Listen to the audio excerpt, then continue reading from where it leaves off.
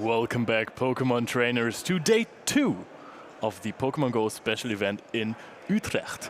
My name is Leonard Koenig, also known as Koning Lionheart.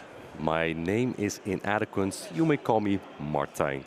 Indeed, we are here for day 2. Well pronounced, Leonard. You said Utrecht correctly. The Dutch words are not always easy. I'm trying so hard, dude. You have no idea. We are not the only casters today. We will be the pair for the first 3 battles here. We have the other casters here as well. As we see on the left, to the right, we have Amanda Landberg. We have Ilya Babiš. We have myself, Martijn Verstegen. As Leonard just said, Leonard Koenig. Yes, the good old Amanilia duo, as I like to call them. Not to confuse with armadillos, like Sandshrew, but yeah. So, talking about Sandshrew, you know, we have had an extraordinary day of Pokemon GO yesterday. We have, I think, the most exciting Top Cut there ever was. We have so many different Pokemon. Of course, it is top 16 this time and not the usual top 8 because we have so many players registered. So there has to be some more variety in the top 16, but it is absolutely crazy. I think Europeans are just getting spicier and spicier with every tournament. I'm not sure, I didn't count exactly how many different, but I think we have about 20 different Pokemon in the top 16 teams. Which is pretty big, right? Because usually people only play the hard meta, but now we have Pokemon like the Armadillo, the Alolan Sandslash. We have 2 of them actually. We have a Kanto Ninetales, we have an Obstagoon, we have a Dragonair. We have so much to see on this very exciting day, Leonard. And we will go in depth later, but first of all, we will show you a little recap of how day 1 went for us all.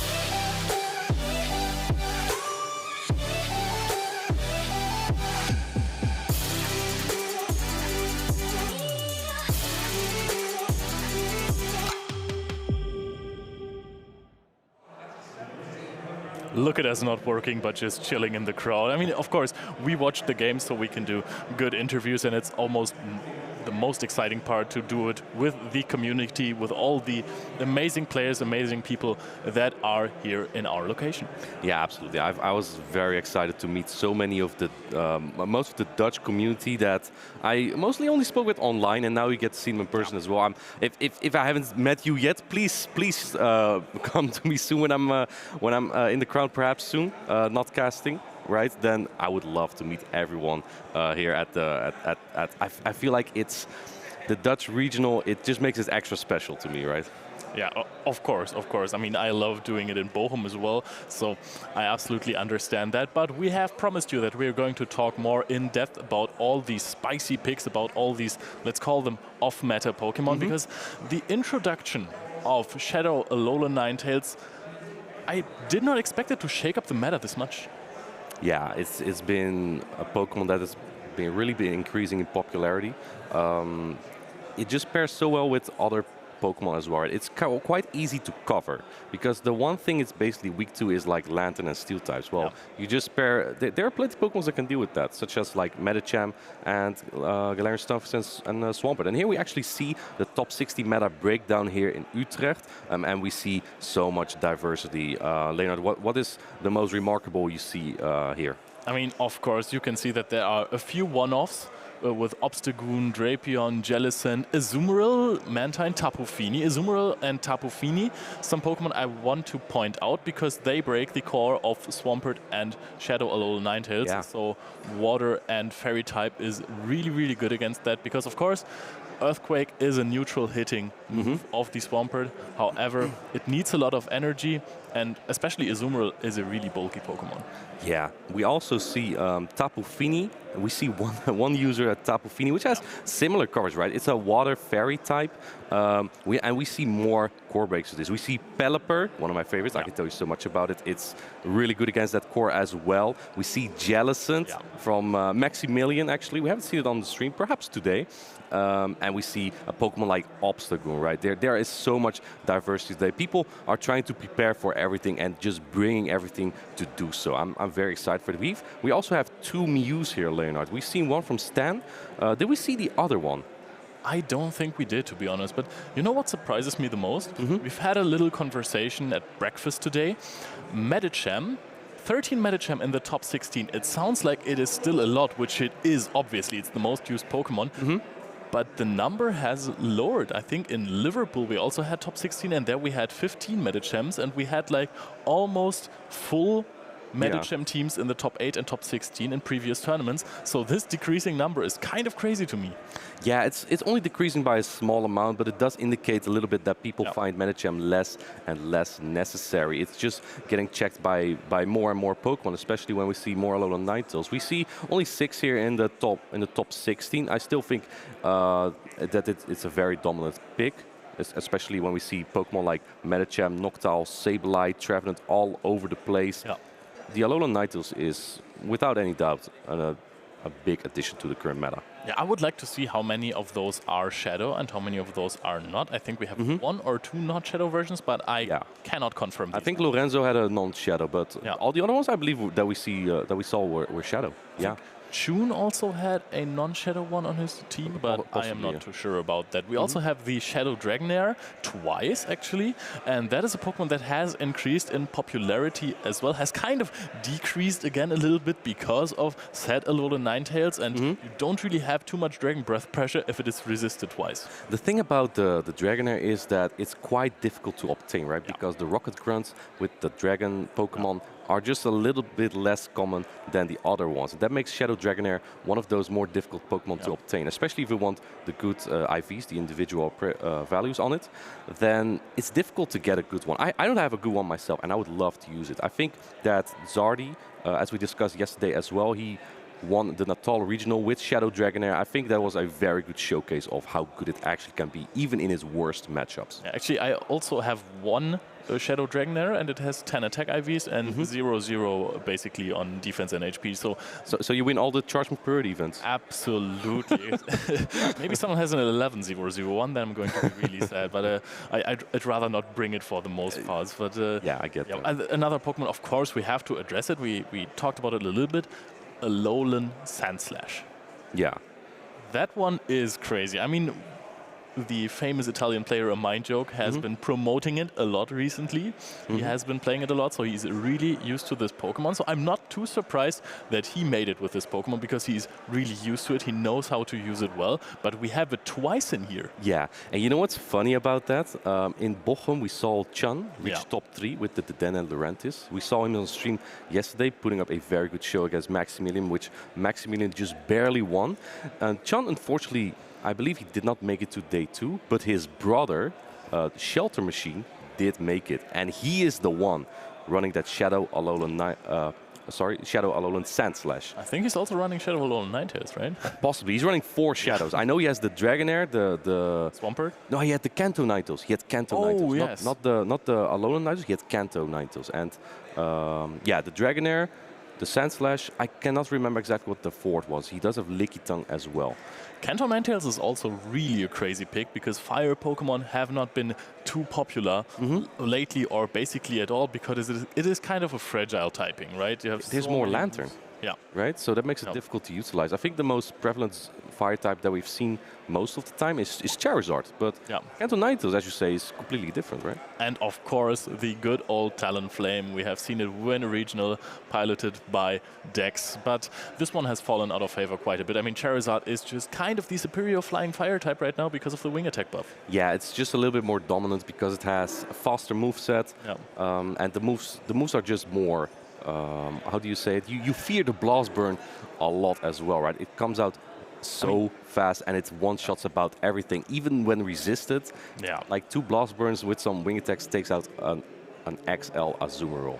right? And that's one of the most bulky Pokemon around. That's just crazy. You one-shot a Registeel. There are not many Pokemon that one-shot a Registeel, Leonard. That is true. However, Brave Bird also hits really hard. You gotta be honest. I think two Brave Birds take out an Azumarill as well, even though that is of course not resisted, and you always get the debuff. Yeah. But I think it's really nice to play versus the Talonflame, because if you have a 2-turn fast move, it feels really good to sneak in 2 more before you do the attack. So it's just 1 Incinerate.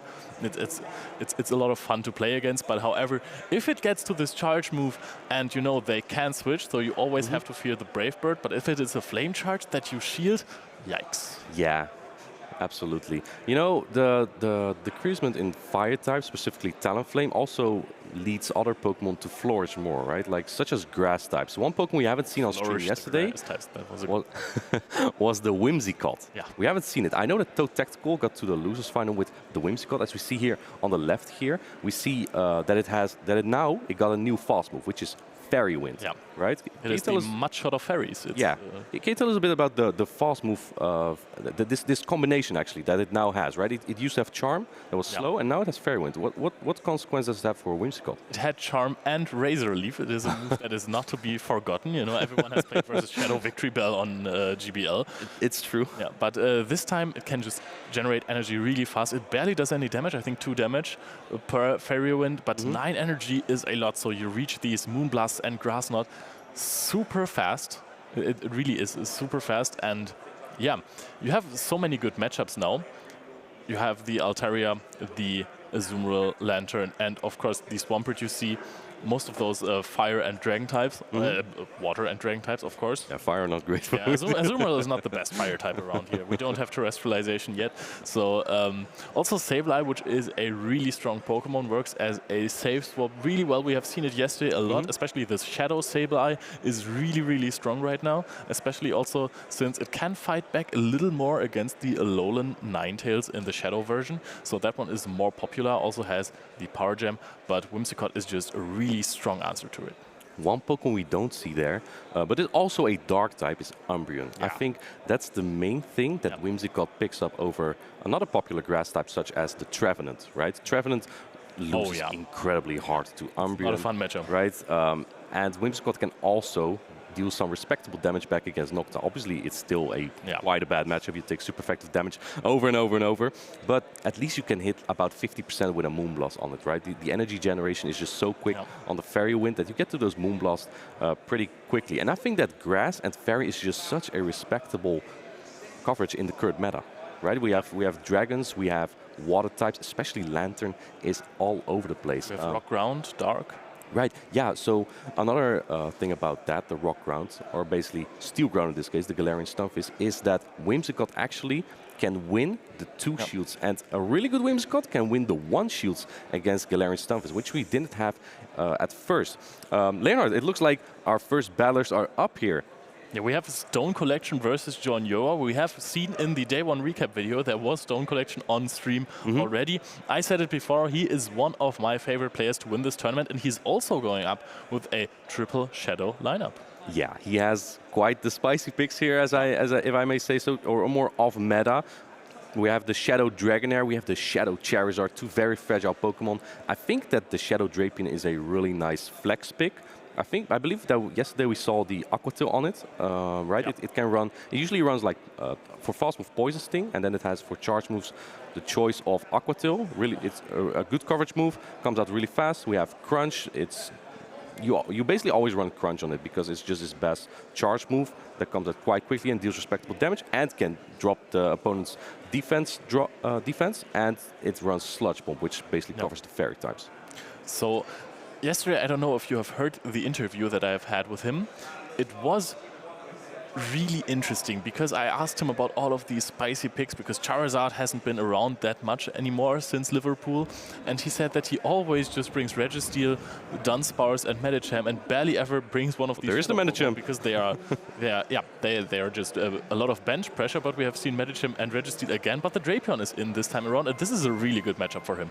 Yeah, I think this is exactly where Stone Collection would want it. The thing is, he is not that great against Metachamp in the back with this lineup. So let's. I don't think he will exactly stay in this matchup, maybe, despite it being a very good one. But maybe also, oh, he gets the defense drop actually himself. That's only a 10% chance. In comes that Zap Cannon layer. Watch him not get the attack drop.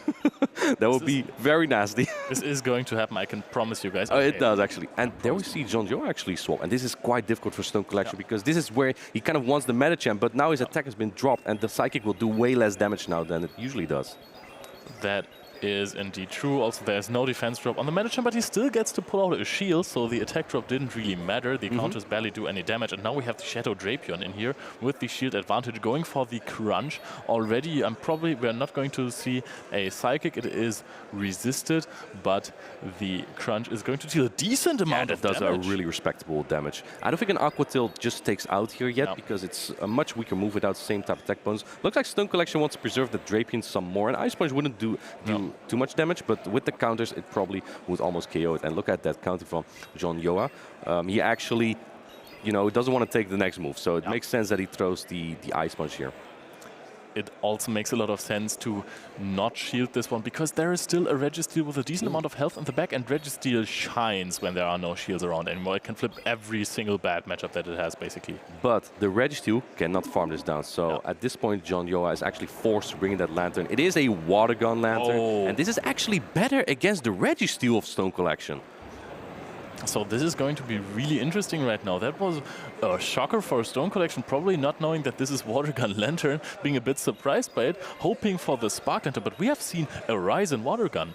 Yeah, Water Gun Lantern is really rising to the occasion here. This does make the... Oh, look at the catch! Hold up. I will finish my sentence soon because this catch was really good. And look at this undercharge. I think this is too much, but perhaps he's going for the farm down on the Metachamp right now so he can get to a move on that Lantern. Gets the attack drop. The lock-ons already did nothing, but now they do even less. And maybe 4 counters. Yeah, perhaps he's able to get to a charge move now, but I don't think he gets to a Psychic. Can he get to the Psychic? It's very close, and he actually gets there at about 1 HP. I don't see the HP anymore, Leonard. This is really interesting because Stone Collection almost got denied 2 moves by these water guns from the Lantern. Lantern is now going to take it out, has a lot of energy. And I think this is going to be really tough for the Registeel because there's still 1 shield left. You have so much water gun pressure and you have 2 surfs already. This looks like it is really good for Jonioa. He might be able to close the first game already. Yeah, Stone Collection really rocks with this Registeel, but this is barely... the Registeel is not going to make it. There's still, as you say, a shield on the Lantern and the Registeel just is barely too slow. Jonioa is not even throwing a charge move because he would only throw if he had 2 here, right? Since Stone Collection still had a shield there anyway. Very well played from both competitors. And like, it just looks so tricky on both sides, right? Because I feel like both players needed to bait out a potential counter to their other Pokemon, such as the Lantern in the back. So I really like the play on both sides. I didn't expect Stone Collection to kind of stay in with the Metachamp against the Registeel, but then Jonioa did, and that made it somewhat easier for him to adapt to that. But on the other hand, throwing the Psychic after you get the attack drop is not really what you want either. But either way, he got a shield, so maybe it didn't matter as much there. That is true. So the few counters didn't really add up on the Metachamp, but it is resisted anyway. And Metachamp, it is a really bulky Pokemon, but this is one of the instances where you lose the lead as Jonioa because you don't want to have the Registeel on the Metachamp. Of course, it is a counter user that can take more than 1 Zap Cannon, a lot more. You cannot farm it down at all after that. However, he had a good backline against the team. Yeah. Of Stone Collection. Yeah, the Water Gun Lantern just looked very free there, right? It had a lot of very good matchups there. Basically, I think the best matchup that Stone Collection has is the Dunsparce. And Dunsparce, if Metachamp also looks good against your team, it's kind of difficult to break Metachamp Lantern if you're not bringing Trevenant. I thought about maybe the Shadow Dragonair as well. The Shadow Dragonair... my bad, you are correct. I forgot about the Shadow Dragonair for a second. How could I forget? It's such an awesome Pokemon. That's true. It actually will...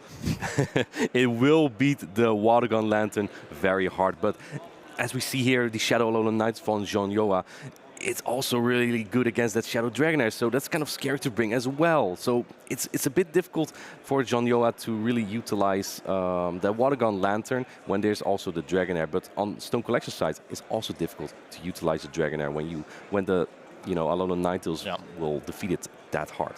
but I mean, the other matchups look kind of okay. I mean, Registeel is a tough one. You don't really chip it down that much with the Aqua Tails. By the way, random fun fact, Stone Collection is one of the few players, I think maybe the only one in top 16, who's not only running one, but 2 Pokemon that have Aqua Tail on it. It's true, the Dragonair and the Drapion. I'm actually wondering exactly why. Perhaps for a better Galarian Stunfisk matchup, or just for a faster surprise charge move, right? Because the Aqua Tail is just 10 energy cheaper than the Crunch, so it just comes out a little bit quicker. You only need 4 Poison Stings, 8 turns for an Aqua Tail. That is not a lot for a charge move, and I mean, if there was a Shadow Charizard on the other side, it would be a really, really strong matchup for the Drapion then. But however, very few fire types. In fact, he's the only one running one. Yeah. The Shadow Charizard is also a bit difficult to utilize here for Stone Collection. I feel like it's just so hard walled by Water Gun Lantern. But let's see what our competitors will bring here in game number 2 of Stone Collection versus Jonioa. Jonioa currently is 1-0 up, and we have the Medicham into the Shadow Alolan Ninetales. Is this Power Snow or Charm? I believe it was Power Snow yesterday. It still is, of course. And Medicham actually wins his matchup straight Ice Punch. Let's see how Stone Collection is going to play this matchup out. So we are going for a Psychic, and it is getting shielded immediately. He wishes he would have gone for the Ice Punch, but however, he is still just going for counters that deal a lot of damage, and now we are seeing a Dazzling Gleam.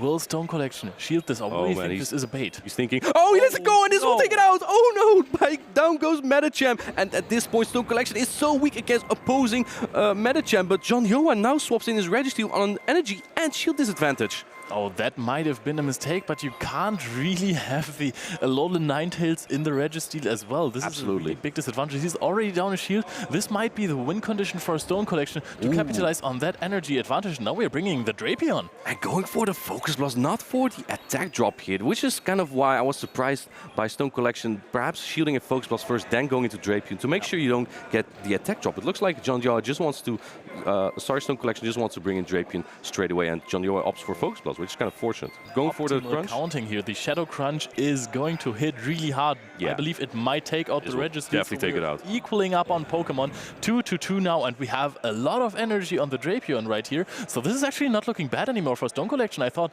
after getting Dazzling Gleam here, it would be a catastrophe for him, but he can just throw an Aqua Tail now. Yeah, I don't think this Aqua Tail will take it out though. You lack Sludge Bomb here, so the Alolan Ninetales matchup isn't even that great. This Aqua Tail won't take it out. The Poison Stings do add up though, which is actually, they actually deal more damage than I expected, and I think you have to shield this, because what Stone Collection basically wants to do here is to get all the shields down on that Medicham, because then Registeel will win the 0 shields.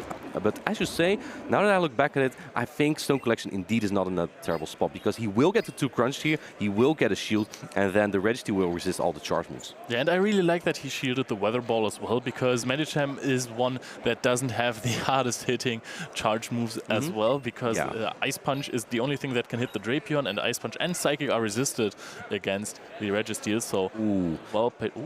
I think that is actually a very smart play by Jonioa, hoping that your opponent will go to an Aqua Tail, because then you have your shield still for the Registeel. But at this point, it looks very dire for Jonioa, as he will get lock-on down. This must not feel good as a Medicham. That is true, and honestly, the Shadow Drapion, the absolute MVP in this matchup. Yeah, Poison Stings really added up as well. I really like it. It just shows how flexible it is. I believe we saw the same line there from Stone Collection, right? We had the Medicham into the Shadow Alolan Ninetales and the Drapion and the Registeel in the back. And then we had on Jonioa's side, we had the Shadow Alolan Ninetales this time. Do you think he expected the Dragonair maybe?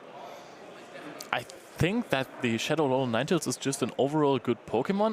He has also probably seen on stream, if he has prepared a little bit for the tournament, that this is an Aqua Tail and Crunch Drapion, so he didn't fear it as much. He should win it with the Weather Balls in the matchup.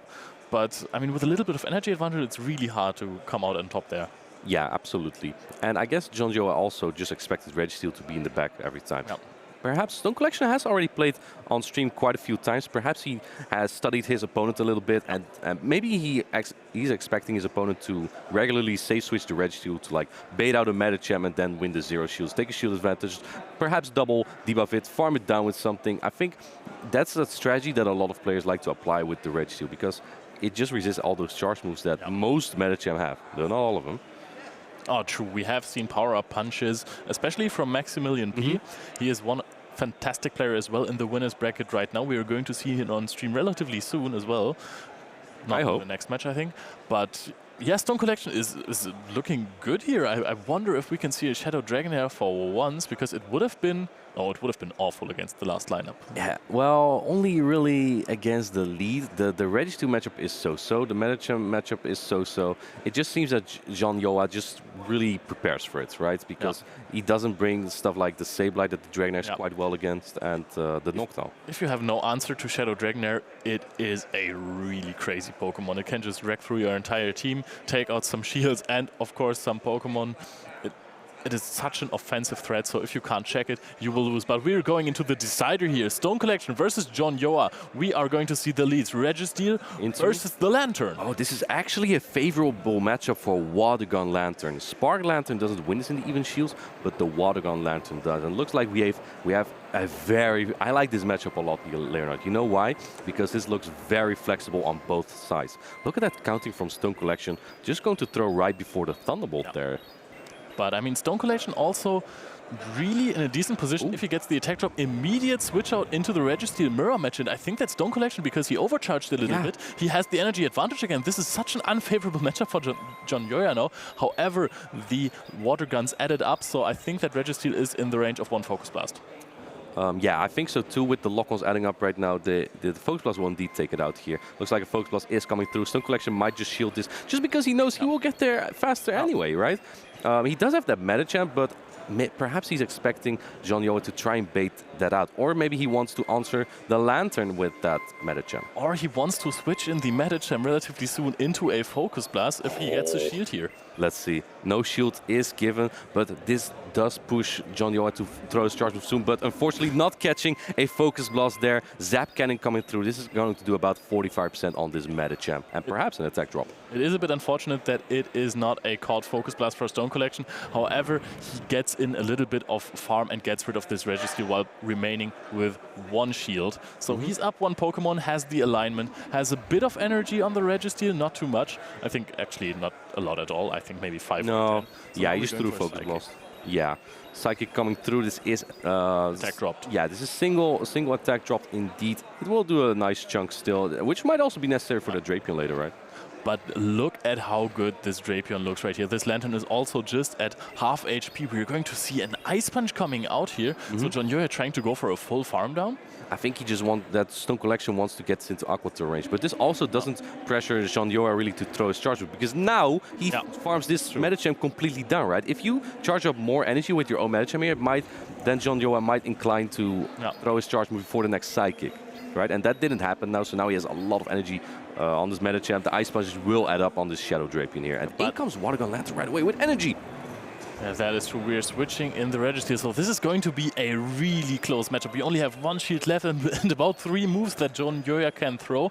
Not the strongest moves, however, but Stone Collection will still have to find a way to deal with this, because he's not going to reach another move. Ooh, no, he barely doesn't get... I think he would have gotten there if Jonioa tried to farm down, but it looks like he's going for the surf right away, and it actually is shielded. Let's take a look here, because Jonioa can farm this down eventually. Can he come out with a move? In comes that Focus Blast here, just barely getting there, Leonard. That was a good shield by Stone Collection, and now the Lantern is also shielded. Let's see who is going to take this battle here, because it's going to get so close. Does he have a move on the Drapion? Can he get into a charge move priority event? And at this point, no, the Surf is going to come out. He has no shields remaining. There is an Ice Punch loaded on the Medicham. This is looking really good. Can Jonioa close this? This is going to deal a lot of damage. There's no way this can take an Ice Punch after this. You have to really farm up now. Medicham is going to come in, and I don't think that Stone Collection has the resources. There's no time to get there, Leonard.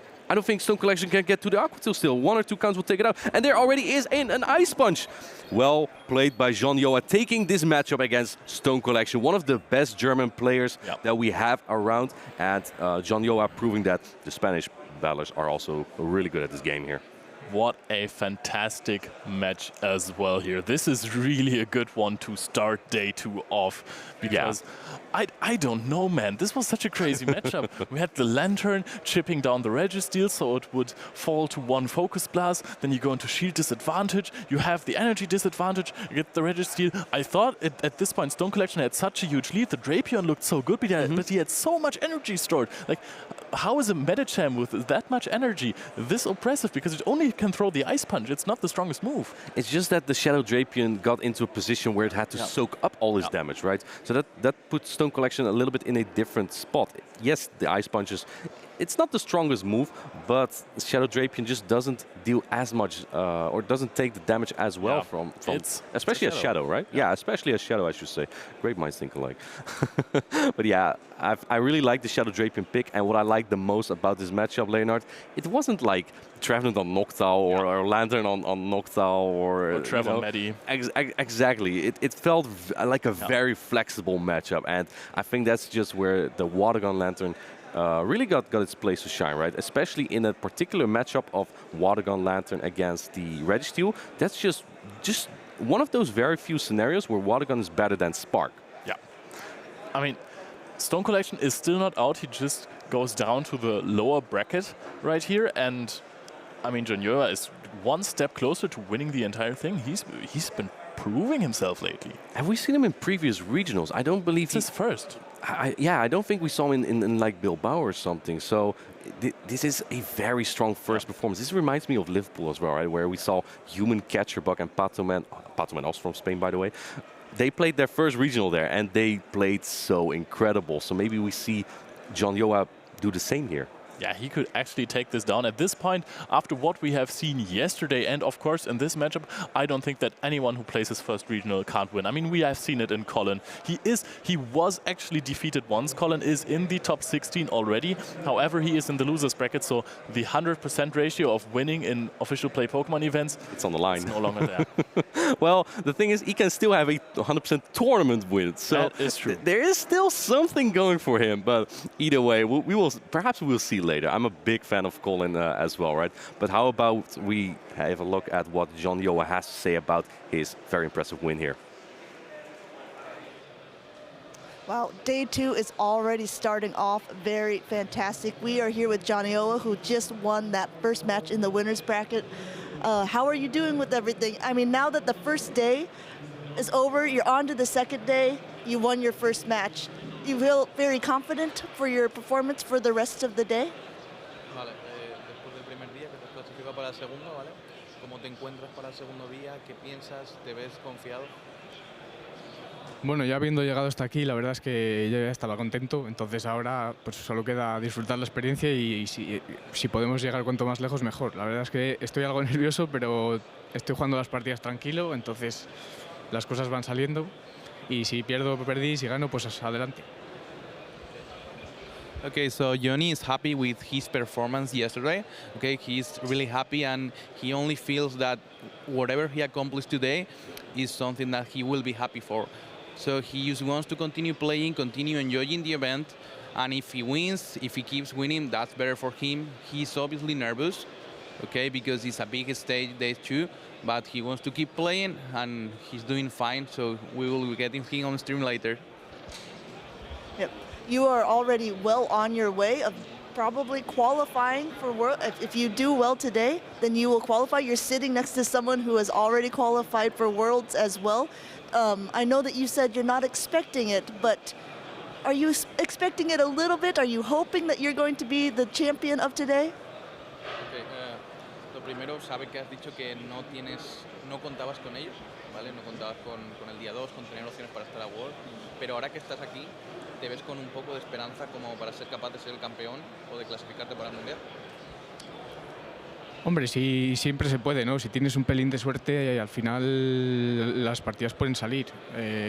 Pero no pensaba en ello al empezar el día. La verdad que todos me han dicho que juegue tranquilo y que salga lo que tenga que salir. Y eso. Entonces, a ver, lógicamente, pues hace ilusión, ¿no? Clasificar, pero no lo pienso ahora mismo. Okay, so yesterday he didn't expect making it to day 2. Okay, so everybody after yesterday told him that he should keep enjoying the game, he should keep doing the battles, and if he gets to Worlds, he keeps getting rounds, so he will get it. For now, he's not expecting, okay, getting to Worlds. He just wants to keep playing, keep doing the game every game. If he keeps doing good, okay, and then the Worlds or later rounds will come. But for now, he's chilling, okay, and he's not putting pressure on himself. That's completely fair. Although you're doing really good for not putting any pressure on yourself. This is your first play tournament, correct? Yeah. Do you have any advice for players who want to get involved who also maybe haven't done a tournament so far? Do you have any words of encouragement?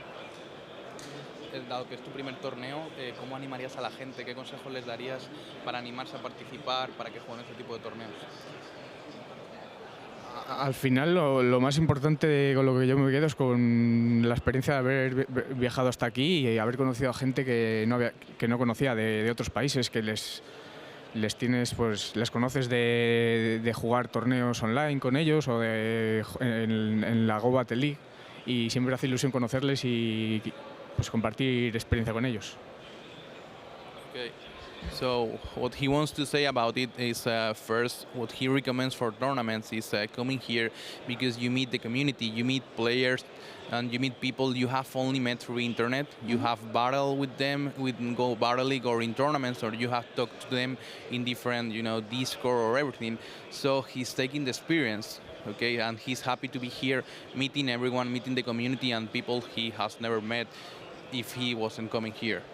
That's really great. Well, good luck to you in the rest of the tournament. Muchas gracias Thank you for the interview. We are going to go ahead. We are still in the winner's bracket. We have some more really good battles coming your way, so don't go anywhere, and we're going to kick it back to Martin and Leo. Seeing those two just makes my heart just so happy, right? We see Jonioa balancing on the line of nerves and just being tranquilo, right? Just taking it easy. And Vani is just, he can just do everything, right? He can play very well. He's now been judging, and he is a translator too. Yeah, he can write that on his resume. I think so. I mean, it's always nice to see Vani, right? He's such a fantastic player, performed so well. I think he got into finals of regionals and special events. Yeah, in Bilbao, in runner, he was the runner-up, I believe, in Bilbao. Lost in the bracket reset to Basics, who ran the Toxic Rogue, which was a much better pick when more Likitang was around. And a Flash Cannon, Zap Cannon. That was crazy. But speaking of more matchups, we are going to a Dutch matchup here, Leonard. We have on the left side Statistan, on the right side we have Normaal Hein. Two Dutch players taking it down here. What do you think of these players? We saw Statistan with the Mew yesterday. Yeah. I mean, Statistan, of course, he promised yesterday that we can expect good plays. Oh, he did. He made nice a promise. Catches, turn weights. So absolutely phenomenal. And Normaal Hein, I know that you have to be a bit biased here because there is a Pelipper. There's a Pelipper. Yeah, you are correct, Leonard. It's difficult not to be biased when there's Pelipper on the field. I don't know if we're going to see it. There is Lantern from Statistan. There's always Lantern. But half of his team are plushies on our table. It's true. Yeah, maybe it brings him good luck like that. Either way, I think that the Pelipper, Leonard, do you think it looks good against Statistan's team? I think it has good play against Noctowl. It actually wins against Dunsparce. It actually wins. Despite taking super effective damage, it should win the 2 shields there. Just straight Weather Ball. Lantern, I think we all know that's not where you want to see Pelipper. Difficult one. Yeah, we have Vultures on the Mew, which is So, also makes it difficult. You definitely lose the zeros. Well, yeah, it's just a little bit of a difficult matchup to play out, right? If you correctly shield the Wild Charge, the Mew debuffs itself, and then the Weather Ball will do way more damage. So that's a bit of a tricky matchup. The Metagem, well, a Flyer against the Fighter, that's usually quite good for the Pelipper. However, Psychic will get it really close to KOing with the counters. And then we have the Galarian Stunfisk. Do you want me to tell you about the Galarian Stunfisk matchup? Oh, that is still a difficult one. I mean, it is favored for the Pelipper because it has the same type attack bonus on the Weather Ball, which is super effective against the ground type of Galarian Stunfisk. However, it also reaches those Rock Slides rather quickly, and you cannot take 2 of those. And Correct. I don't know if you can take 2 Weather Balls plus the wing attacks. You can in Barely. the 0 shields. All right. But in the, I believe in the 1 shields and the 2 shields, you cannot. So that's where Pelipper actually really thrives as a flyer, because it's one of those flyers that is quite consistent against Galarian Stunfisk. Yeah. So it takes away so many shields if it wants to. I love using Pelipper as well. Baiting Hurricanes is just too much fun. And when your opponent just thinks, okay, he's going to easily bait, it's such a great bait move, why wouldn't he go for it? You Hurricane them and they're just flying out of the arena. Yeah, looks like the judge, Susie, is giving the thumbs up there. We might be going into this battle now between the Dutch players. This is the first Dutch clash in the winners round 1 of day number 2. Statistan versus Normal Hein. And I'm really curious to see what these players are going to use. I'm really hoping to see some Pelipper. Yeah, I'm also really hoping to see some more Mew. We haven't gotten to see it a lot. He brought it twice, and he's actually just running his Liverpool team, right? Yeah. I believe he brought it against the team with the Gliscor. Yeah. Right? That was quite a difficult matchup because his team is not the strongest against Gliscor. I believe he had Mew was one of the better answers. He had the Noctowl, and I believe he used Dunsparce a lot in that matchup as well. Basically trying to avoid polarizing matchups, right? But here we go, Leonard, take it off. So we are waiting to see what the leads are. We know that Noctowl, Lantern and Mew are being brought by Statistan. He leads with the Noctowl, just like Maximilian P would do it, but it is the matchup versus the Registeel, which is not the best matchup. I don't know if he has Spark or Water Gun Lantern. He could be one of the players who brought the Spark Lantern, because that was more popular in Liverpool. This is why I think he did. We're seeing one Shadow Ball without an attack debuff. Yeah, this one that dropped, but this is interesting. Statistan deciding to stay in, perhaps trying to catch a move. No, looks like he's going to take or shield this zap kind of from the red shield. Going to let it go, perhaps expecting. Maybe Statistan is a Psychic type. Oh, no attack drop, by the way. But maybe he's a Psychic type and is expecting Galarian Stunfisk in the back. Because this is what we call the ABA strategy from Normal Hein on the right side. They're leading and being weak leading weak to the Metachamp and being weak to Metachamp in the back. Basically, he has only his own Metachamp to answer. But look at how close the Zero Shields get here.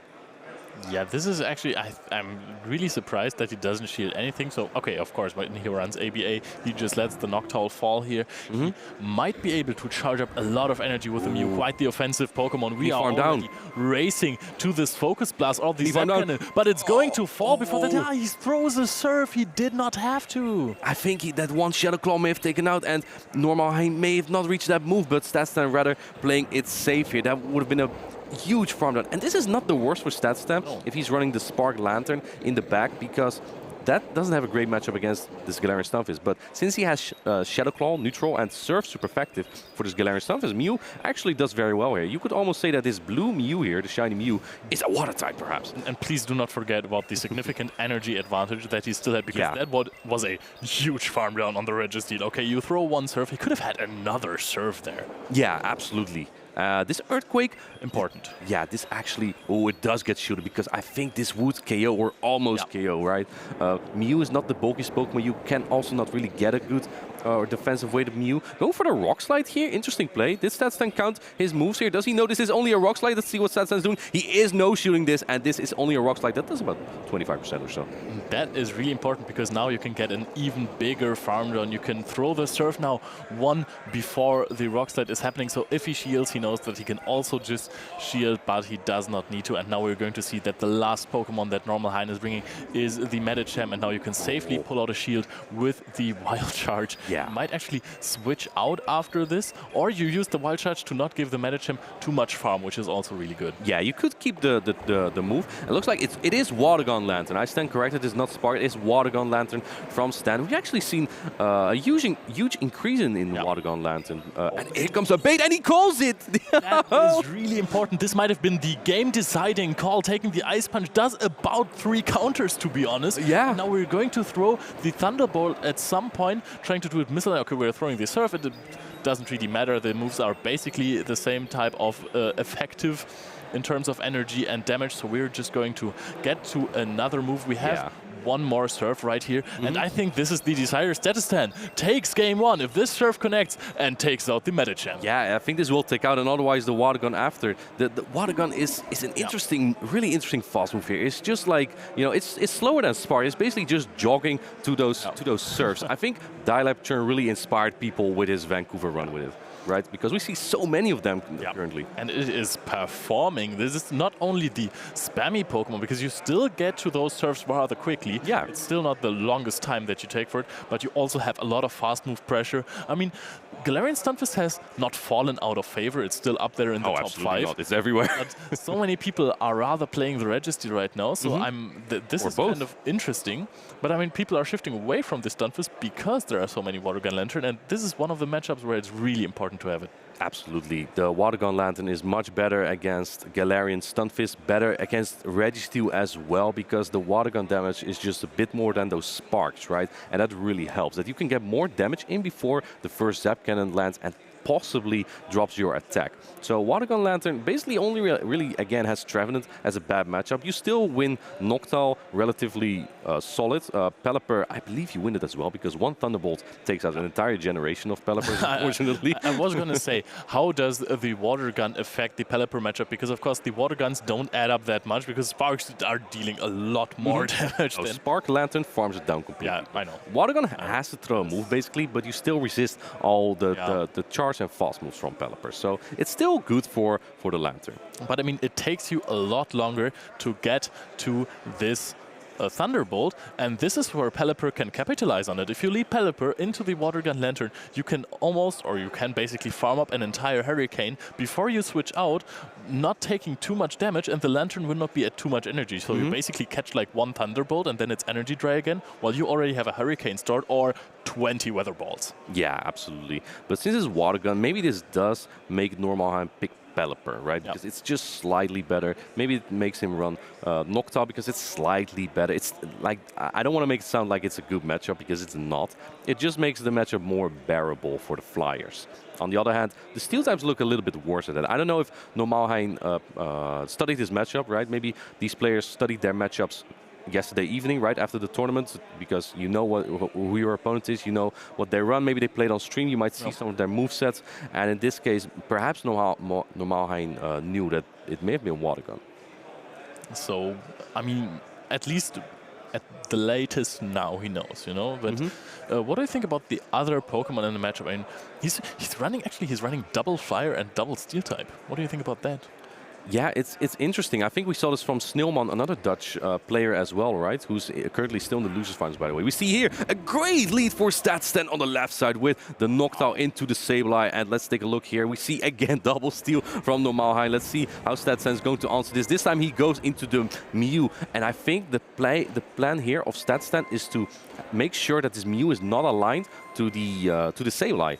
Yeah, that also makes a lot of sense. I'm still curious to see how this matchup goes, because wow, that did a lot of damage. Yeah. We have the attack drop, which is really important, so I'm curious as to why he did not throw a Surf before the first. Oh, we're immediately going into a Wild Charge. This is a hard-hitting move. He cannot switch out after this. However, the lock-ons don't deal more damage if you get debuffed at this point, and you go for another Wild Charge. We have 2 stars, and this is the power of Mew. If you are trapped in with a Mew, you're going to get hit with Wild Charges. Yeah, absolutely. It does. Well, that's because it's dropped, right? But I don't think the Registeel cannot lock on down. Looks like Normalheim is just throwing the Focus Blast here because it's 5 less energy than the Zap Cannon, and it is indeed no shield by Statistan. Now, this does give Statistan the opportunity to build up more energy. And you know, I don't think that Normalheim really needed to shield a Wild Charge, right? Because he wasn't exactly in range yet. And at this point, that is true. Yeah, at this point, the Lantern is just going to get so much farm. And it's so obvious Statistan will bring Lantern because it's so free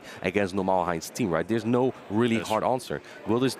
Yeah, it actually drops the attack again. And this could actually be something good for him, because he gets more Water Guns in before Registeel reaches the Focus Blast. That's crazy. Will he throw an energy? No, he wants to clear the debuff, and then it's answered by the Galarian Stunfisk. I don't think Statistan still is in a terrible spot here, because he's still not in range of 2 Rock Slides here, right? That is true. This Noctowl is going to deal a lot of damage to the Stunfisk, of course. Stunfisk not the worst matchup for the Lantern, but I think if you land 2 Shadow Balls, you are very welcome to farm down the Galarian Stunfisk, because Galarian Stunfisk will have to throw all the energy at the Noctowl to win this matchup. Absolutely. You cannot mod shot down here, so he has to keep throwing Rock Slides. That might give the Lantern even more farm down in the end game. And we see here the charge move for the event of the Noctowl against that Galarian Stunfisk. Ooh, he was doubting to shield. Normalheim was almost considering shielding, but in the end he didn't, realizing that the Surf would do more than those Shadow Balls. And look at Stan being happy there.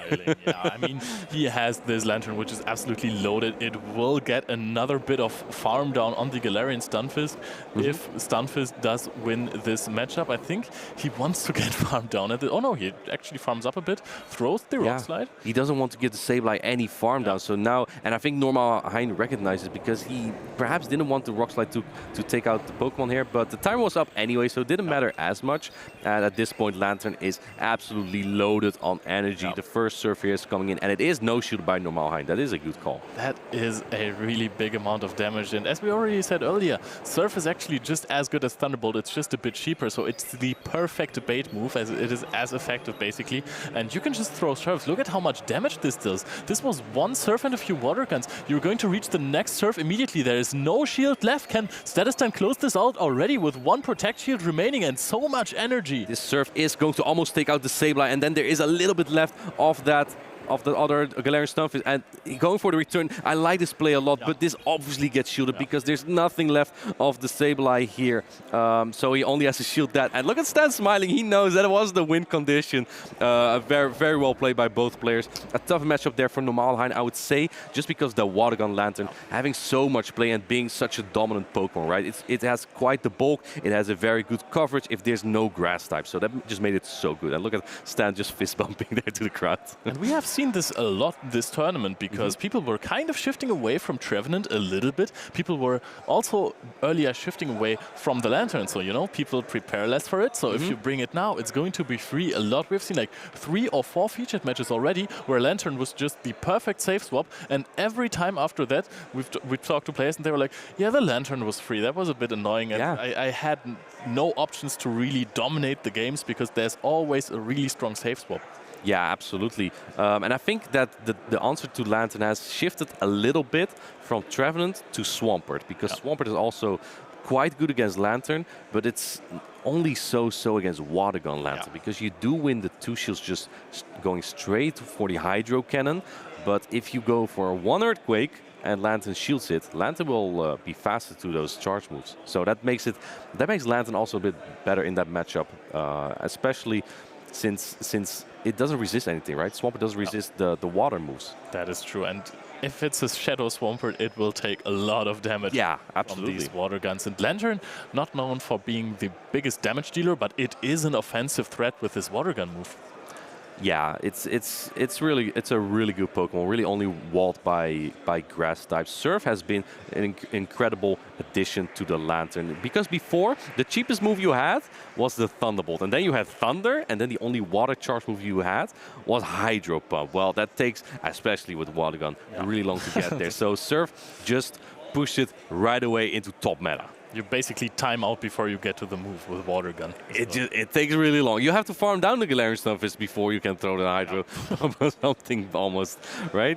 But I mean, also nice to see afterwards Stan on the way backstage to a possible winner's interview, and we saw the current reigning world champion dancing Rov here. He's a little star that from time to time sneaks into our stream. We've also seen him in the video for day 1. Yeah, he's been running around. He's fetching all those players for us, and you know, making sure that all runs smoothly. So we appreciate him, not for just being a very good German player, right? He is keeping the German pride high, right? Because right now there are no German players qualified for Worlds.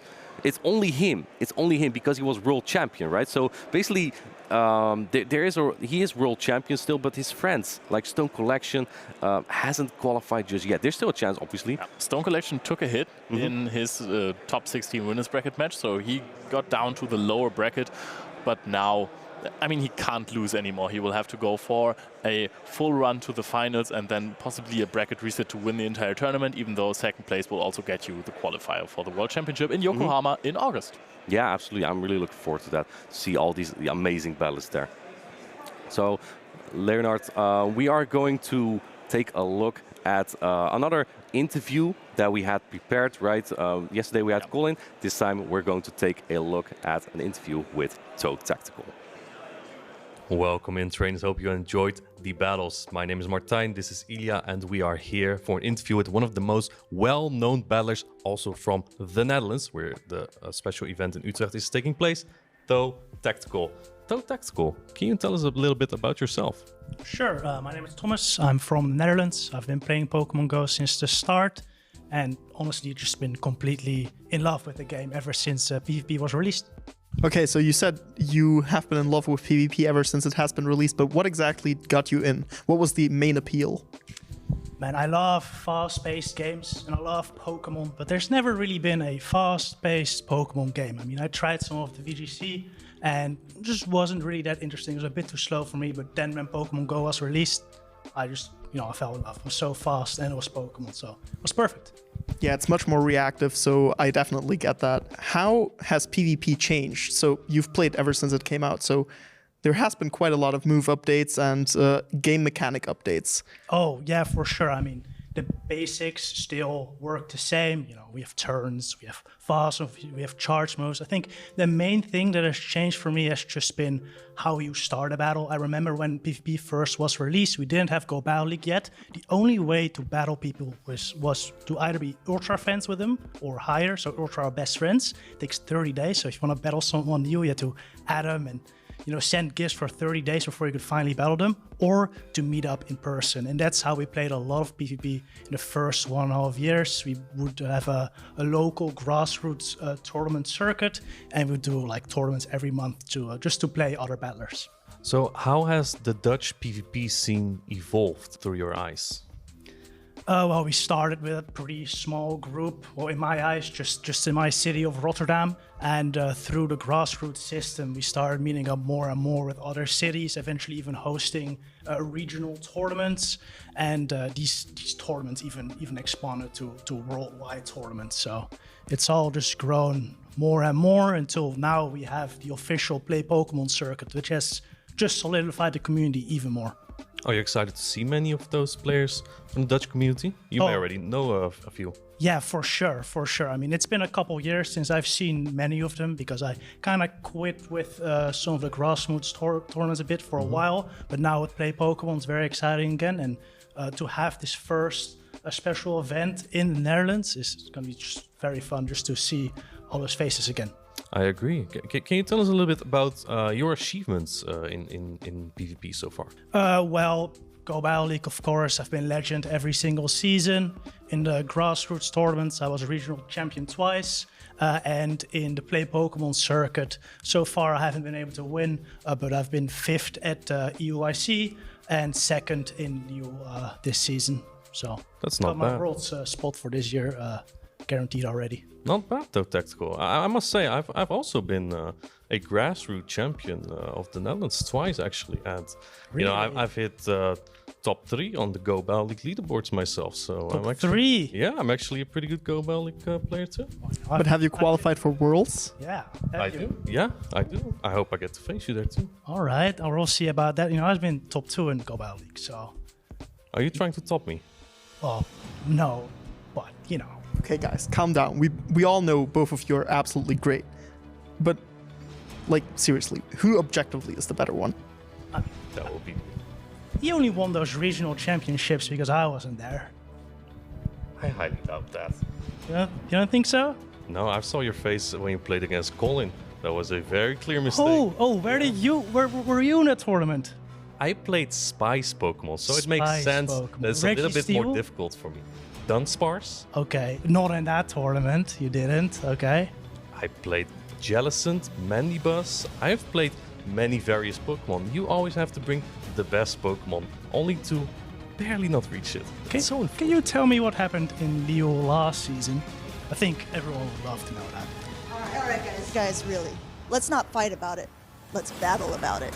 Who is the better player, though technical or inadequate?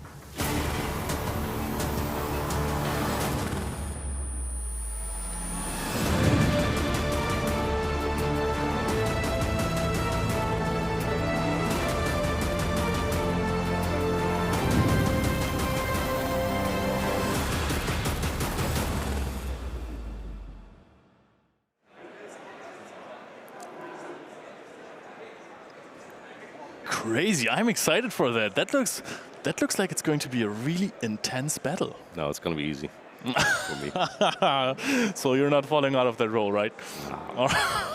I'm a big favorite, as we saw on the poll I posted the other time. All right, I think I've seen that poll as well. Yeah, just agree with me. Just agree with me. All right, sure. Of course, my co-caster Inadequence is definitely the best player around here. So, Sure, of course. So that was a rather interesting interview. Some good insights from the tactical. I mean, he hasn't made day 2 this event.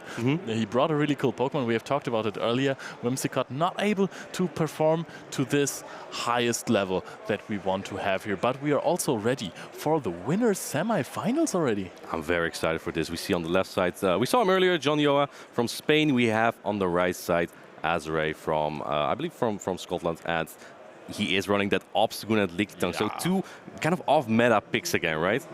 We don't see those too many times. And they are paired with that Altaria too. We haven't seen many Altaria as well. I mean, yeah, Altaria has fallen out of favor a little bit because of the Shadow Alolan Ninetales. We have talked about that over and over this weekend already. This really strong Ice type with this just little bit more damage output. It is really having an impact into the meta game. Also, Altaria really, of course, not a core breaker, but it checks the other part of the core, which is Swampert, so you can get into this scenario where if you align Altaria correctly, you win the game. But it is, of course, a risk. Yeah, absolutely. Altaria is a very high-risk, high-reward Pokemon, but I believe on Jonioa's team there is not that many targets. There is the Water Gun Lantern that Altaria actually is better against, because Spark is quite neutral, but against Water Gun, you are quite better. Now, fun fact about that, with some specific individual values on the Lantern, you can actually hit a breakpoint, which means that your Water Gun will do 1 more damage, and in that case, you can actually beat Altaria as well with Water Gun. But that also means you have a very attack-weighted Lantern, and not a lot of people build attack-weighted lanterns. Yeah, you know, I can see why. Because, like, if you want to... I'm not a big fan of trying to make really bad matchups a bit better. You know, I think you should focus on your strength, because if you're just trying to lose a bit less, it's not going to have the perfect outcome for you in the end. Yeah, absolutely. We'll see what both players bring. I actually do expect the Lantern again from Jonioa, since, well, I mean, there is also Travis, so that is kind of difficult. Let's take a look here. We have that knockdown lead into, with hat, by the way, against the Lantern. I believe that's also Water Gun from Azra, and swaps into the registry right away, is answered by the Trevenant, and this is actually quite a fine matchup. And since he switched so fast, they actually had the charge move for a priority event before this. Registry can actually get that attack drop. Chat, please, again, like yesterday, type 1 in the chat if you think this will drop the attack of the Trevenant. Oh, this dealt so much damage already. This Registry is just straight up not having a good time. This will go unshielded as well, because those Lock-ons don't deal any kind of damage. It's just 1, 1, 1, 1, 1, 1, 1. No attack drop. These Shadow Claws will add up so much that you can even throw a Seed Bomb. Yeah. But it looks like he's playing it safe. I think the Seed Bomb, indeed, maybe with 1 more Shadow Claw would have done the job. But Azrael just... we see a lot of safe plays from the players in this tournament, right? They just don't want to take the risk. I think Azrael, looking at the crowd, gives a little wink. He may have known. Maybe he could have barely gotten that. And this is actually...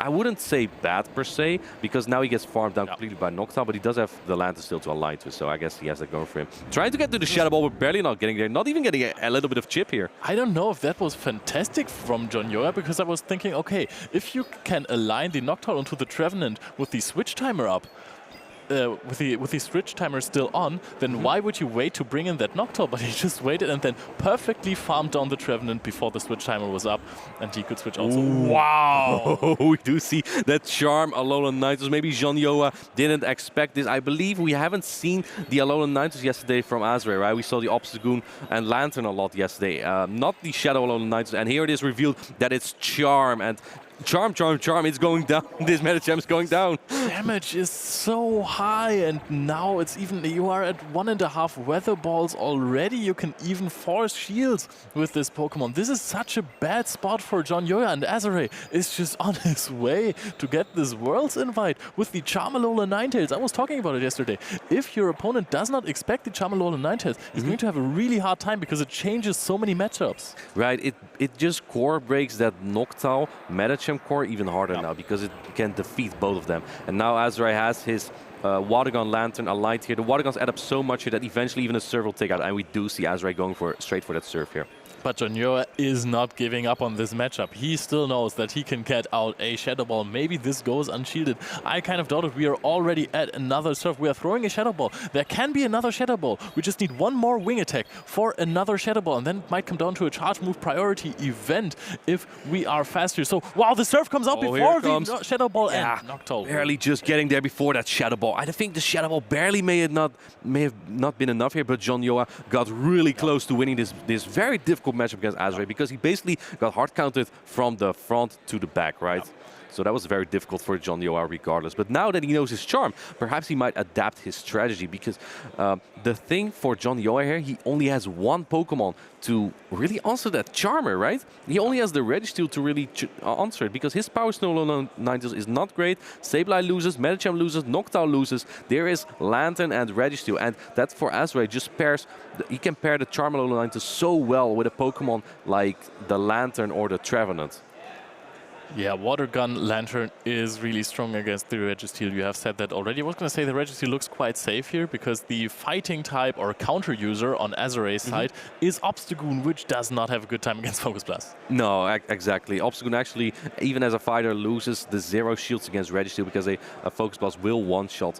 The thing here that's difficult for Jonioa is that he does not have a Lantern answer. Let's say you run Spark Lantern against the Water Gun Lantern, then your Lantern wins that. But since they're both running Water Gun, Azrae just, you know, he doesn't really have much to fear from Jonioa for his own Lantern. So I think that Azrae, like we saw him yesterday play against Jale Dank with the Bastiodon as well, right? The Bastiodon and Galarian Stunfisk, and the Obstagoon was so safe there that we saw Azrae run it over and over. So if Azrae decides to play it safe again, I expect that the Lantern will come out every single time. So bringing Noctowl becomes really difficult for Jonioa then. But on the other hand, you kind of need Noctowl to answer Trevenant. Maybe he rather goes for Shadow Alolan Ninetales now. That is true. And if you bring your Lantern in the back as Jonioa as well, you're still going to lose the mirror match. If Azrae safe swaps his Lantern and you try to safe swap your Lantern, you're a 1 turn behind. Yeah, that makes it even more difficult to answer it. So Jonioa doesn't really have a great advantage or matchup here in this against Azrae. Azrae has more freedom, but again, the matchups can be very polarizing, right? If Azrae decides to go for Trevenant again and Jonioa happens to have his Noctowl on it, well, good luck getting out of that. But the thing is, as you say, Lantern is such a good safe switch, so I think you can really adapt to that. Ensuring, like Azrae can basically ensure that if he gets a Noctowl lead, he will always be able to get the Lantern energy advantage by just switching it into Noctowl, because Jonioa, it's unlikely he will stay in there. You know what's baffling me? Tell me. You know which Pokemon really core breaks Jonioa hard? Tell me. Shadow Swampert. He doesn't have great answers now. I guess he's also not super weak to it, right? With the Water Gun Lantern. I guess perhaps that's why he is running Water Gun Lantern. But he also, Noctowl actually actually wins the 1 and 2 shields, as long as you're not too far behind the energy, of course. Medicham should win all evens. And Sableye is a bit of an iffy one. I believe Sableye should win the 0 shields just because Shadow Swampert's nature is so fragile. But if I were in that position, if I had the Shadow Swampert, yeah, Jonioa's team is probably a team I would use to swap against. It doesn't really have any really losing matchups. It does have hard losing matchups, as you say, right? It just has a lot of flexibility. The same that this Water Gun Lantern really has. That is true. So water type's really good. I think after this tournament, maybe some Trevenants are getting put back on the Show 6 roster again, because water types are really crushing it this weekend. Yeah, and if Azrae is going to win this regional, this special event with the Charmer and Ninetales, then perhaps that might also increase again, because currently there are many teams weak to Charm. Right, and Charmer and Ninetales just boost the fast move damage again, right? Because of the shadow bonus. So perhaps it becomes prevalent again. Let's take a look here at game number 2. Lara, take it away. And we are seeing the Lantern lead into the Lantern lead. So this is no water gun disadvantage here. We are just seeing water guns all over the place. And I mean, the entire back of Azrae is strong against this water gun. So you could, or against this Lantern, so you could argue for losing the switch and switching it out just so you don't have the mirror aligned. I think the matchup that Azrae is playing here, we see no shield on the Thunderbolt, by the way, but he's trying to win the lead and then have polarizing matchups in the back. But little does he know that there's a Power Snow Ninetales in the back, and the Trevenant and the Altaria are not going to enjoy it. And because Azrae might recognize that he's quite weak to that. It looks like he does decide to shoot the Thunderbolt and keep this Lantern quite healthy. Honestly, this Trevenant on Azrae's side has nowhere to go. Right after I said that some people might pick up Trevenants again. It would be happy if it's aligned to Shadow Alolan Knights, to be honest. Yeah, that is the more positive matchup there. You can at least hit a Shadow Ball for a KO, but that's probably not going to happen here.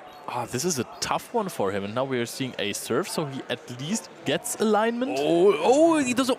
He tried to switch out, but wasn't able to, and then gets Water Gun down. But at this point, it's also not the worst for Jonioa because the Lantern is already so low. Plus, since you didn't hard swap out, you can still swap out in case, let's say, there would have been like a Licky Tongue in the back. Yeah, but this Lantern reaches yet another Surf, so you get to a shield and you reach another Surf. This is now starting to become a little bit more difficult for Jonioa because you will really want this Alolan Ninetales on the Altaria now, because with a bit of advantage, Noctowl can actually win against Altaria. Yeah, at this point, it really comes down for Azrae to perhaps farm down this Shadow Alolan Ninetales, but I think Jonioa knows as soon as the Trevenant comes in that his Shadow Alolan Ninetales is so important here, but it already has 2 Weather Balls here, Leonard, and Trevenant is not going to enjoy them. Perhaps no shields. The first one, knowing it has 2 anyway, it almost drops into the red here. In comes Noctowl, and Azrae swapping into Altaria right away.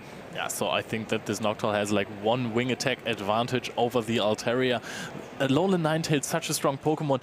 He was able to get the farm down with the Powder Snows because of this Shadow Boost. And now at 2 Weather Balls, this is of course a really dangerous threat. So now we are seeing the battle of the Sky attacks. What I really like here is the way Jonioa does the flying bubbles. This time, yeah, look at that. He just puts his finger at one, then he misses one, but he tries to just put in a little less effort, right? Maybe he wants to use that energy for thinking. This matchup actually gets really close now with the wing attack buff. It looks like the Altaria does have 2 Sky attacks here. I think a Sky attack won't take it out here yet, Leonard. No, I think this is going to be really close, but can you farm down or reach another Sky attack to take out the Altaria? It's a charge move. It wasn't. Azrae didn't throw the Sky attack, going for another Dragon Breath. And what are you going to do here? He has to shield this and get to another charge move now on the Alolan Knights. Let's see if he can actually farm this down. And he is able to Dragon Breath this down just barely. Now has a charge move. And in comes the Sky attack. But the Alolan Knights already has a charge move as well. I don't think the Trevenant has a Seed Bomb loaded here. Nope, I really don't think so. Or does he know he's not at a Seed Bomb? This Weather Ball will definitely KO. And Jonioa ties this up. Being really happy about this Lantern Mirror match at the start. Yeah, I think at the moment the Shadow Alolan Ninetales came in after the Water Gun Lantern Mirror. Azrae knew in what spot he was. He was not in a great spot there, right? The thing that he had going for him was that Lantern got so many charge moves there on the Shadow Alolan Ninetales still, but it still put in so much work to have such a decisive gameplay. And that's what we just talked about, right? The Altaria can have good matchups, but it also can have terrible matchups. Because if we look at Azrae's team, it's not super great against the Shadow Alolan Ninetales at times, right? There's the Obstagoon that can get one-shot by a Dazzling Gleam. Obviously, with shields up, it's not the worst for Obstagoon. There is the Trevenant that Shadow Alolan Ninetales is really good against, and Altaria. Well, should we even mention how good the Alolan Ninetales is? There is terrible for the Altaria. Easy farm down. By the way, when I played versus the Tactical, when we recorded the videos, I lost 1-2. I took 1 game because he did not shield my Obstagoon move in the Shadow Ninetales. It was a Hyper Beam. Of course, it was a Hyper Beam. Very, very nice. I like to hear that. That was a good one. So if your opponent is a little bit better than you, sometimes you need to cheese. Is he really better than you? Probably. I don't know. Either way, we didn't see any Charm Alolan Ninetales from Azrae this time, even though I thought it just looks so good for him. But on the other hand, we didn't see the Registeel from Jonioa either. So really surprising movesets, I find, because the Shadow Alolan Ninetales just looks somewhat unchecked, right? Jonioa has the Lantern and the Registeel, but all the other Pokemon lose to it. Also, the Power Snow Alolan Ninetales, as we discussed yesterday, just doesn't do that great against it. Even the Mirror, in quotation marks, is lost by the Powder Snow one. So only the Registeel. And I mean, okay, Registeel is really good against Alolan Ninetales, of course. Yeah, absolutely. But, especially Charm. I mean, probably that's why Azrae thought that he would bring it for sure. He was double strong against it with the Lantern in the lead and Trev in the back. I think he expected it. I think he expected the Registeel and wanted to go with his best, with 3 of his best answers, arguably, because Obstagoon is a little bit better. But 3 of reliable answers against Registeel. I mean, Altaria is not that great of a matchup. Everything you do is resisted, but the Dragon Breaths add up. If your attack doesn't get dropped, as we've seen many times, have I jinxed it by asking chat to type 1 if it debuffs? Because I feel like 70% yes. Yeah, I just feel like it doesn't debuff. Like it should be a 67% chance to debuff the attack stat, but I feel like it's 67% chance that it doesn't at the moment in this tournament, right?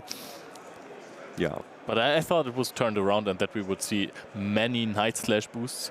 But that one isn't turned around. We haven't seen that yet. That would be really strong. Yeah, if Azrael wins his matchup, or we'll see him later, whether that's in winners or losers, if he finds a team without a meta champ, we might see the obstacle more often, and perhaps then we can actually see the strength of how good its versatility is, because I think it really has a place in the meta. It's just that there's 13 teams with meta champ, that there's always at least one counter to it right now. That is true. Obstagoon, it does not want to be in versus fighters, especially not Shadow Machamp, which is unfortunately not in the running. It's not here. Only Ilya would bring that. Yeah, that is true. Or Basics, he brought it once. Oh yeah. No, yeah, I remember. I think that was in Lille. I think that was in Lille or Stuttgart, either one. Yeah, Stuttgart. It was in Stuttgart because he used it on stream versus Count Xevious. Oh yeah. Lille was the one that I casted with Count. Oh I remember. Yeah, I remember that Count Xevious told Basics, well, your Machamp is going to run wild against my team. Yeah, and he built the team for him. Yeah, and well, it was great for Basics, I guess. Yeah, but speaking of like core breakers, I really wonder how Azrael is going to adapt to what Jonioa brought, because he didn't bring his Registeel, right? The Alolan Ninetales would have been absolutely perfect here for Azrael, and he brought the Altaria instead, right? So basically just adapting to the prediction of that Registeel would show up kind of costed him, I think. Yeah, and now in game 3, this is just full of mind games right now. Will there be a Registeel? Will there not be a Registeel? Do you adapt after losing one game to not bringing your A9, and now will your opponent predict that? It's almost a headache.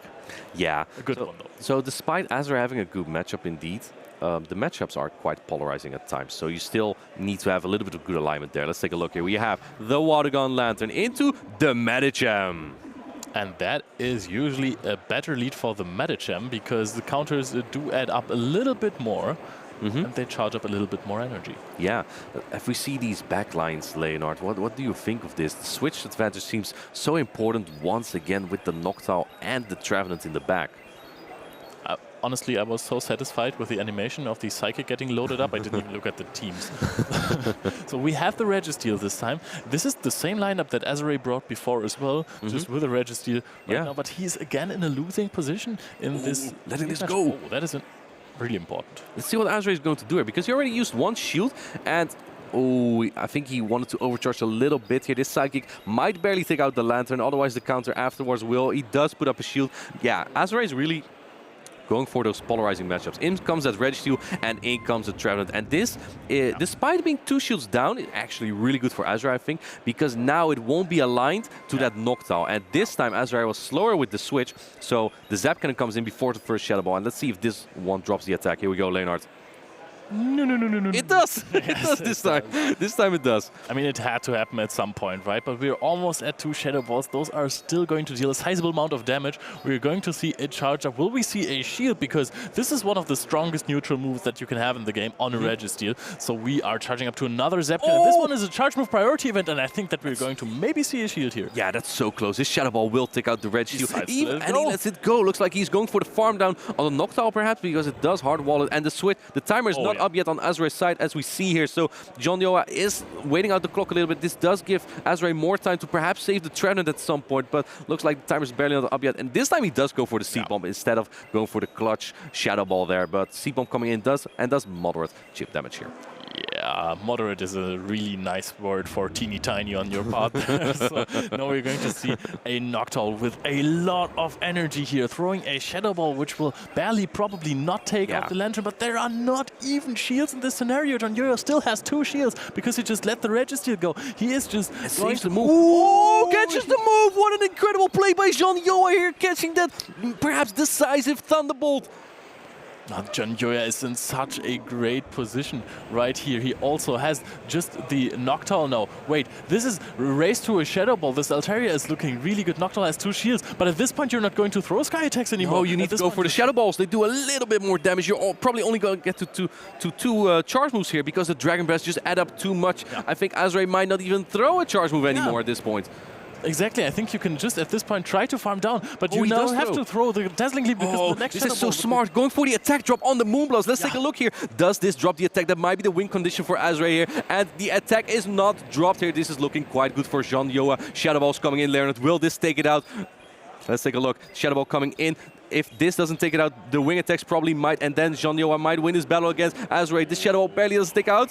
And are we at a serve? Lantern had a lot of energy, but maybe no. We are very close. And the Lantern Jonioa has it. Out. Yeah, Jonioa wins this battle. A really difficult matchup, I think, from Jonioa's side, and still managing to defeat Azrae with the very positive matchup, in my opinion, right? Just even losing the switch advantage there, but taking the shields instead.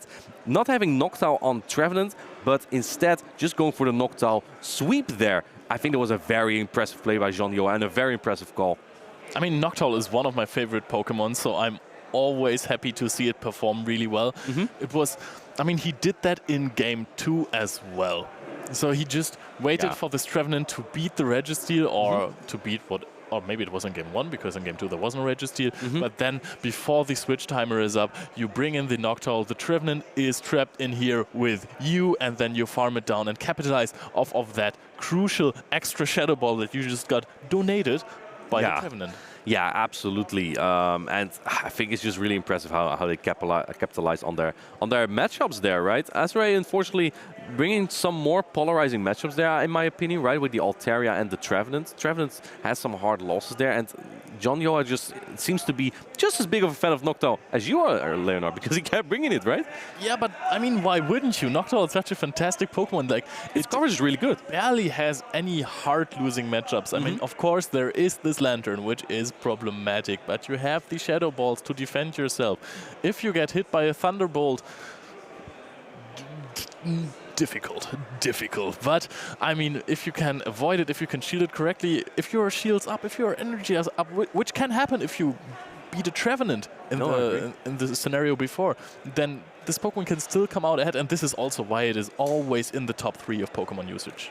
I 100% agree. Except for this event, I think. But one more thing, like the only Pokemon to really beat Noctowl incredibly hard, I think, is the Registeel, right? Because with the Zap Cannon and with the high defense resisting the flying fast moves, that really helps.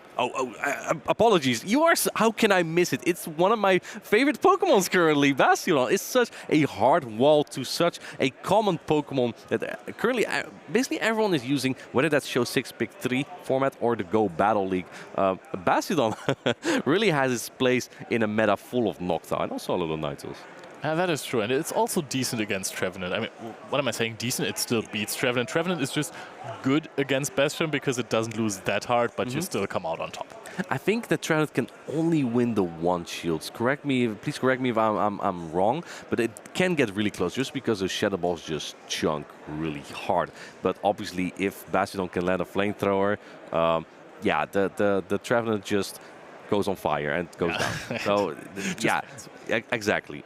So that's kind of difficult in that matchup. But obviously Bastion is also tricky for Show 6 Pick 3 because Medicham is on basically every single team. And if not Medicham, we also saw Obstagoon. Yeah, or Swampert. Swampert, another difficult thing. Galarian Stunfisk also gets hit hard by the flamethrower. However, Bastion is really defense weighted, and it basically doesn't even deal half. And it doesn't. The rock throws or the smackdowns, rather, yeah, the smackdown, are so resisted. They are so resisted. They do less than lock-on. Yes, that's actually true. Yeah, because it does only 1 damage, right? But it takes 3 turns to land that smackdown, while lock-on does 1 damage. But it's 1 turn, right? So you get 3 lock-ons in the same time for SmackDown, which is 3 damage, right? Yeah, lock-on is just such a crazy, powerful, offensive move. At times. Yeah. I mean, also Registeel really is good against Bastion. It is. Focus Blast is really strong. But, I mean, we have seen this fantastic performance by Jonioa. So let's go see what Ilya asks him about this match. Thank you, Leo and Martijn. We have had quite the amazing matches here for the first day 2 matches. And we have back with me Jonioa, who has also won the first on-stream match today. Johnny, how are you feeling? Ahora mismo estoy muy nervioso porque es que no esperaba que salieran las cosas tan bien hoy, la verdad. Y bueno, tengo mucha gente que me apoya, mis compañeros de equipo, que me acuerdo de ellos también. Y ahora mismo, pues nada, estoy nervioso y necesito un poco de relajación y a por la siguiente ronda. He's feeling quite nervous, but unfortunately he has some friends here who are going to help him calm down. He wasn't expecting to do that well in the tournament, so he just hopes to relax in the upcoming matches. Yeah, so as was talked about earlier already, this is your first Play Pokemon tournament, and you are officially in the top 4 now. How does that make you feel? Es tu primer torneo, estás en el top 4. ¿Cómo te hace sentir eso? La verdad es que es increíble, ¿no? Pero bueno, a ver, es el primer torneo presencial, pero ya tenemos bastante experiencia jugando 6 contra 6, entonces tampoco no es nuevo para mí, es la competición. Pero bueno, ahora mismo la verdad es que estoy bastante emocionado. He had already some experience playing with this format of bring 6, choose 3. Because he usually play, even though this is his first presence on live tournament, so he just hopes to do well the rest of the tournament. So after game 1 against Azure, it was an absolute uphill battle, going 0-1 already, having to reverse sweep to get the match. Were you nervous after game 1? No, y la verdad es que no, porque hay veces que sí que pierdes la primera y ya sabes que no tienes margen de error, pero hoy también sabiendo que todavía tendría otra segunda oportunidad de seguir adelante en el torneo, no estaba nervioso. La verdad es que me está sorprendiendo bastante la tranquilidad que tengo saliendo en directo, ¿no? Porque al final era la primera vez también que salía en directo y yo pensé que me iba a costar más. Pero estoy jugando bastante tranquilo y los nervios de momento no me pesan más ahora que después del combate que en el mismo combate. He was not so nervous just because he knew that even though he lose, he would still have the chance to get back to the grand final. So that's not what he's making him feel so nervous. So in game 2, you had the water gun mirror match in the beginning, and when you came in with your Alolan Ninetales and Azure got off the second serve still with the very little HP, were you afraid of a Registeel in the back? En el combate de antes, cuando tenías el land tool, ¿tenías miedo de que luego él tuviera al Registeel detrás?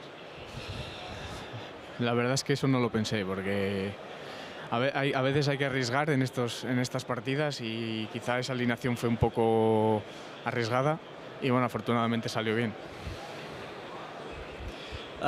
He wasn't thinking about the Registeel in the back, but unfortunately it ended up well. So. Thank you so much for the interview, Johnny, and we'll see you very soon again, as you are in the winners' finals already, which will be best of 5. Thank you very much. So let's get back to the casters. So thank you very much, Ilya. This is, of course, not a Jonioa only stream. We will also have other players on the interview, but this man has performed fantastically so far. Absolutely, I agree, Leonard. And not just him, there are many other fantastic players. We're going to see more fantastic battles. I know that the next matchup will be another Dutch clash. We will see Statistan, the man with the plan again. Stay tuned. We are going to see a video of how to catch moves right now, and then we'll be back. Hello everyone, I'm Nexus Ilya. You can usually see me at Play Pokemon events in the judges chair, but this time I will be coming to you from the casting booth. and I want to introduce you to one of the more powerful mechanics in PvP, catching a charge move. Catching a charge move means swapping on the turn or one turn before your opponent presses their charge move button. This mechanic is a crucial one to learn for PvP, and one of the most important things to get used to while battling. There are many occasions when catching a charge move can flip an entire matchup on its head. Catching a move has multiple merits, like making the opponent waste all their precious energy by catching the move on a Pokemon that strongly resists it, or onto a Pokemon with very little health. The latter is also usually referred to as a sacrificial swap. He's going for the my swap. God, what a Amazing catch. timing Oh, by perfect. 23 EJB. Perfect gameplay. Knows exactly that. He knew he was going to get to the Focus Blast. That was a catch. Let's say you have a Noctowl in your line of free Pokemon, but you currently have your Registeel paired against an opposing Galarian Stunfisk. In this case, the catch would occur, but you could successfully swap in your Noctowl when the Galarian Stunfisk threw an Earthquake. Not only would your Noctowl take basically no damage, your Registeel would stay safe with all the energy it generated during its battle against the Galarian Stunfisk. The Stunfisk, on the other hand, would be energy dry. This mechanic can be seen quite often in battle and is especially helpful to turn the tides when you have an unfavorable matchup, or if you have a low health Pokemon that could otherwise not do too much anymore. But it can also be used to waste your opponent's energy and gain an advantage in a neutral matchup. Another big merit of catching is the potential to maximize your energy gains. Sometimes you want to switch out of a matchup, but you can improve that swap by making it into a catch. This way you gain extra energy on your first Pokemon before hotfooting out of there. A catch can also be advantageous for later in the match, depending on how dominantly your other two Pokemon can beat the opponents first.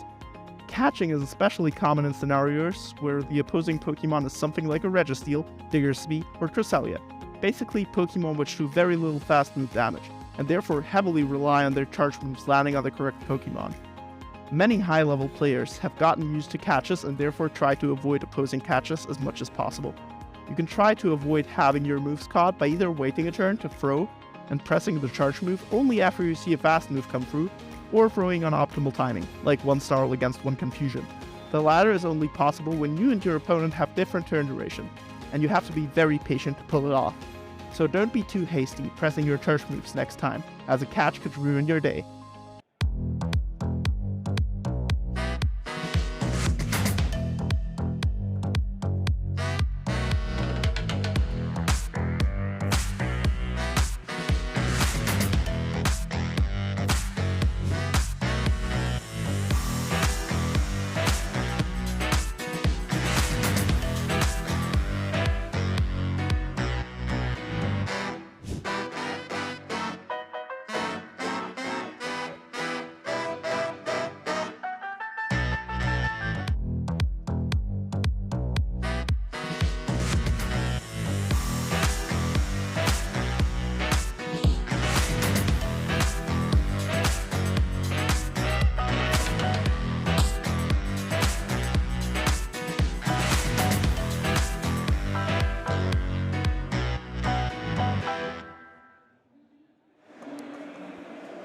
Welcome back, everyone. I am Lundberger here beside Necilia, and this was like kind of the first time that we got to see that caster B-roll as well. That was kind of fun.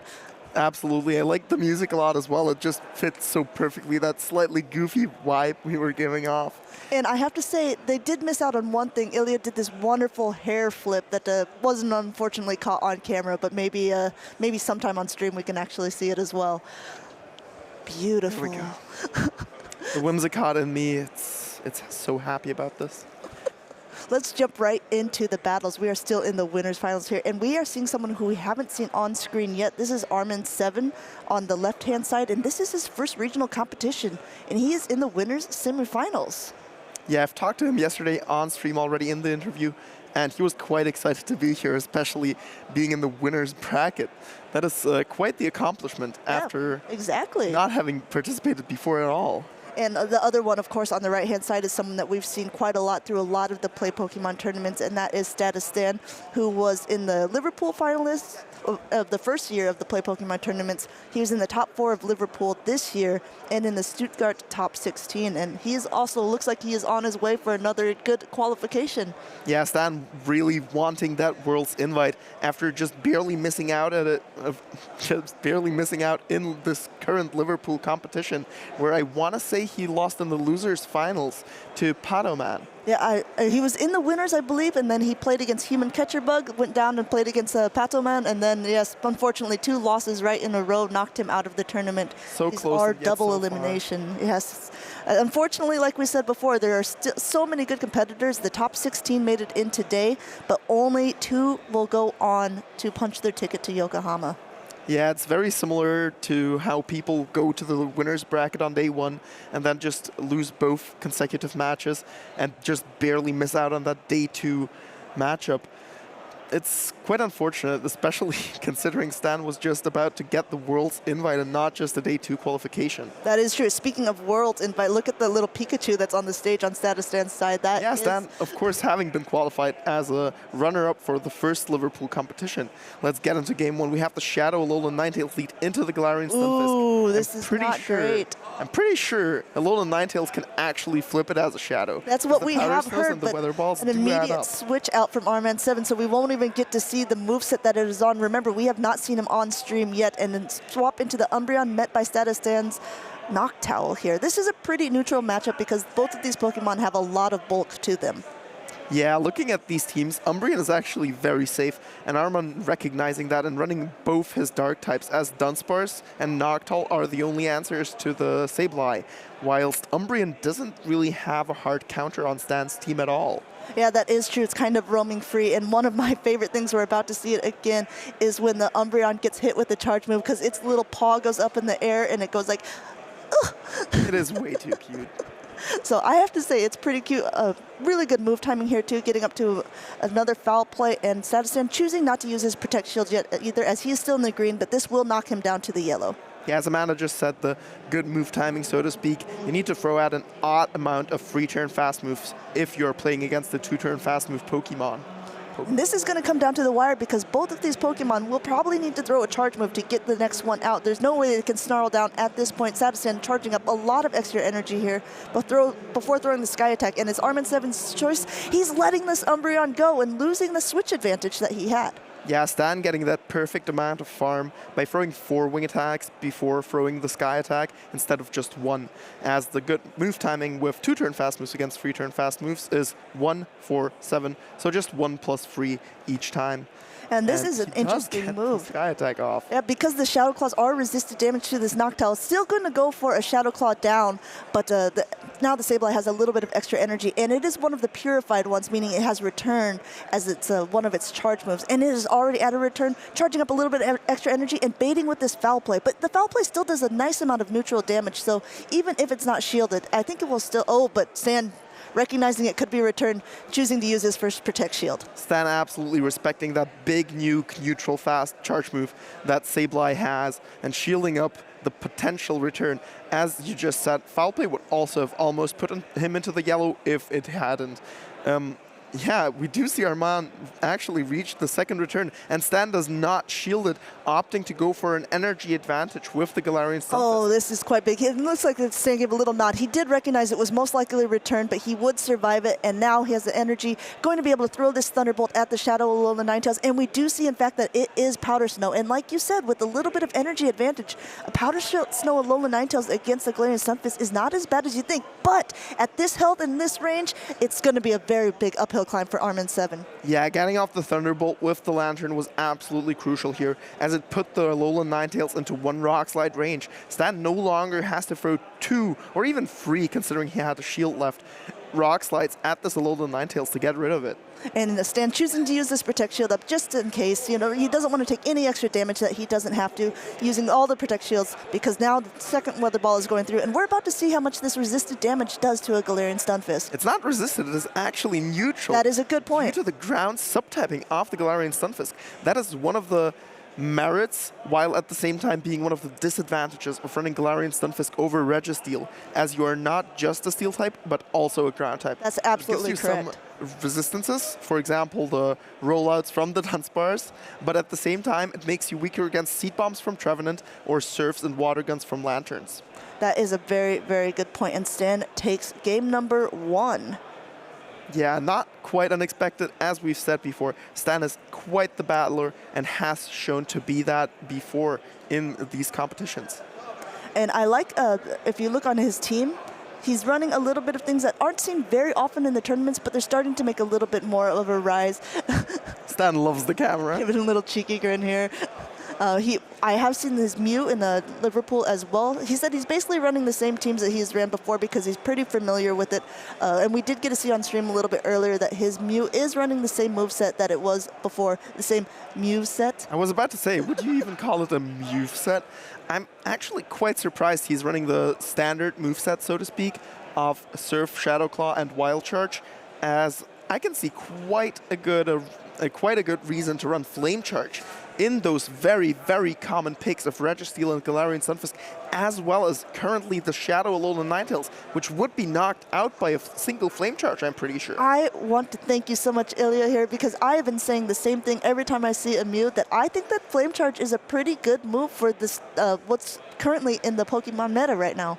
Yeah, not only does it not debuff your defense stat like Wild Charge does, it also buffs your attack stat. So the Surfs that you are going to throw after, or the Flame Charges, or whatever other charge move you want to run. Mew has like 23 of them. So they will do even more damage than before. And Mew does not have that low an attack stat. So it's quite something to be afraid of. Yeah, that is also very interesting. I also like Armin 7's team. He's running the Azumarill, which, like we said before, not shown as often. But again, some of these Pokemon that have not been in the tournaments as much are starting to make a comeback. Yes, we've seen EJB run both Azumarill and Umbreon as a pair in Bochum to win it. And we see it again. The Azu and Umbreon core is quite powerful with two of the most bulky Pokemon of the Great League. Ooh, this is not a great lead for Statistan. Immediately clicking out and switching into that Water Gun Lantern, which is met with the Registeel. Registeel usually has a better type, but honestly, the Water Gun pressure of the Lantern here kind of puts an impact on the Registeel. This is definitely one of those situations where Armin is very happy to have the Registeel instead of a Galarian Sunfisk, because as I said, the Water Guns and the Surfs would add up quite a bit, and even against the neutral taking damage Registeel, they still do add up. The Thunderbolt putting the Registeel into the yellow health. And Zap Cannon also in return putting that Lantern into yellow health. But if you notice, there was no attack drop, so these Water Guns are still doing a decent amount of damage, going up to almost another Thunderbolt, but throwing the Surf right before Armin 7 is able to get to that Focus Blast, which most likely would have put the Lantern very, very low. And no shield by Armin 7 here, and he survives just barely. IVs do not matter until they do. Absolutely 1 HP in a dream here. We see the Registeel barely get off this Focus Blast after, I want to say, lose CMP against the Lantern. Yeah, it was and Stan forced the shield there too because he wanted to keep the switch, and back comes in the Alolan Ninetales, charging up almost to a Dazzling Gleam. But again, Stan with the really good counting here, throwing the Surf, which again, since it's a Shadow Alolan Ninetales, it would do a decent amount of damage. Armin 7 forced to use his Protect Shield here to kind of keep a little bit of health on that Alolan Ninetales. Stan's biggest advantage here right now is that A, he could reach the Surf, and B, Armin couldn't really prevent him from doing so, because a Weather Ball would not have yet KO'd at this range. Now it does, but Armin only could farm up a limited amount of extra energy, as 100 is the maximum, and he could therefore not leave the matchup with more than 65 left over. And this first Weather Ball is going through here. The Galarian Stunfisk taking it and almost up to Rockside, but not before another Weather Ball comes in, tries to catch on the Umbreon, and an immediate swap out into that Noctowl. Again, like we saw before, a fairly neutral matchup. Last time, Stan won it barely, choosing, because Armin 7 chose not to use his shield. We'll see how this time they play it out. Very disciplined by Stan here to not let the catch happen. And now we have this very neutral matchup between two of the bulkier Pokemon in the Great League meta. Noctowl being slightly less bulky than Umbreon, very similar to Metachamp, for example, and therefore also able to win charge move priority events against such. But with the Umbreon, the Sky attacks are just so much better than the Foul Plays that it's still pretty even. Yeah, even though they are same type attack bonus, it's just not doing as much damage as you can see. And again, with the Wing Attack and Sky Attack pressure here, it is whittling down this big, bulky Umbreon.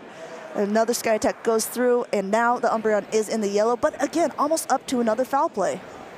Oh, and reaching the Sky Attack on perfect move timing, not even having to overfarm to properly throw it without letting Armin have an extra snarl.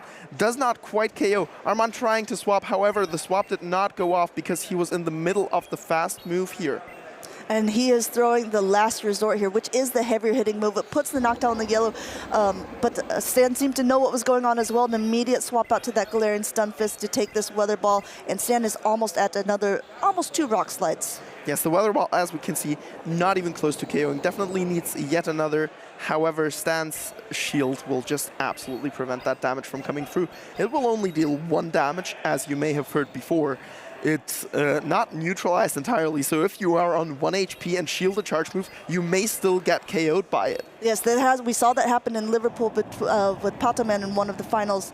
But now the second rock slide going through here, and this will be enough to take out the Alolan Ninetales at this range. Yeah, Stan absolutely confidently strolling through this matchup, basically correctly predicting what Armin would bring and going 2-0 in this matchup. Yeah, going 2-0 in the winners semifinals is pretty darn impressive, and Statistan has now made his way into the top 4. Yeah, not unlike Jonioa, who has made his way into the top 4 in winners finals. Now Stan has also punched his ticket in. They only need, I think, 1 more win, if it is in the winners finals, to get that World's invite. That is very, very impressive. And also Statistan being someone from the Netherlands, kind of representing his home country here. And he's very happy, you can tell, about his performance. Stan absolutely loves the camera, and he's super and happy the camera to be here loves with his Stan.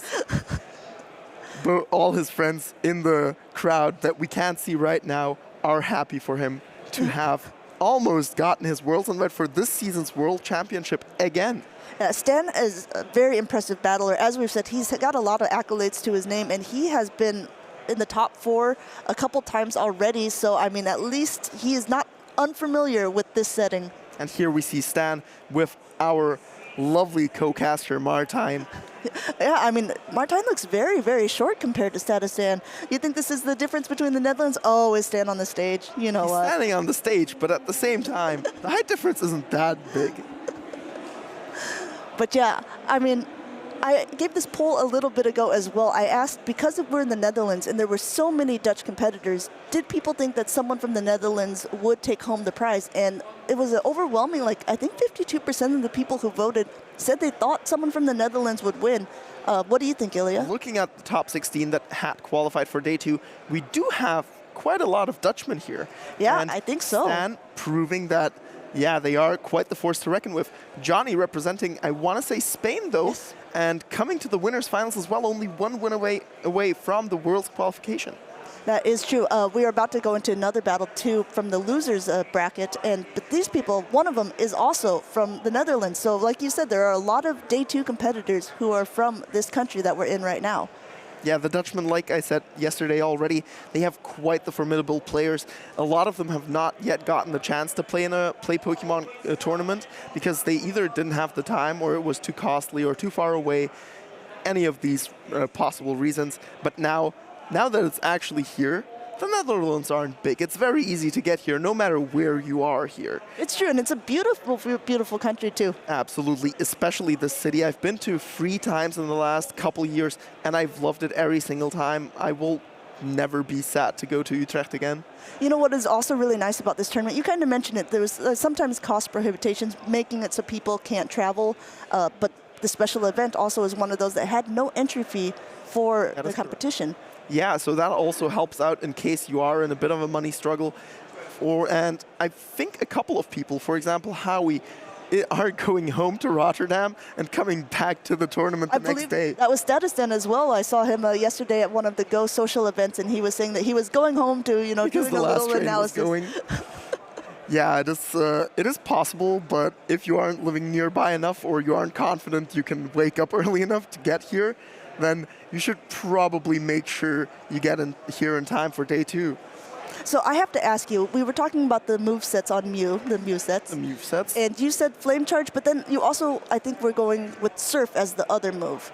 Now, if you looked at the team that he was up against, that would have been actually pretty horrible against like the Azumarill that was on the other team. So what are your thoughts of something that is covering like also like the Lantern or something like that?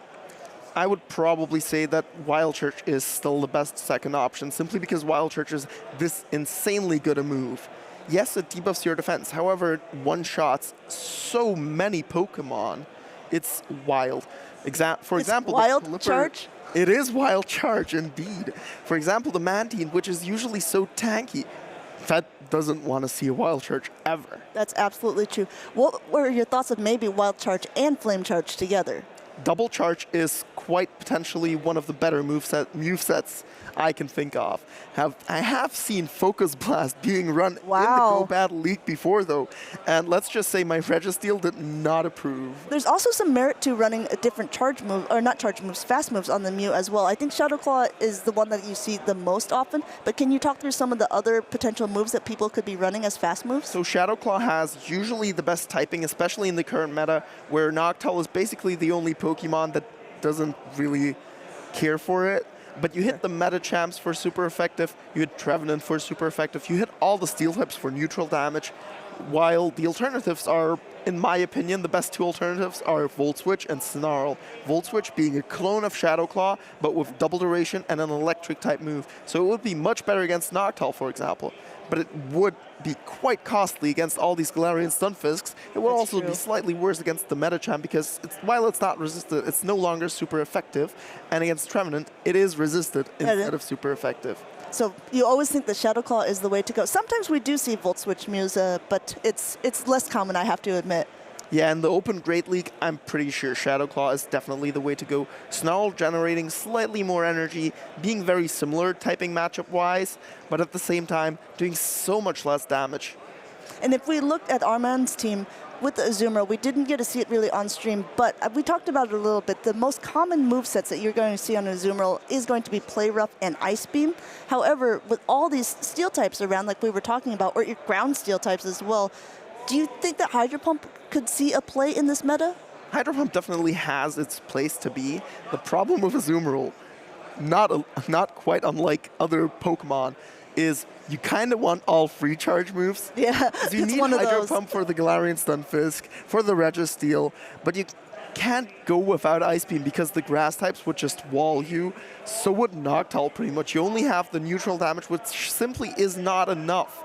And the Metacham, yes, the fighting type, would also have a positive matchup against the fairy type if you weren't running Play Rough. That is a good point. Speaking of Metacham, it looks like Metacham is still the top contender for these meta breakdowns of the 168 teams that were registered for Utrecht. 107 of them had Metacham on their team. Yeah, a whopping 2/3 of the players opted to go with Metacham as their fighting type. I would assume that the alternatives were mostly Obstagoon, but I could also see some players just go without a counter user. That is a good point as well. I would say also that things have shifted around. Lantern has usually been in the top 5 positions, but now it has dropped down to like the 7th position there with only 44 people running it, and it has been replaced by another water type, and that is that Shadow Swampert. Shadow Swampert coming back into the spotlight is making me quite happy personally. I love Shadow Swampert. It is so strong, and the Hydro Cannons do all the damage. Even Trevenant loses the 0-1 shield scenario against Shadow Swampert because you are outpaced by 1 fast move and you cannot survive 2 Hydro Cannons. I know, isn't that crazy? It's something that you don't think. I think it's also because Trevenant is a little bit more frail than the Swampert is, which is funny to say because Swampert, I would say, is also a pretty frail Pokemon. Especially the Shadow version. I also have seen it a lot. We kind of combined here the Alolan Ninetales and the Shadow Alolan Ninetales, but 59 people have been using it, and I want to go ahead and already guess that the same 59 of those people also use that Shadow Swampert because they make such a strong core together. Yes, that is something that I also looked at this morning, and I said, oh, how surprising. That very powerful core has the same amount of usage. That is totally unexpected. I think it's also, if you looked at the different regionals competitions, a lot of people have been using these Pokemon together as well. So I wonder if people are taking note of other tournaments and using the teams that are put together to help build their own for like the regional event that we're seeing. Definitely. A lot of the people are watching the other streams. For example, the Vancouver regional, which had this core quite commonly. But for now, let's go to the interview. Welcome in, everyone. We are here with the winner of our previous matchup, the man with the plan, Statistan. How are you feeling now?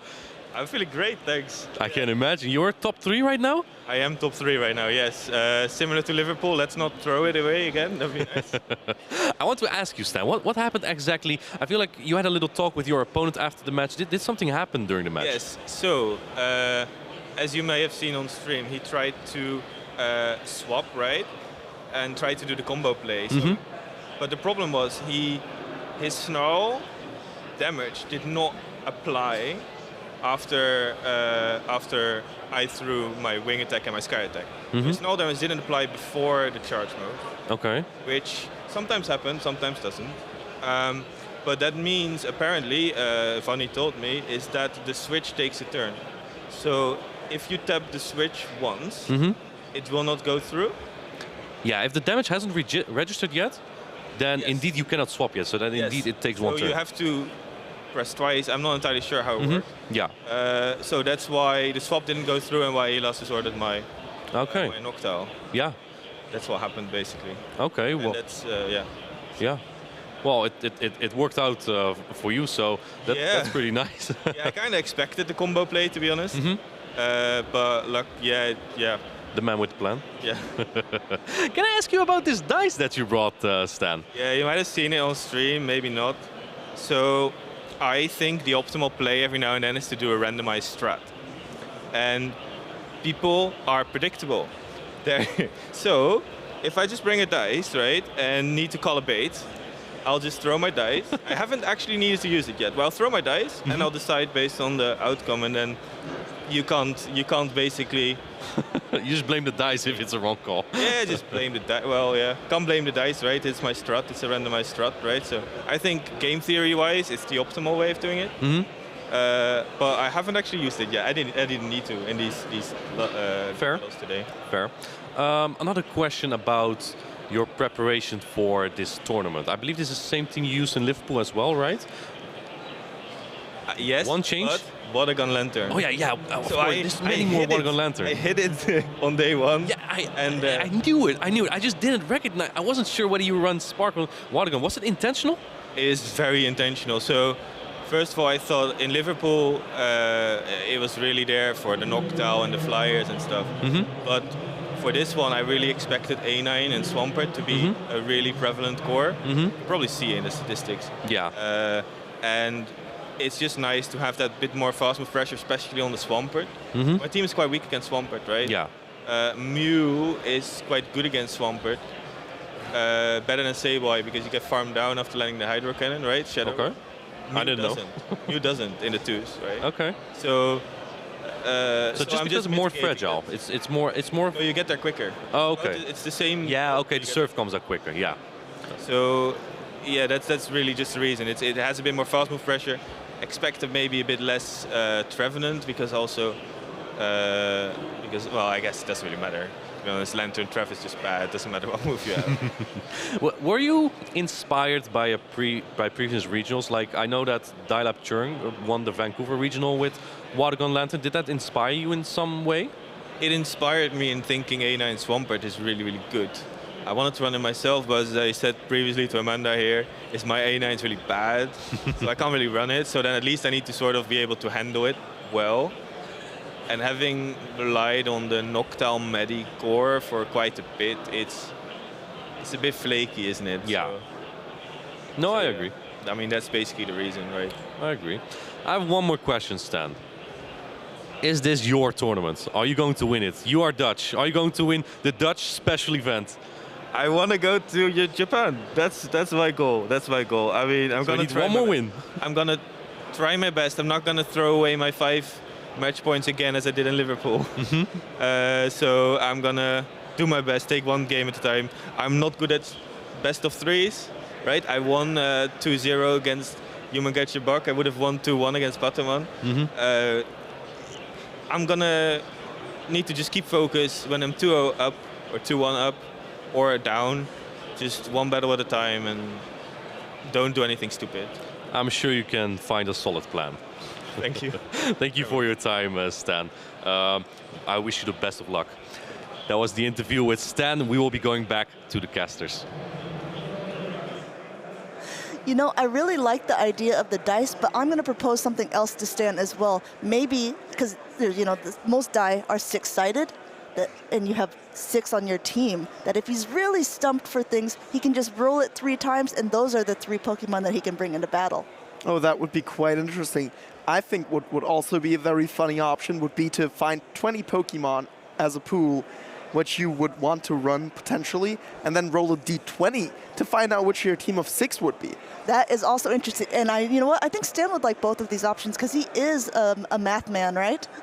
Yeah, Stan with the doctorate, yep, with the PhD. Dr. Stan in the house. Also, I want to say, he was on my players to keep an eye on list for the Utrecht competition, so I feel like I'm pretty good on those. Unsurprising, especially after his last performances. Like we've talked about before, we have seen him in the top 2 in the first Liverpool regional, and then the top 3 in the second one as well, which were both quite formidable tournaments, especially the second one, which is to date one of the biggest tournaments. That is absolutely right. And we are now into the losers bracket here. We're in losers round 3.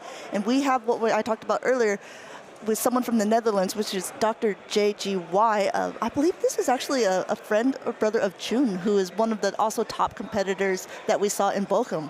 That is quite interesting, because yeah, June also with quite a spicy team back in Bochum, still making one of the top positions, and Dr. JGY also being quite close to this. However, these 2 players, Dr. JGY and Maxi 1 million pennies, are... He's a good friend of That's great. So, both of these battlers, this is their last chance. If whoever loses this is out of the competition. That's right. In a double elimination, since this is the losers bracket, they have already lost 1 round already, and they have everything on the line here.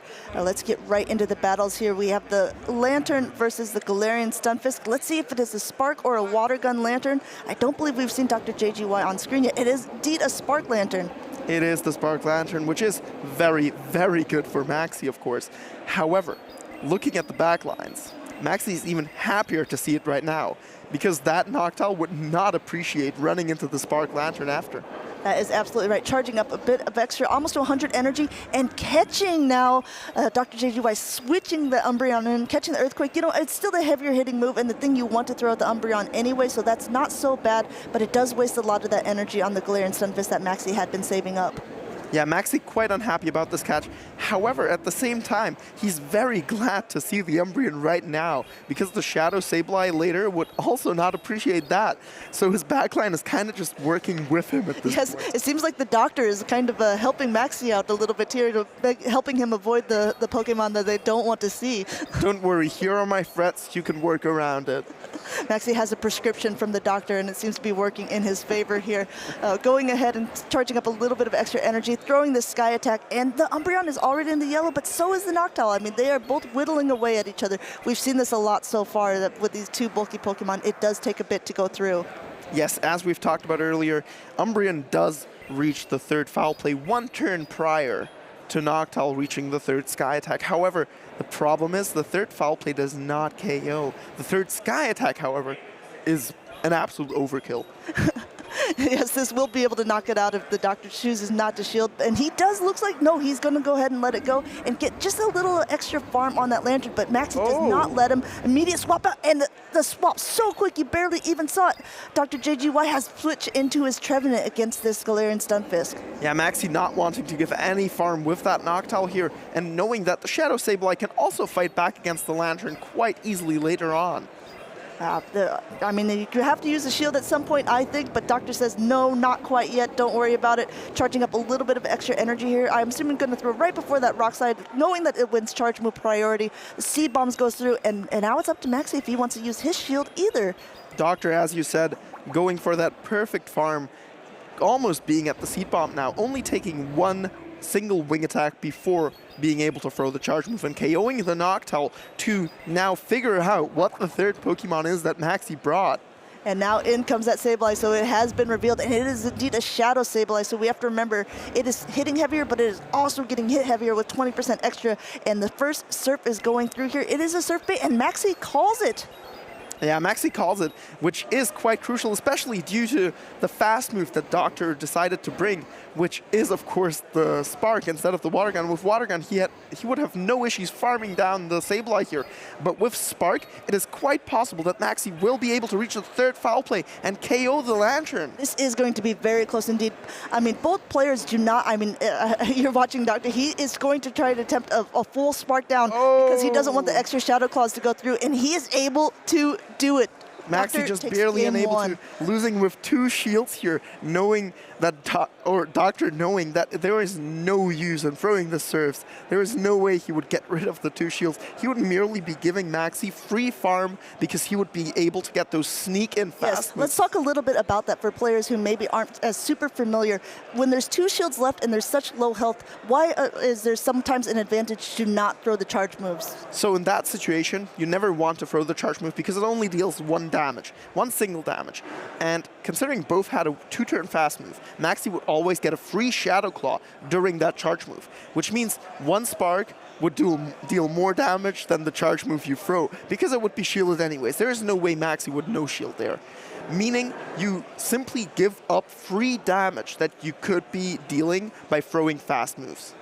Now, Maxi, on the other end, he had to throw fast or charge moves because if you saw the Lantern was in much too much health, a foul play would have been enough to take it out at that range. However, with 2 shields on the board, it was a very good heads-up play by Dr. JGY to not throw a charge move. Exactly. Maxi was looking to reach that 3rd foul play to KO the Lantern, as the Shadow Claws, as we saw, were not even...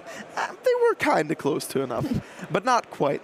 And yeah, Maxi, like I said, knowing that full well and trying to get the shields and then KO the Lantern. What I am quite curious to see, which I only just now noticed, there is a non-Shadow Charizard on Dr. JGY's team, which is something that we've seen, I'd say, less commonly than the Shadow variant. I completely agree. Because of the blast burn damage from the Shadow does so much. Sometimes it's sort of like a Shadow Swampert versus a regular Swampert. Sometimes the damage when it's not Shadow is not quite enough to get that KO that you're looking for, and because of that, it suffers a little bit, especially if they're already as frail as they are in the Great League. So Amanda, of course you know, Azumarill is one of the hardest answers to the Charizard, being a water and fairy type, double resisting Dragon Claw, resisting Blast Burn.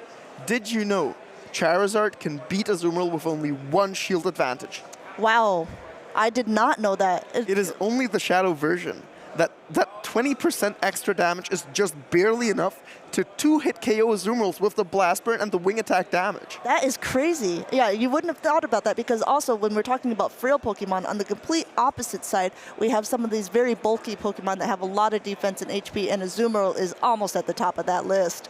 Absolutely. So yeah, like I said, like we've said so many times before, when shields are down, Charizard goes to town, and that is even true if it faces a bad matchup later. Lantern also does not appreciate 2 Blast Burns. That's absolutely true. We're going to jump straight into game number 2 here, and we can kind of already see on the screen what Pokemon we'll be seeing. This is the Galarian Stunfisk against the Lantern, and now we get to see, again, we already know, we see how this turned out. This is a Spark Lantern indeed. We'll see if they choose to play it out any differently. It looks like this backlines, I mean, Maxi's kind of has to win this if you think about it, because you see a Sableye versus an Umbreon, or a Galarian Stunfisk versus a Noctowl. So the teams are quite similar to last game, where they both brought the same lead, and they both still have the Umbreon again, and we saw the attempt to switch there.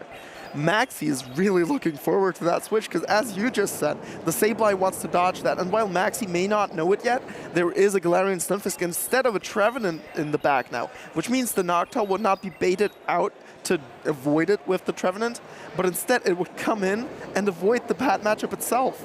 Already now trying to catch again, but Maxi waited a turn and did not throw that charge move, and is now going with the Noctowl against the Umbreon. Again, kind of what we saw before, but this is a much better matchup than the Sableye versus the Umbreon that potentially would have happened otherwise. Yes, Sableye does not want to see Umbreon, especially as a Shadow instead of the Return version, because Return can almost 2-hit KO Umbreons with that big move. But Shadow Sableye, it only has the neutral power gem, and that doesn't really do enough. Yep, and again, like we said, we've seen this matchup quite a few times. We obviously at this stage too, as a Noctowl, you want to be throwing the sky attacks and not the resisted shadow ball. So everyone is doing the appropriate things at this moment and throwing the sky attack at the Umbreon, which will now put it into the yellow. Yeah, the third sky attack after this one might just be able to KO the Umbreon. And if it does, that will be very, very good for Maxi. Yes, the Galarian Stunfisk is very low on health. However, we have seen it has the Earthquake stored. And if he's able to get that through or get rid of the shield before to be guaranteed to land it, that would be absolutely game-changing. Yeah, and immediately swapping in by Maxi into the Shadow Sableye here against the Lantern. And as you said, we have to remember that there is indeed an Earthquake stored. Using his first Protect Shield on this Surf from Dr. JGY's Lantern here, and now almost ready to throw a Foul Play, charging up a little bit of extra energy before doing so, letting the second Surf go through and double protecting this Sableye. Very important to Maxi in this game. So if you were Dr. JGY, we know exactly he can't afford to shield any of these foul plays. Because he also, I'm pretty sure, is aware of that Earthquake later on. So Maxi is in quite the pickle here, as a single foul play will not KO the Galarian Stunfisk. However, I don't think the Sableye is quite in Rock Slide range yet, so he will be able to throw both foul plays before being hit by a potential Earthquake. And this is a very heavy-hitting move because of that shadow damage already below half health here. This will be enough to knock it out, or at least get very close with the Shadow Claws afterwards, should the Doctor choose not to shield this up. And using the last Protect Shield here to save as much health on this Galarian Stunfisk, and an immediate swap out to catch the Rock Slide on the Noctowl. Maxi has to make sure here to not let his own Galarian Stunfisk lose charge move priority against Dr. JGY's, as that would mean that the Earthquake and all this saved up energy would be lost. However, Doctor, knowing as well as Maxi does that he has to farm up more energy to get rid of this Noctowl, as he needs to have a Rock Slide ready, as otherwise Maxi would just come in with his own Galarian Stunfisk, throw the Earthquake, and Doctor could not even try to win charge move priority. These are very intense battles here. They are both 1-1 with only one more battle to go to decide who will stay in this tournament. Oh, hello, Mind Joke. Hello, Leo. Oh, it is our good friend Leonard. So we will have to see for sure. And again, on the screen, we have also our judges, Vani, who is he was the second place in the other special event that we've already had so far in Bilbao. Yes, the first special event that Pokemon Go ever had, the Bilbao special event this last September. And also beside him is one of the judges that has been judging for a lot of events, Susie.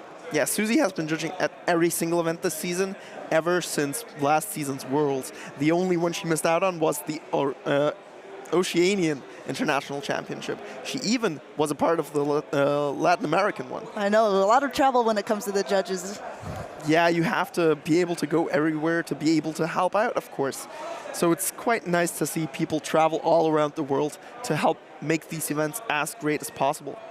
Now, I talked to Maxi a little bit yesterday because of his Jellicent pick, and he said he wanted to choose this because he knew that the Shadow Swampert and the Shadow Alola Ninetales would be used together often, and he thought of a Pokemon that really broke that core. But if you look at Dr. JGY's team, the Jellicent doesn't really have as much play because of that Umbreon on the team.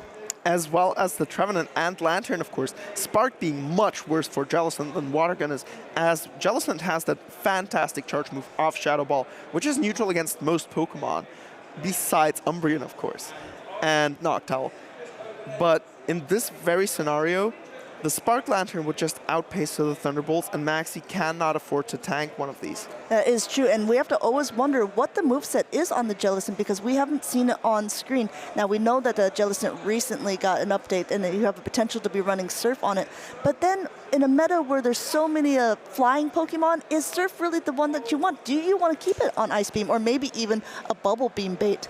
So funnily enough, I talked to somebody the other day who said, Bubble Beam is better than it ever was. The biggest change of this last move update was the buff to Bubble Beam. Bubble Beam's stats were not changed at all. The actual reason why Bubble Beam was buffed is because Surf was added, so therefore people think, oh, this is a charge move that will deal damage. There's no reason for me to not shield. That is a good people point. will not be expecting the Bubble Beam and just shielding it up, absolutely going into despair mode. And also, for those of you who don't know, Bubble Beam is a move that once it is thrown, it automatically will debuff your opponent's attack. Yeah, Bubble Beam, quite the annoying move, but it is what makes Mantine so great. Mantine already a bulky Pokemon, but with the attack drop on the opponent, it is able to tank even more. Yeah. Let's get into the decisive game 3 between these two battlers.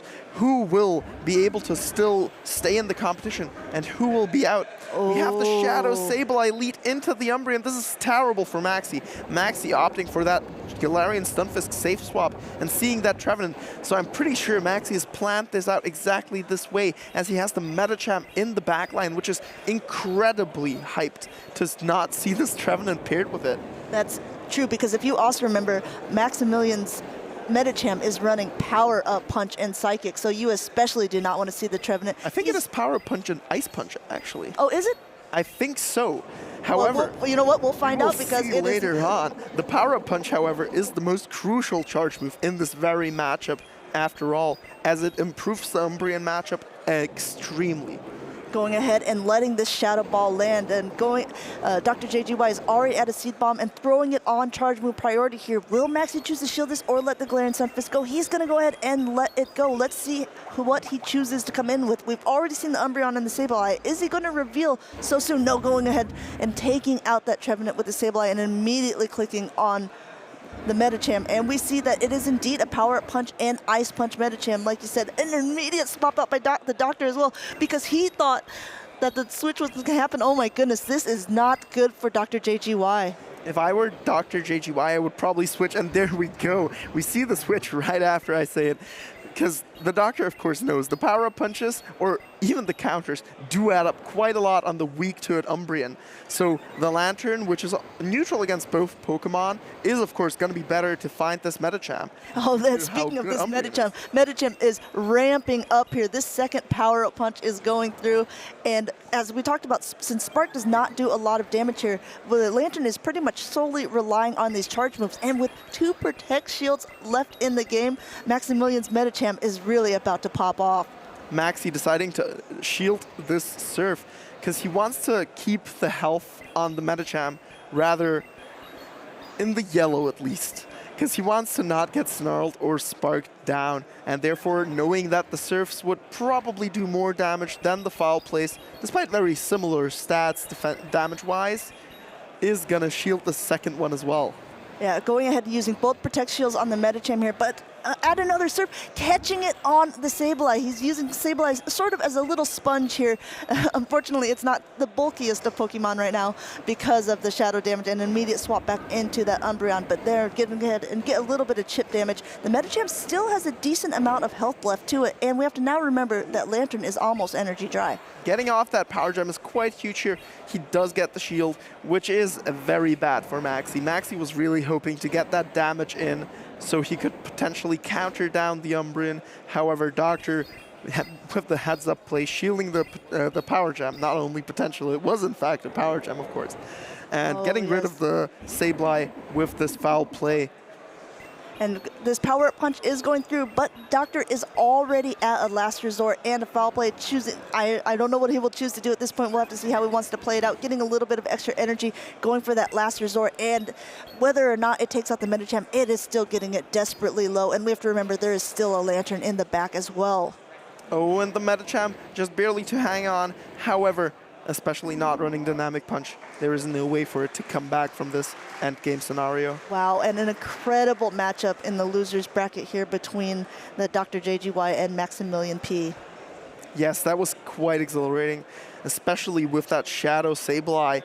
It has seen quite some play, but we haven't seen so much action with it in these last days. Do you prefer to have a Shadow Sableye or a Purified Sableye? So I'm going to be honest here. I have 8 Sableye built for the Great League, and none of them are Shadow. Wow. I have not yet gotten the chance to build my Shadow Sableye. I am in the process of it, however. Is it because you do not have enough XL candies? I kind of used my XL candies on other stuff, like my level 50, 100% Purified Sableye. So Ultra League. My Mega Sableye is coming for you.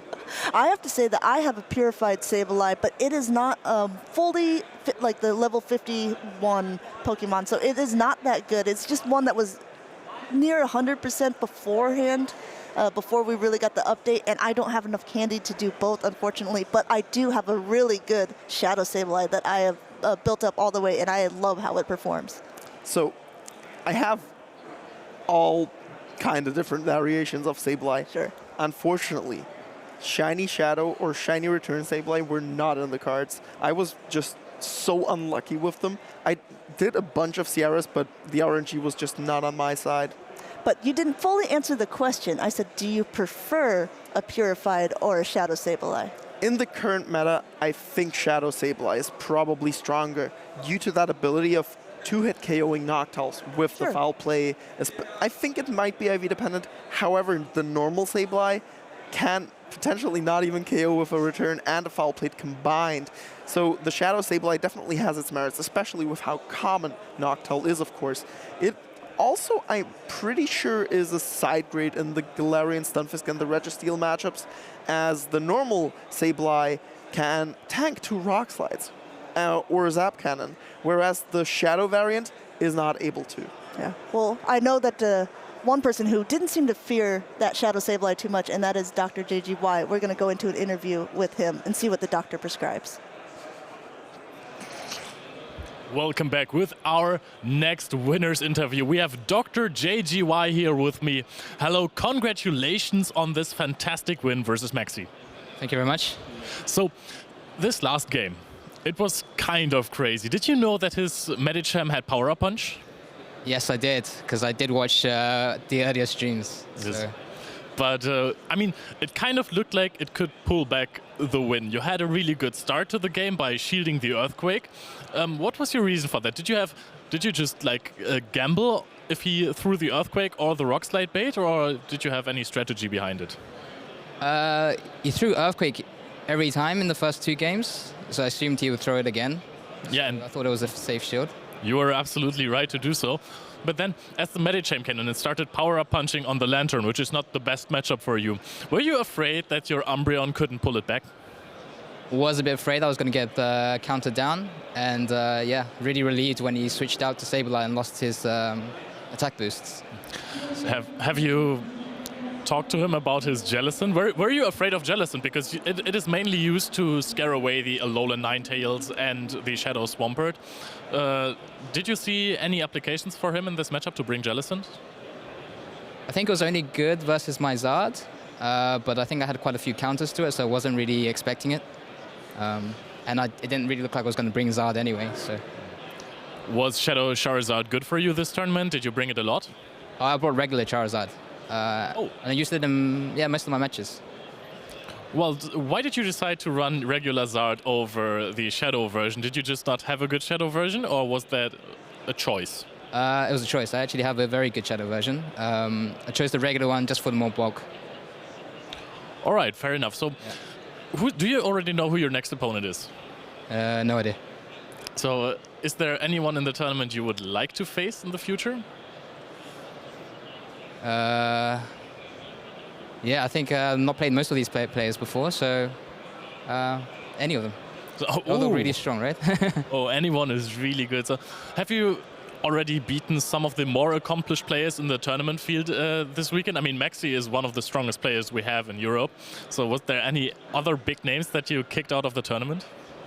Yeah, my Seal Factions team captain, Normal Hein. That was the round before. I think Maxi was definitely one of the more skilled players I faced. Yeah, I think this tournament I ended up playing a lot of my teammates, actually, from Team Utrecht. And I know that you have beat our fellow co-caster Count Xevious twice in the tournament. Yes, that was unlucky of him to match up with me a second time. Yeah, he said that he was off count at some point and he didn't know that you had a blast burn ready on your Charizard. That was, yeah, lucky on my side, yeah. Well, I mean, not only lucky on your side, because you have performed phenomenally this tournament, I suppose. So that's why we're still in here. Do you think you can make it to Yokohama? I mean, you're really close. I don't know. I was planning on playing only a couple of rounds, actually, so a lot further than I expected. definitely didn't have Yokohama in mind. Did you prepare a lot for it? Because, I mean, this is a good performance. I spent about 30 seconds to 1 minute coming up with the team.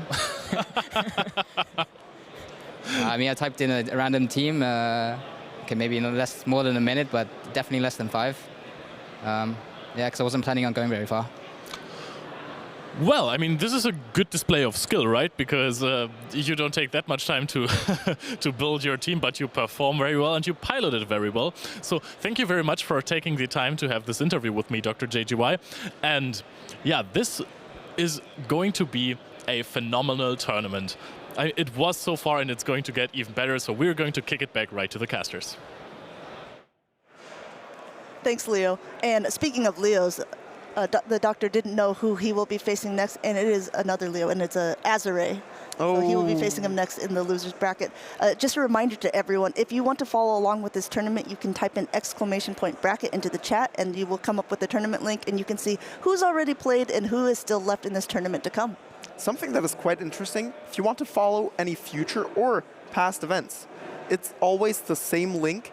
The only difference is the city name at the end. Oh, I did not know that. And the season number. Of course, of course. So also speaking of his teammates, you know, people from not only the Netherlands, but maybe have a little more of a special tie to Utrecht itself. The next people we have up on screen is going to be Lorenzo Louis. Oh, Lorenzo, of course, also being a member of the team Utrecht, and therefore being one of the even more local participants of this tournament, also going quite far in this competition. And he is playing against someone who we haven't seen on stream yet this tournament, but have seen on stream in the past, and quite a well-known person in the Pokemon Go community, and that is the German player Jonkus. Yeah, he was seen on stream not only on our streams, but also on his own, of course, as he is one of the prominent content creators for Pokemon Go. Yeah, and his team, I see something on it that is not as common, although we have seen a little bit of a rise of it, and that is the Lickitung. It seems to be back in action. Yeah, I'm gonna be honest here, I'm not a big fan. I don't like Lickitung. To me, it feels like it's neither fun to play itself, neither is it fun to play against it. So I'm not a big fan myself. However, it is, of course, very powerful, checking basically everything that isn't a Noctowl or a Steel type. Yeah, Lickitung is also one of the Pokemon that benefits from being level 50 or level 51 if you're choosing to best buddy it. And it does a decent amount of damage to, to the Trevenant that you would see on Lorenzo's side, and also Medicham, depending on the Medicham moveset. Of course, also, I don't know if you noticed, he has 2 Shadow Pokemon, and they're both ones that are starters of the Kanto region. Yeah. Shadow starters are quite powerful. As we've talked about yesterday, those exclusive C-Day moves are incredibly strong. And if you pair it with that 20% extra damage, they are even more insane. It is absolutely crazy how powerful these moves are. Let's get into game 1 and see who takes the advantage from the get-go. Lorenzo leading a Shadow Swampert into Altaria. This is absolutely devastating for Lorenzo. You can see it on Lorenzo's face. He is not happy about this lead, and an immediate swap out to Noctowl, which is more of a neutral matchup met by the Registeel. So Jonkus is running what we again called a sort of an ABB lineup, but it was more of an ABA because the Registeel was in the middle. So Lorenzo is very happy about this counter swap, actually. This is exactly what his ABB strat, so to speak, does. He's trying to bait out the Registeel, so his Shadow, not Shadow actually, he's one of the people who decided to go for the normal Ninetales, of course, which is going to do a lot of work later on, as the Charizard with the wing attacks no longer has any fast move pressure on it. Usually, or prior to the wing attack buff, you used to run Fire Spin or sometimes Dragon Breath on it. But without Fire Spin, you have to land a Blast Burn to get rid of Ninetales. Yeah, it's absolutely true. I mean, the Charizard is something that we're about to see in action. Maybe Jonkus will surprise us, but of course, I assume that it will be running the standard moveset here. Having to throw this Focus Blast to take out the Noctowl, and it leaves the Registeel at a very low health, and maybe something that Lorenzo will use to his advantage to get some extra energy on that Swampert. Yes, Jonkus and his Iron Ball of Steel did not want to take another charge move from the Noctowl, so unfortunately was not able to farm it down. Will, however, still be able to reach another Focus Blast against the Shadow Swampert. This will be doing a hefty amount of damage, and it looks like Lorenzo is putting it all on the Alolan Ninetales there, still charging up a lot of energy and trying to catch, but now going ahead and letting that move go through. And if you see going through here. This is not so advantageous anymore for Jonioa because he's getting to these weather balls so quickly. Yeah, the Altaria in the back is basically nowhere to go anymore, with this Ninetales being the only Pokemon still really helpfully left on Lorenzo's side. He also does have the Hydro Cannon left on the Swampert for later, in case he wants to combo play, maybe even against the Charizard, as both players are throwing one charge move after the other. Now this is a bait move. This will be not doing much damage at all, but will Lorenzo call it? That is the big thing. He chooses to play it safe because a Blast Burn would definitely be enough to take out the Alolan Ninetales at this point. And York is going for another bait here. Will Lorenzo use both of his shields up? Lorenzo respecting the Blast Burn here twice, which is quite fair, especially because he had that one Powder Snow energy advantage, and this is therefore easily going to be able to outpace, absolutely safely play it out, and not have to worry about a Blast Burn by just shielding twice. And now, like you said, this Altaria doesn't have anywhere to go because though it is fully healthy, it does not want to face off against this Alolan Ninetales, which is already at another Weather Ball, doing super effective damage to this Sky Dragon. Yeah, the Weather Ball being double effective, as we see. 35 energy for this move. Holy, that is way too strong. The damage is absolutely crazy. Yep, Yonka's already at the Sky Attack here, but it looks like it will knock it out. But we have to remember, like you said earlier, the Swampert already has a Hydro Cannon stored. Going for the safe play here, just throwing the Hydro Cannon right away. Closing out this match with a very bad lead, as we saw, with these very same Pokemon. I think this is a good point when people think that, you know, sometimes if you lose the lead, you're going to lose the game. That is not necessarily the case. I think that was really well played by Lorenzo. And like you said, drawing out that Registeel, so then the Alolan Ninetales in the back really had just free play, free reign for the rest of the tournament. Even though Yonka's played it perfect with the baits, still not able to get to another Blast Burn in time. Yeah, the game being quite complex in that regard, where ABB strats or ABA strats can flip an entire match, no matter how terrible your lead was. And then, I don't know, are you a little bit fearful if you're Jonkus to be playing this again, knowing that he is gathering information, let's say that much. Now he knows for sure that the Alolan Ninetales is on Powder Snow and not on Charm. And I think any information that you can gather in the first game is important. So Jonkus' team actually has is in quite the pickle against this Ninetales.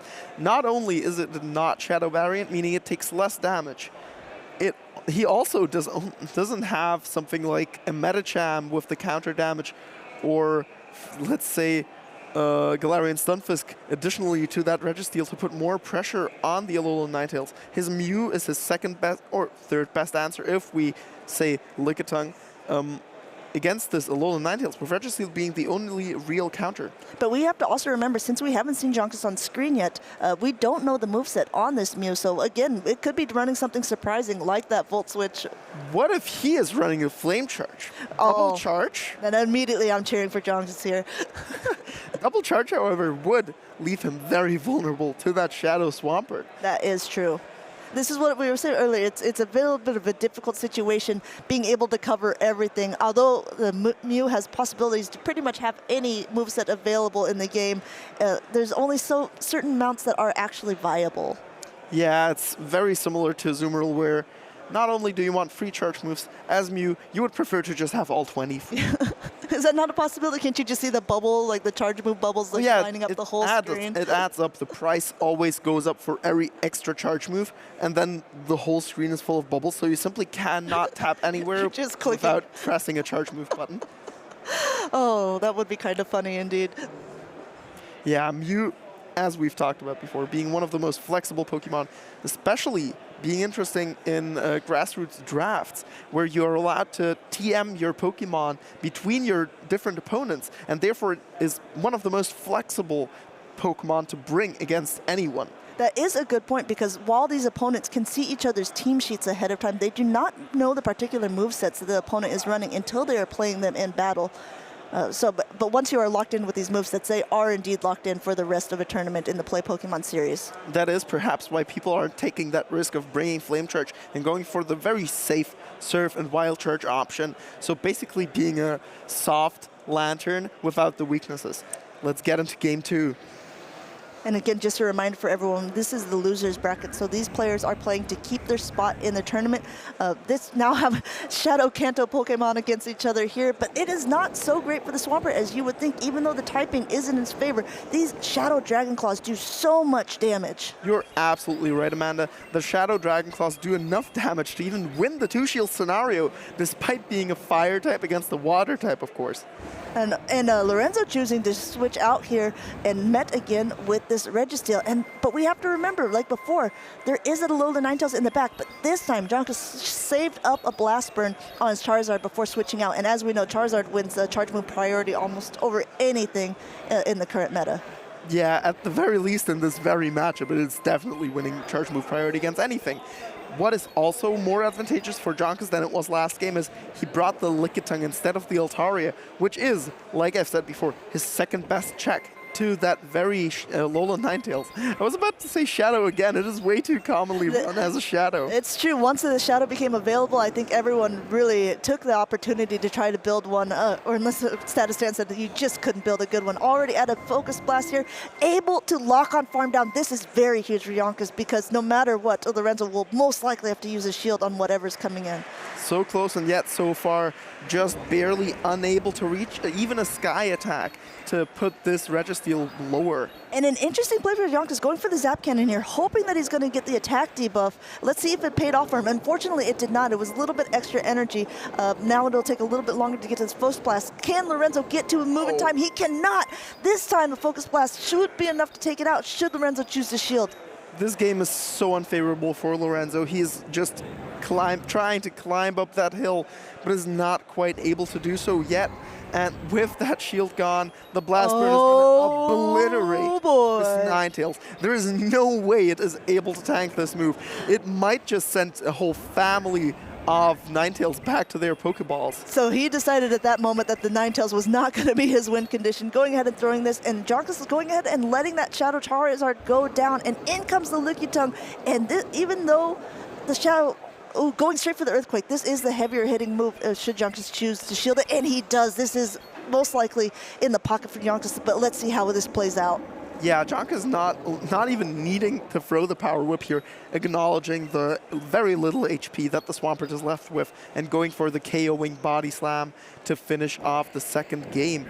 And let's see in Game 3, which of these two can go home and which of these two may go to Yokohama. Yeah, this is a very, it's the great thing about double elimination is that if you lose one, you still have another chance, of course. And these competitors have made it so far that they made it into the top 16, made it to day 2. But unfortunately, since they are in the losers bracket, one of them will go home, like you said. Yeah, as we can see in the crowd, there is quite a lot of the people who actually made day 2. For example, we see a Mind Joke. We see Chun, who didn't make day 2 this event, but was, of course, in the top 3 for the Bochum Regionals. Yeah, also Colin Six, who was the Lille Regional Champion, made it to day 2. We didn't get to see him on screen at all in the second day, but he was also knocked out in the earlier rounds of the competition today. Yeah, Colin, with his 100% regional win rate, is now at a 0% win rate at special events. Yes, exactly, but he can still keep that title of a regional. That is definitely not something to scoff at, especially with still making day 2 at that special event. And we see Maxi, who was knocked out in one of the recent matchups, and Arrow Bubble, one of his good friends, looking at smiling at the camera. Both UK battlers here. And again, for those of you just tuning in, we are in the losers bracket here. We have Lorenzo Louis on the left-hand side versus Jonkus, and they are competing to see who will stay in this tournament. Both of them are at 1 point. And this is decisive Game 3. It is very exciting to see what both of these players decide to bring, especially with that Lickitung making an appearance in the last game. Will Lorenzo decide to bring his own Registeel, perhaps? Yeah, and it looked like the thing that played out for Lorenzo in the first game was a strategy that he tried to use in Game 2, but it didn't work in his favor. Do you think he's going to try it again for Game 3, or do you think that he's going to try to have to rely on new strategies? I do not believe he will bring it again. I am pretty sure Lorenzo will try to somehow adapt to this matchup and flip the cards, so to speak. Yep, I mean, Shadow Charizard, like we said, when those shields are down, it's so dangerous. We saw the Shadow Charizard going ahead, throwing a Blast Burn onto that Alolan Ninetales and knocking it completely out, one-shotting the Pokemon. Yeah, perhaps even bringing the Registeel is even more reasonable now, considering he has to keep those shields. As Registeel is one of the tankier Pokemon and doesn't need them as much.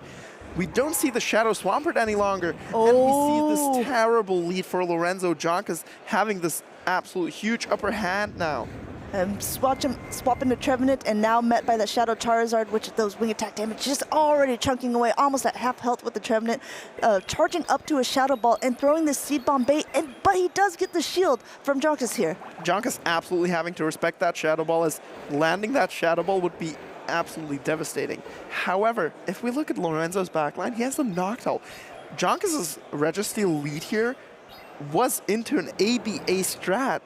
Yeah, this is true, because neither one of the Pokemon in this backline really want to see that Registeel. That kind of puts the Lorenzo in a very vicarious position. We'll have to see how he chooses to play this out. Now we do see the Ninetales come in, and this is also quite not great for Lorenzo, especially considering if he baits this Dragon Claw, if he shields this Dragon Claw or not. Oh, wow, a last-minute shield. That was done everything up. Now he is at a Blast Burn, so this will be enough, forcing Lorenzo to use both of the shields here. But we have to remember that Registeel in the back is going to do so much damage against this Alolan Ninetales and also the Noctowl. Yeah, Lorenzo knowing, we just saw him shake his head. He is very not happy about how this is going. And even with the Noctowl against the Altaria, with that shield disadvantage and the full HP Registeel in the bag, there is basically no way out here. Yeah, it's still playing through it here, going ahead and throwing the Sky Attack off at the Altaria. And the Altaria is just going to go ahead and tank the first one, charging up to the Moonblast. And let's see what Jonkas chooses he's going ahead, charging up a little bit of extra energy and throwing a Sky Attack of his own. Yeah, unfortunately for Lorenzo, this isn't going to KO. However, the Altaria is still way too healthy and still has that shield left. Will also reach another Sky Attack before Noctowl is able to reach two of them, and therefore the Noctowl is now KO'd. Let's see, the Ninetales will definitely be able to farm down this Altaria, because Jonkas' switch timer isn't quite up yet. Of course, Lorenzo is already at 100 energy. However, he won't really take any damage from those Dragon Breaths. Yep, going ahead and just farming all the way down, throwing this Dazzling Gleam here at the Registeel. It is resisted, but Jonkas going ahead and throwing up a shield just in case. He wants to make sure that he can get to this Focus Blast or Zap Cannon to take out the Ninetales. Let's see how good.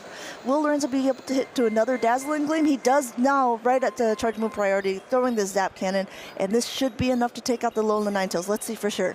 Yeah, the Zap Cannon is definitely KOing here, Amanda. We both know it. The viewers know it.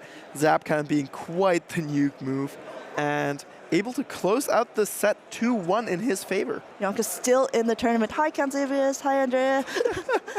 Hello, Maxi. This is also what I like about the tournaments, is that people who are still maybe knocked out day one, but they're still deciding to go to the tournaments to support the other players and to see how everyone is doing. Yeah, as I said yesterday, it's all about the Go community. Everybody is friends with everybody, and they are all happy to see each other here. Let's see how this is going to choose to go. They're taking off their headsets now. Good games to both players. Yeah, so as we just saw, the players did log out of the phones, made sure to also remove their accounts, which is also quite important. That is important. Because you don't really want your accounts on the tournament phones. Sure. It is quite important, because only logging out of the game is only enough if you logged in via Pokemon Trainer Club. That is the biggest advantage of logging in with that method, as you don't have to worry about anything else after just logging out of the game.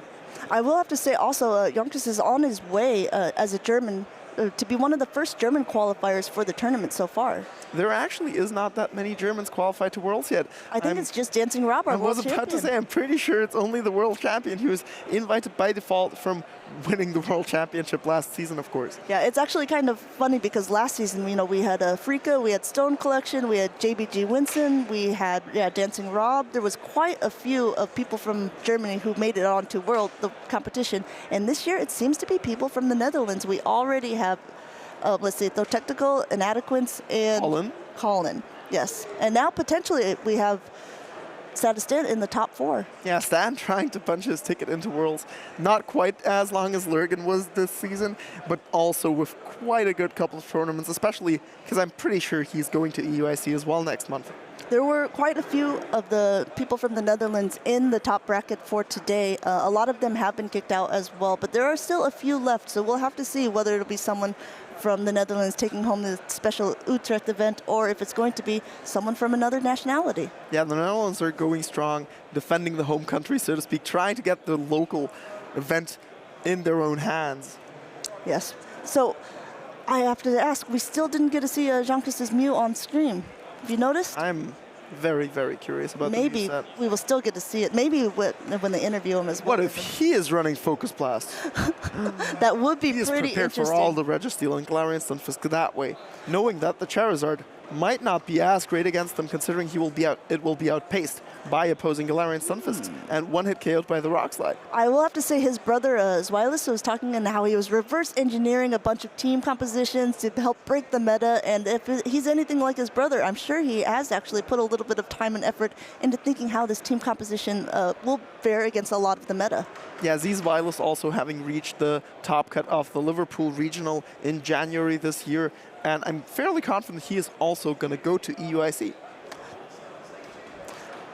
But in the meantime, we are also going to kind of show a spotlight on one of the Pokemon that, let's face it, we've seen it almost every single tournament. Not even almost every tournament. It's been in all of them, let's face it. It is that Galarian Stunfisk, that steel ground type that we were talking about earlier. Yeah, it has been an absolute meta staple ever since it was released into the PvP scene with that insanely good moveset of Mudshot, which is one of the fastest generating fast moves in the entire game, with 9 energy per use and 4.5 per turn, while also having a very, very good coverage moveset with Rock Slide, a 45 energy move of the Rock type, and Earthquake, a 65 energy move, which is quite the nuke, especially with that same type attack bonus Galarian Stunfisk has on it. Yeah, and because of this, it does up well against a lot of Pokemon that you're going to see in the top meta. And mostly, you've seen them already. A lot of the flyers like Noctowl, although it does take 3 Rock Slides to knock out a Noctowl, it is usually in favor of that Galarian Stunfisk, as well as Altaria. Registeel, I would say that while it is in favor of the Galarian Stunfisk, it's still a pretty close matchup. So it is quite interesting, actually. Registeel wins the Zero Shields with a 1 singular lock-on advantage, because Galarian Stunfisk needs a total of 30 turns to reach 2 Earthquakes. And we've talked about this earlier in the tournament. A Rock Slide and an Earthquake do not KO. It is not enough. The Mudshots do not do enough damage to put it in the Rock Slide range. So you have to double Earthquake. You need 30 turns. And Registeel, coincidentally, also needs exactly 30 turns to reach 2 Focus Blasts, which of course do KO the Galarian Stunfisk together. Not even a question.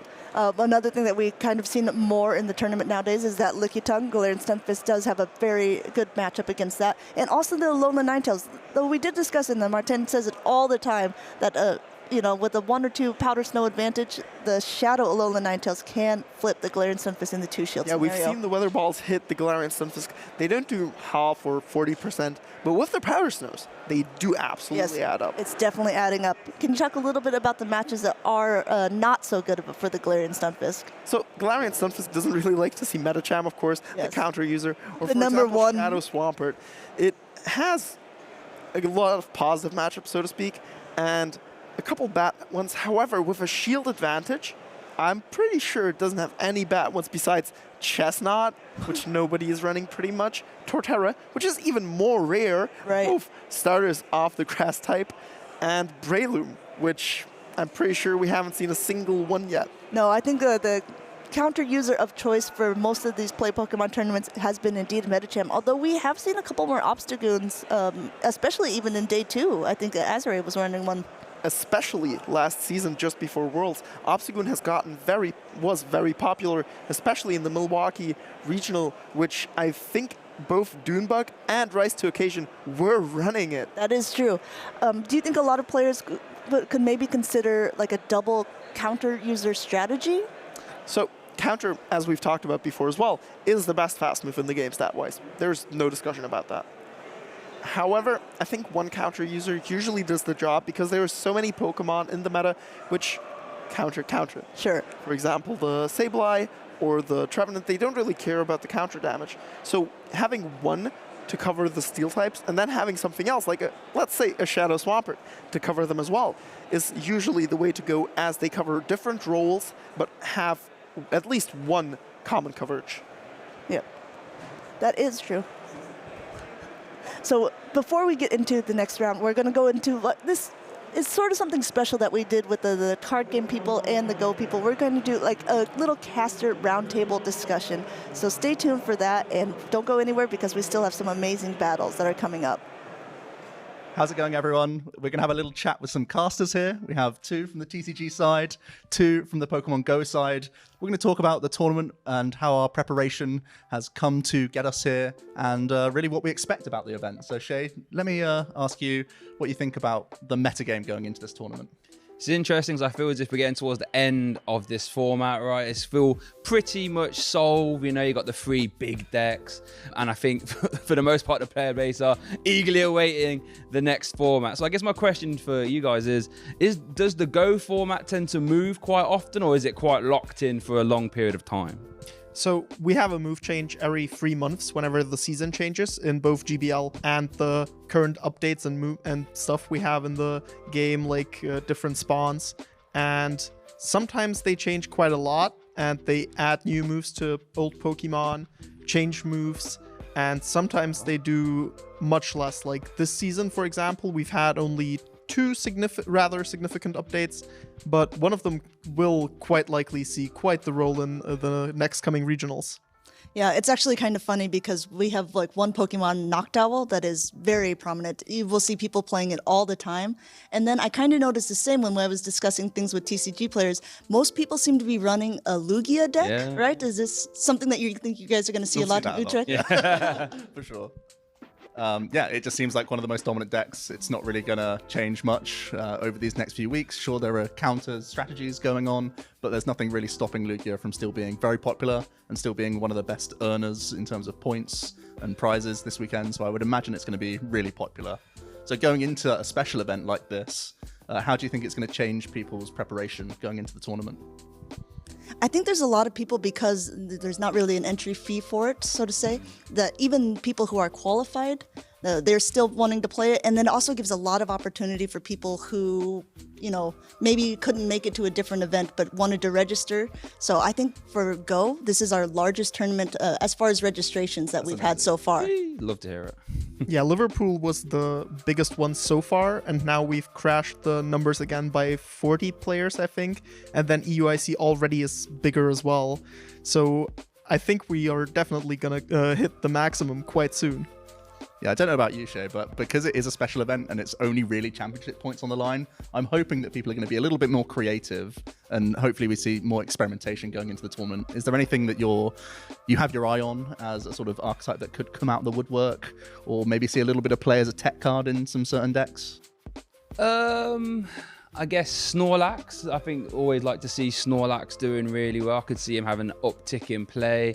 I think even if it is just CP online, I feel as if a lot of TCG players can be a little bit boring, unfortunately. So I don't think we're going to see anything it's a tough too invite outrageous this year. So still really, really important to be here and earning a lot of championship points. And that is the whole emphasis of a special event. Even though there aren't the same level of prizes, there's still a lot of esteem that can come from winning a special. And it's really good for championship points. I imagine it's the same system for you guys. I know championship points aren't really a thing, but this is still a great way to achieve your invite this weekend. Yeah, that's actually, I was going to ask you, when you were talking about championship points, could you maybe explain that? Because in Go, we don't have it. So how does the qualifications for TCG work?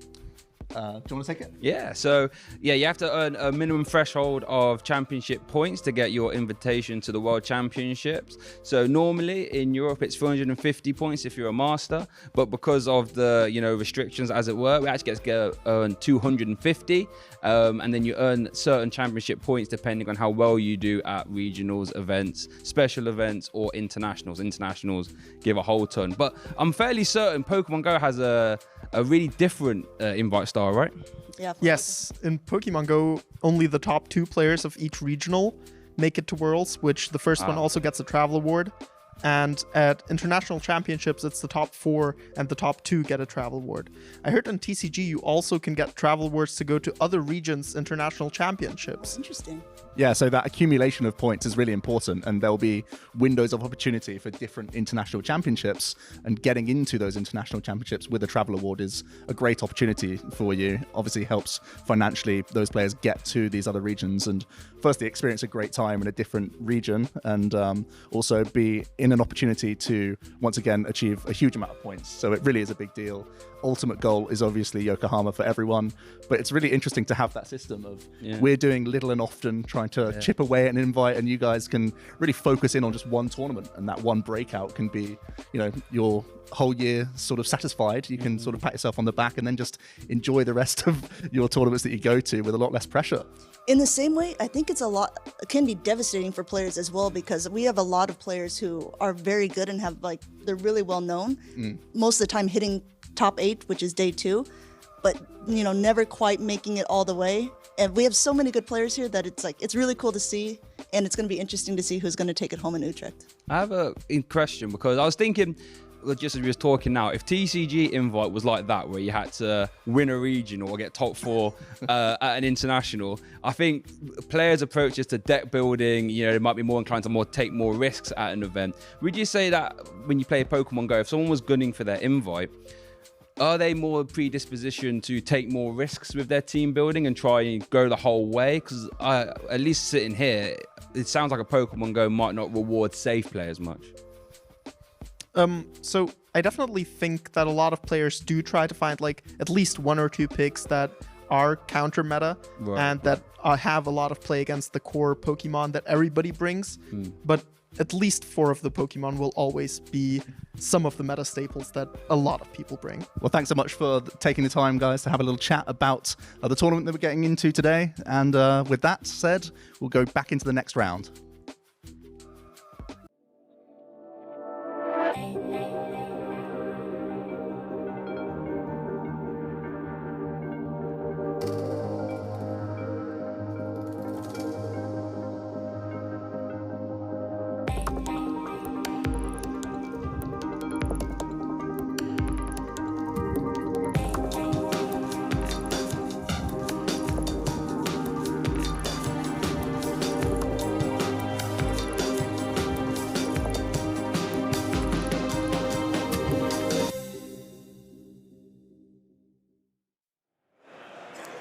Welcome back, trainers. I hope you've been enjoying these battles so far. We have still some Dutch players in, but we have more players. We also still have a German player in, Leonard. Yeah, we do, Jonkus, and he's one of the more famous players. We haven't seen too much of him in the official Pokemon tournaments, but he is a real menace in grassroots tournaments. And we didn't get to hear an interview from him after the last round, but I think that Amanda has found him somewhere, and now we can hear what he has to say about his last round. Sorry for the small delay, everyone, but I really wanted to interview Jonkus myself, and so I forced the break so I could do so. So now I'm here with the man of the hour. Jonkus, how are you doing? I'm doing quite well, but I didn't really expect to be here still, so yeah. Yeah, let's talk a little bit about that, because you had your first loss, you were in the losers bracket, and that happened quite early on in day 1. And then you had a really good run after that to get to where you are now. Exactly, I lost my 3rd round basically in day 1 and climbed my way through the losers bracket. It took so long. It was yesterday with so many battles. I think I went 7-1 in total yesterday. Could you hold your mic a little closer? Okay, yeah, 7-1 yesterday, and yeah, it was a long day. I was a little bit tired afterwards, but today goes kind of well and kind of quick as well. We're kind of fast as well, I think. That's why we also have the time for the interview now. Right. And you have been doing extremely good in this tournament. How are you feeling? Do you feel like you maybe have what it takes to punch your ticket to Yokohama? I want definitely to get a ticket to Yokohama. That's the main reason, of course, why I'm here. I don't know if I actually really have it in me, because I didn't really do any practice before. So that I'm here is kind of wild. But yeah, of course, I hope that I'm going to be able to get to the finals. Yep. So this is kind of funny because when we were interviewing your brother as wireless, he was saying that he was doing all this like meta-analysis and data crunching to figure out the best teams to counter the meta. And now you're saying, yeah, I just kind of threw together some teams. For my team, I basically looked at the last regionals in the US and banned for myself the 6 top Pokemon because I'm not really a good player if it comes to like the same matchups. Like I'm not really a good player if it's like Noctowl versus Noctowl, how to play those things out. Like I wouldn't really do that myself. Like it never really wasn't a meta player for that. So I went ahead and basically blocked all of those Pokemon out and built a team around everything that was left then, and it worked pretty well. Like honestly, I love my team. I would make one change if I could, but like otherwise it's really amazing. We haven't, since we didn't really feature you at all on stream yesterday, we haven't get a chance to see what moveset you're running on your Mew. Now, I know you're probably not going to review it on this, but I would be interested to see, as you continue, if we're going to see it on stream. Maybe I use Mew. Like Mew is definitely the one that I would change because I didn't use it that often, but I used it I think like 3 times, and I think I won all the games where I used it, so that's kind of nice. But yeah, like Mew, maybe he doesn't have the standard moveset, who knows? Yeah, like I would definitely change this Pokemon out if I could because it's definitely the weakest point. Doesn't really have the craziest play in the meta right now, but still, maybe we see it, hopefully. Yeah. Maybe there's a good matchup for it, who knows? I just have one question left for you. So when I interviewed your brother, I asked him who he thought was the better battler between the two of you. Oh really? I didn't even know. And he said he thought it was you.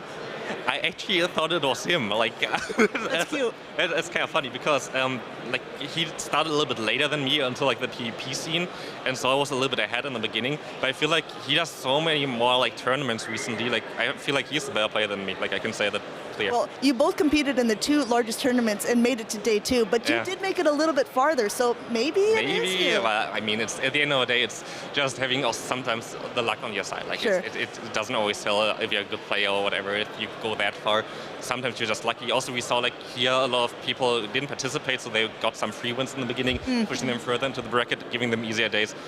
Sometimes it's just lucky as well. Well, I guess we can stamp it down to if you end up winning the regional, of course, then the special event here, then obviously you're the better competitor, right? Of course. Okay, well, thank you so much for taking time to do an interview with us, and good luck in the rest of the tournament. All right, we're going to kick it back over to the casters because we still have a lot more battles to go through. Take it away, Martijn and Leo. Thank you, Amanda. Great interview with Jonkus. And yes, his brother as well as actually did play as well in previous regionals. Both are really good battlers, and he made a really good run in the losers bracket so far. Right, he's I believe at this point 10-1 in matchups. A really good run, and we have more loser finals loser rounds to show. 10-1, that's a lot of battles. So winning 10-1, that is absolutely massive. And I mean, those brothers are just so talented. I mean, Zweilus in Liverpool regionals, he went really far with the normal Ampharos and the Tapu Fini after he reverse engineered the meta. Yeah, I remember too. Such a difference in brothers, right? Because the one says they barely practice, and the other one is diving so deep into it and how to core break everything. And then there's Jonkus with a more spicy team with like the Shadow Charizard there. Right? I'm a big fan of that. He's been using it very well. Let's take a look at our next losers round here. We have on the left Azarei, we have on the right Dr. JGY. Charizard is such a dangerous Pokemon when piloted correctly. And this time we also just have the normal Charizard. Yeah, Doctor didn't want to use any Shadow Pokemon, it looked like. I do think that Shadow Charizard has an edge over regular, just because it's already so fragile, so you might as well just hit a little bit harder. That is my opinion. Obviously, I don't know the matchup exactly for regular Charizard. Dr. JGI might have a reason for that, maybe, or maybe he just doesn't have one. I mean, the first matchup that comes to my mind is that you don't one-hit KO a Sableye with Blast Burn. Yeah.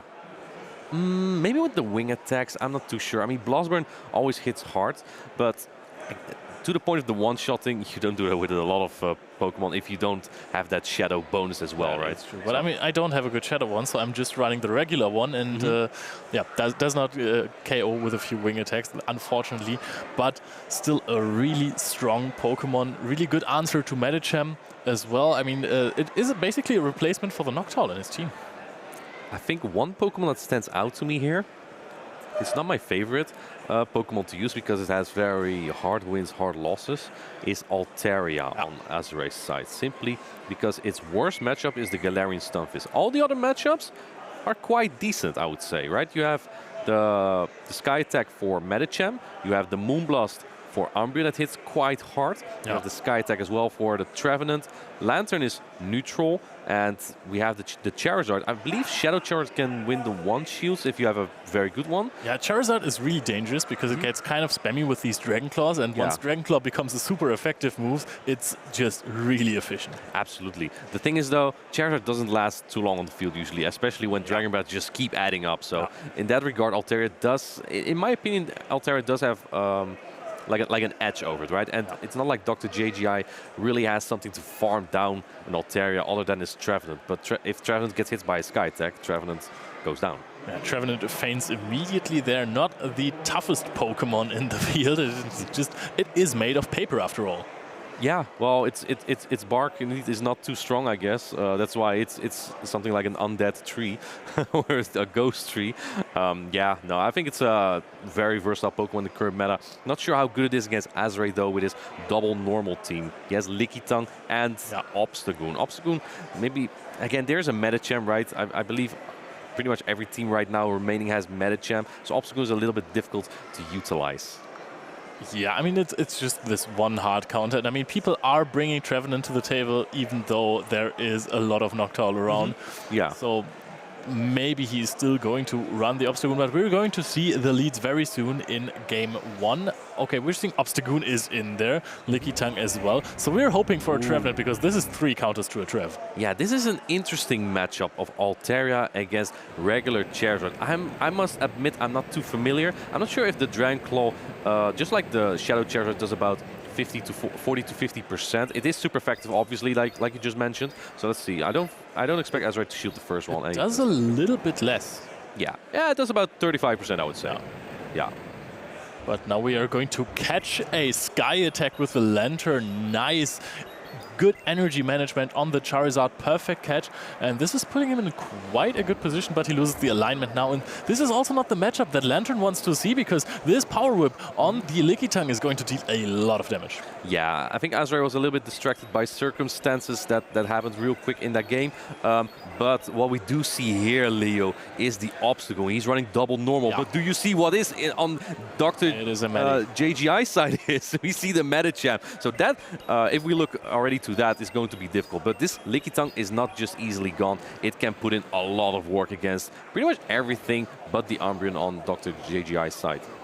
But that is true. But this Medicham is really strong here. It can do a lot against the Lickitung. I mean, you don't want to take too many licks, and Lickitung kind of has an advantage. But this Lickitung is not at a lot of HP anymore. The Ice Punches deal a lot of damage to the Altaria, and also the Altaria is pretty much chipped down at this point. Yeah. So there is only the Obstagoon and no left energy at full HP. Yeah, there's also no energy. I highly doubt Azrael will bring in the Obstagoon into the Charizard, but Dr. JGI has to throw, and very good counting by him, right? Throw the Dragon Claw just right before the Body Slam. Yeah, what a fantastic energy management again from Dr. JGI. You can see it in his face. He is fully focused, and this Medicham in the back is going to be so good. The only thing that Azure has going for him is the double shield. So maybe this Altaria, this Altaria can be really good against the Medicham with the double shields. We have a little bit of energy. We'll have to shield both of these Ice Punch in this scenario, I think. This actually now doesn't look like the worst for Azrael. Obviously he has to go shields down here to get rid of this Medicham. The thing Azrael really needs to look out for is that the Charizard doesn't get too much energy. So basically that's the problem here. And I believe he took 2 double super effective counters already, so he might already be in Blast Burn range of this Charizard. Yeah, I mean, if you land in Obstruct, then maybe you can take one of those to the face, but it is not looking too good here. We are going to see. Okay, but can you really afford to not shield this? You have to shield this. Because you will get countered down. Your Night Slashes do not deal that much damage onto the Medicham. We know that the timer is still up, so you can farm a little bit more energy on this Altaria, but yeah. Charizard farm is down, Leonard, because if it can just one-shot that Obstacle possibly. Let's take a look here. Charizard is going to come. It already has so much energy. He can even afford to throw a Dragon Claw here, but Dragon Breath are adding up. Wow, let's go. Let's see. We have almost 2 Blast Burns. I believe we are 2 or 3 wing attacks off the next Blast Burn. Here it comes, Leonard. This Blast Burn is going to deal a tremendous amount of damage, and it is almost going to KO, but we are already at the Dragon Claw now. Oh, this it's is a charge priority event! Oh, what a close battle. Very well played on both sides. I think that Azure played the best he could here by anticipating the Medicham in the back, by bringing that Obstagoon into the Charizard here. Very well played by Azure, and very good team strategy there from Dr. JGI. Obstagoon into the Charizard, of course, also not the best matchup because these counters are resisted. However, the Charizard is really fragile, can't afford to take too many of these counters, plus the Night Slashes. But he got this energy management off. He had the maximum amount of farm before dodging the Surf, getting it onto the, not Altaria, but something, the Sky Attack. He dodged the Sky Attack, sent in the Lantern, and this Charizard was just controlling the match. Yeah, I think that Sky Attack catch on the Lantern may also have been very crucial for Dr. JGI to win that, because that, like, the damage soak there is just, it's really inefficient energy use, right? It's a resisted Sky Attack. If the if the Altaria still had that, you know, that may have put him in a way more difficult spot. So that also may have been very crucial in this game. I think that Azure just couldn't manage energy on Obstagoon really well either when the Medicham came in, right? Because if you stay in longer to bank a Night Slash for that Charizard, you might get in Blast Burn range. So that was a very difficult spot Azure was in at that point. A very well played by Dr. JGI. If he had stayed in for one more counter, it wouldn't have changed the matchup with Altaria, because we were really far away from an Ice Punch. Yeah. If he got to throw the Night Slash on the Blast Burn Judgment Priority event already, then it would have been Azure's game. It was definitely a very close match. Let's see how these players are going to adapt to that. I'm wondering what Azure was predicting here. Lickitung seems like quite a safe option against a team without Noctar, right? The worst is the Umbreon. To be fair, I think one more counter, to conclude my previous thought, one more counter would have knocked out with the Blast Burn then. Yeah, absolutely, right? So you can't really farm up more energy, otherwise the Blast Burn will take you out. So that was just a difficult spot between health and energy management that Azure was in at that point. And honestly, he already made it so close by just bringing Obstagoon into Charizard rather than Altaria, just predicting there might be a Medicham in the back. Yeah, also Charizard is not the best matchup for Altaria because of these super spammy, super effective Dragon Claws that do not deal that much damage, but I mean, it is not the strongest move in terms of power, thus the low energy cost, but you can just throw a lot of them, especially since the Wing Attack move update. You have so much energy, and Wing Attack still deals a normal amount of damage. It is still applying a lot of pressure onto the Altaria. Yeah, absolutely, and that adding up with the Dragon Claw will really pressure it. You know what I noticed as well here, Leonard? As the tournament progresses, the players, this is also the losers bracket, right? So they only have one shot. If they lose one matchup here, one round here, they're out. So basically, you see that they put more thought into their team prediction, right? They take more time, they take more thoughts here, and you only have one shot at this point. If you lose one round, you're out. But if you advance, you are so close to the losers finals and perhaps the grand finals even, right?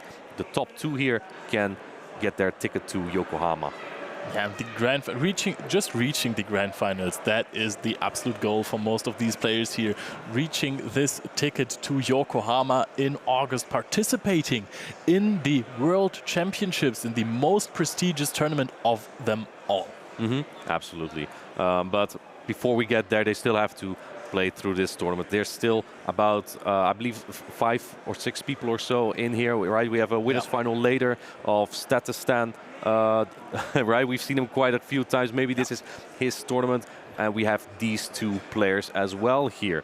Yeah, I think on Azure's side, would you want to bring the Shadow Alolan Ninetales? I feel like that could have been a strong pick against that. Even Charizard doesn't do as well against the Shadow Alolan Ninetales. I think we saw that earlier, right? When Lorenzo played against Jonkus, right? We saw that he used Shadow. Oh, sorry, he has regular Alolan Ninetales against that Charizard just because it outpaces faster, right? And the Ice type is neutral because Charizard is also a flyer. So in that case, it can outpace those moves and win that matchup against Charizard, which shoots up. Yeah, and I mean, this is also a bit bait dependent, right? You can't really afford to get Blast Burned, of course. It will always take 3 or 4 Alolan Ninetales out at once. Yeah, well, the thing is, in the 2 shields, you don't even have to call a bait. Like, I know that as a Shadow Charizard player and someone who really likes to bait moves, that against Galarian Stunfisk, you can win the 2 shields as Charizard because it takes 5 Mudshells every time to the Rock Slide, and eventually with enough baiting, you CMP, you get on the charge per the event every time with the Charizard. Onto the final one, you land the Blast Burn. But the Alolan Ninetales needs 4 Power Snows to their second move. So basically you get there 1 before that last Blast Burn, even if you get double baited. So that's why I myself as well like to use Alolan Ninetales often as a Charizard answer.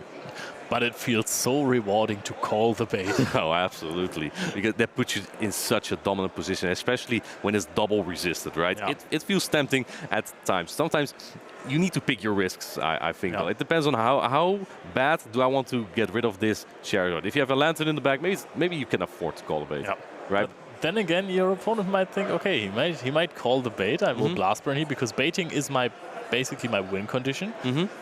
Farming up a bit of energy, and then 1 before. Like, if you can calculate, he has to throw the Weather Ball 1 before the Blast Burn. Then you can make an easy catch on one of your Pokemon that resists the Ice-type Weather Ball as well, and you have almost a Blast Burn loaded. So that's also a thing you have to keep in mind. Like, sometimes keeping alignment is not the way to win a matchup.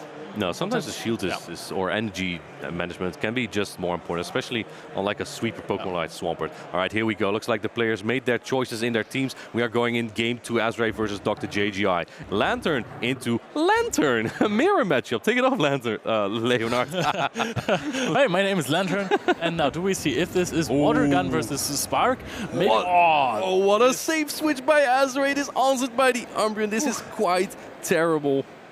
I mean, safe switching the Trevenant against... Yeah, I mean, it's only Lantern and Charizard as well. So, I mean, Trevenant safe swap is not really safe there at all, right? I think that Azray was expecting that Charizard to answer the Trevenant here, and unfortunately for him, look at this undercharge, by the way, from Dr. JGI to get more snarls in, because those seed bumps just don't enough.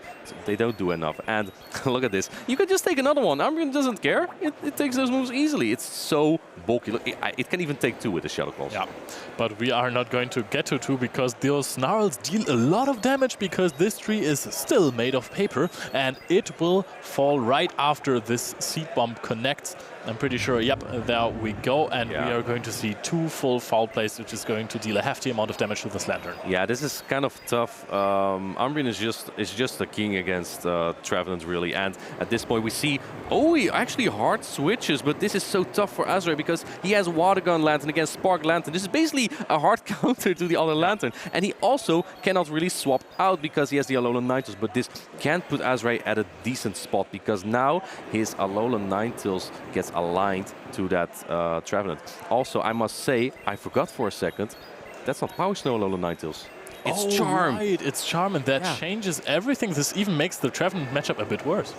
Yeah, it does make the Trevenant matchup a bit worse, but it does make this one better. And I think this shield by Dr. JGI is actually a genius one. He might just be preparing for the Charm Alolan Ninetales. He's just preparing because he knows if I let this go, I might just lose to fast move. So I really like that shield on his side.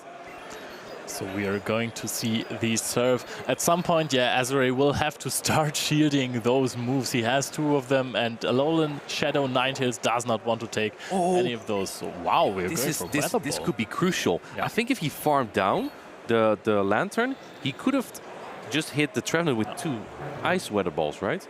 But now the Trevenant might be able to get to 2 Seed Bombs. And with the Shadow Claws, Leonard, that might take out this Shadow Alolan Ninetales. Yeah, I think at this point, a Seed Bomb definitely would take out already because it is really fragile. And we're just 3 Shadow Claws away from the next Seed Bomb. So let's see if within 2 charms this Trevenant falls. But yes, we're going to see the Weather Ball. No, we're not. Seed Bomb is going to connect here. What is Azray? I think if Azray threw the Weather Ball, the timer may have been up and he may have had a chance of catching this move, but now it's over. It looks like Azray is going down against this Trevenant. The Trevenant clawing down the Lantern in the end, and that is game. That means Azray is out. Dr. JGI, what an absolute calculated play from this Doctor, going to the next losers round here. Very well played.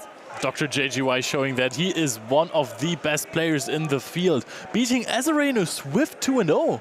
Yeah, that's not easy. Azrai is a pretty well-known battler, content creator. Many players know him, perhaps even fear him, especially when he's putting 2 shields on a charmer strategy. That's something you have to keep in mind if you play particular players. And maybe Dr. JGY just knew, and that's why he shielded that serve. I still think that there was a win condition for Azrai there. If he either farmed down the Lantern, or if he either farmed down the Lantern, right? Because then he had the 2 ice weather balls for that Trevenant, or if he threw it, if he just threw his move, because that stalled the clock, right? There's 10 seconds going over your charge move duration, and they might be able to catch that decisive move. It may have been possible. That is true. I think that the 2 weather balls would have been the better win condition, because this Trevenant was still, I think, 2 Shadow Claws away. So you can just throw it immediately and then throw another one right before the Trevenant reaches their first seed bombs. So I think, yeah, even though Lantern would have reached the serve, or already was at a serve, you could have won that one maybe with a bit of luck. I think there was another Pokemon in the back for Dr. JGY, so he also would have had the chance to catch a move. Yeah, it's a bit of a difficult call. I think if that's what he did, you would have basically reversed the roles there, right? Then it wasn't Azrai who had to catch, it would have been Dr. JGY to catch. And I think... you don't want to be the player who has to catch, right? I think it can be exciting. You can hear the crowd when it happens, right? I think that gives some adrenaline.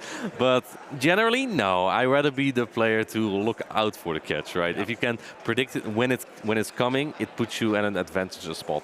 But if you play against good players, we are getting further and further in the tournament. Only the best are remaining at the moment. And they know all these techniques, right? Yeah, so they know everything about over-farming and... counting, catching. Counting also high-level technique, right? I'm still not at it. Bringing in the right Pokemon as well, right? Yeah. The obstacle into the Charizard. That is a high-level play. Not the Altaria is better. Not the Swampert into the Altaria. No, yeah, I'm very aware. You know, I want myself... It can happen to the best, honestly, whether that's intentional or not. But, I mean, I once swapped in my Bastiodon into a Swampert. You know how that went as well? That was a battle I would have won. And you won that? No, I did not. I did not win that. But either way, let's go to Ilya for the interview with Dr. JGY. Thank you, Martijn and Leo, for this amazing coverage of this very exciting match. We have here the winner of the last matchup. How are you? Yeah, good. So you are now in the top 4. How does that make you feel? Yeah, happy really. Wasn't expecting it at all. So it's your first tournament, isn't that right? Yes. Yeah. So how did your preparations for this go? How did you go about team building? What was the main core you wanted to build your team around? Originally I wanted to start with a meme team, triple starter. Decided I needed a better water and a better grass, and then I just picked 3 mons, which most people picked, which were Medi, Fisk, and Lantern, I think. No, not Lantern. I forgot my 6th mon. Umbreon. Who doesn't love forgetting their own team? It happens sometimes. Yeah. So, in the last interview, you've said it was a choice to run non-Shadow Zard over Shadow, and you said it was for more bulk. Is there any specific matchups you were thinking about when choosing the non-Shadow variant? Versus Altaria. Altaria specifically. My team was quite weak to Altaria. So, yeah, I needed the bulk for that. Were you afraid of facing Altarias? What was your reaction when you saw Altarias on opposing teams? What was your thought process in building the lines of free to face them? Do my next opponents have Altaria? Because I don't want to give that away. Fair enough. Is there any other Pokemon you were afraid of facing? Not really. I think it's a fairly balanced team. There could be some off-meta pick, which doesn't come immediately to mind, but I put it into pvppoke.com and it looked okay. So now you're, I want to say, 2 wins away from your Worlds invite. Do you feel like you can do it? I don't know. It's very tough competitors there, so I'll give it a shot. Okay, good luck good luck in the matches for this World Championship invite. Thank you so much. Yeah, thank you. Let's go back to the casters. Thank you, Ilya, and thank you, Dr. JGY, for those insights. Unfortunately, we couldn't know what his plan was against Altaria, except for having the Charizard with so many Dragon Claws, even more because it's not the Shadow one. he handled it well, right? He won his battle. He advanced to the next round. So I think maybe he didn't have a plan in advance. But if you are a good player who knows how to play with that energy, just dance around, right? He danced. He really cooked and danced. Yeah, he played it really well. I'm excited for what we're going to see next, though. I know that there is still Arma 7 as well, right? A player that we've seen before. He played against Statistan, I believe, earlier. And we might... I think he had Shadow Alolan Ninetales as well, right? And I believe he also had an Armin. That's also a Pokemon that we saw on Dr. JDY's team that hardwalled the Trevenant. Let's see. I'm wondering if Armin 7 will also use Armin, because we haven't seen it as much in previous regionals since Liverpool, but now I feel like it's more dominant again. Yeah, and I'm curious why, because Rise of the Shadow Alolan Ninetales, of course, it is a fairy type. It resists these fall plays. You have to go for the last resort or Psychic if you want to play that, but most players tend to play the last resort to not lose in the mirror match. So it takes those very well. We are still just neutral to the Weather Ball, so baiting them and getting called on the bait is not really that bad for the Alolan Ninetales. Yeah. And of course, people are starting to play Registeel over Stunfisk a lot more. And while Stunfisk is a rather neutral matchup, because you still don't want to take the Earthquakes, but Rock Slide you don't care about, Focus Blast from Registeel are really annoying. Yeah, that just makes it more difficult for Umbreon, right? It's just similar to like Lickitung, right? Lickitung doesn't have a great time against the Registeel either. Yeah. Actually, if you go straight Focus Blast on your Registeel, those matchups are not the worst, just because you don't get debuffed. And usually Registeel is fine with just landing 2 of those moves, and with the lock-ons, it might take out even that bulky Pokemon, whether that's Lickitung or Umbreon. Umbreon is slightly bulkier, so you need a little bit of chip damage before that. But otherwise, you can just land 2 Zap Cannons, hopefully get the attack drops, and make that such a solid matchup to perhaps even come out with another devastating charge move. Yeah, that is kind of interesting with Registeel. You don't always care about which move is more effective, because most of the time, due to no lock-on damage, you need 2 moves anyway. So why not go for this attack drop if you can afford the extra energy that it costs? Yeah, it's only 1 lock-on, but we've seen plenty of time now that 1 turn can be so crucial. And since they do this, they actually do the same exact damage in neutral situations, the Zap Cannon and Focus Blast. So if you're ever in doubt, whether you need to save on the energy or if you want the attack drop, you throw the Focus Blast, right? Because then you actually save 1 single turn, which can be big in some matchups. Yeah. But let's take a look at this matchup here. We have Armin 7 on the left side, indeed with the Umbreon, and we also going to see more Charizard action from Jonkers on the right side. What do you think of this matchup, Leonard? I have to look at the teams again. We have talked about Azumarill versus Shadow Charizard a lot already. Actually, Shadow Charizard is kind of decent, because 2 Blast Burns will take out the Azumarill, and if you're able to take 1 Ice Beam plus a few Bubbles, which I don't even know about, you actually outpace. So that is kind of a decent matchup for the Charizard. However, with shields, your Bubbles are going to deal a lot of damage. We have the Shadow Swampert as well. Yeah. Shadow Swampert looks kind of safe. It looks really good for Jonkers, right? He's using the double starter line. I think Jonkers may have played some main series games before this to be inspired. And I think Shadow Swampert just looks really safe here. Basically, the Azurill looks to be one of the best Pokemon against the Swampert in this case. I think Umbreon and Medicham also put up a really good fight as the Sableye, but Sableye appreciates the Hydro Cannons way less, right? Because it's less bulky. And one Pokemon that looks kind of good on Armin 7's side is that Umbreon, basically only really fearing the Registeel, but it does answer Pokemon like Mew and Lickitung really well. I mean, Altaria has Moonblast for it. So that can do a lot. Shadow Charizard, no Pokemon wants to take Blast Burns, but you do win that one in the Zero Shields. No, yeah, that's true. But Altaria against a double Fairy team. You know which Pokemon would have been good against Armin 17? Nidoqueen. But we don't see it anymore, right? Since the Poison Fang that got only got 5 energy. It's only 5 energy more expensive now, but that means that Nidoqueen needs a full more Poison Jab, and that's sometimes just so crucial when you have a fragile Pokemon like Nidoqueen.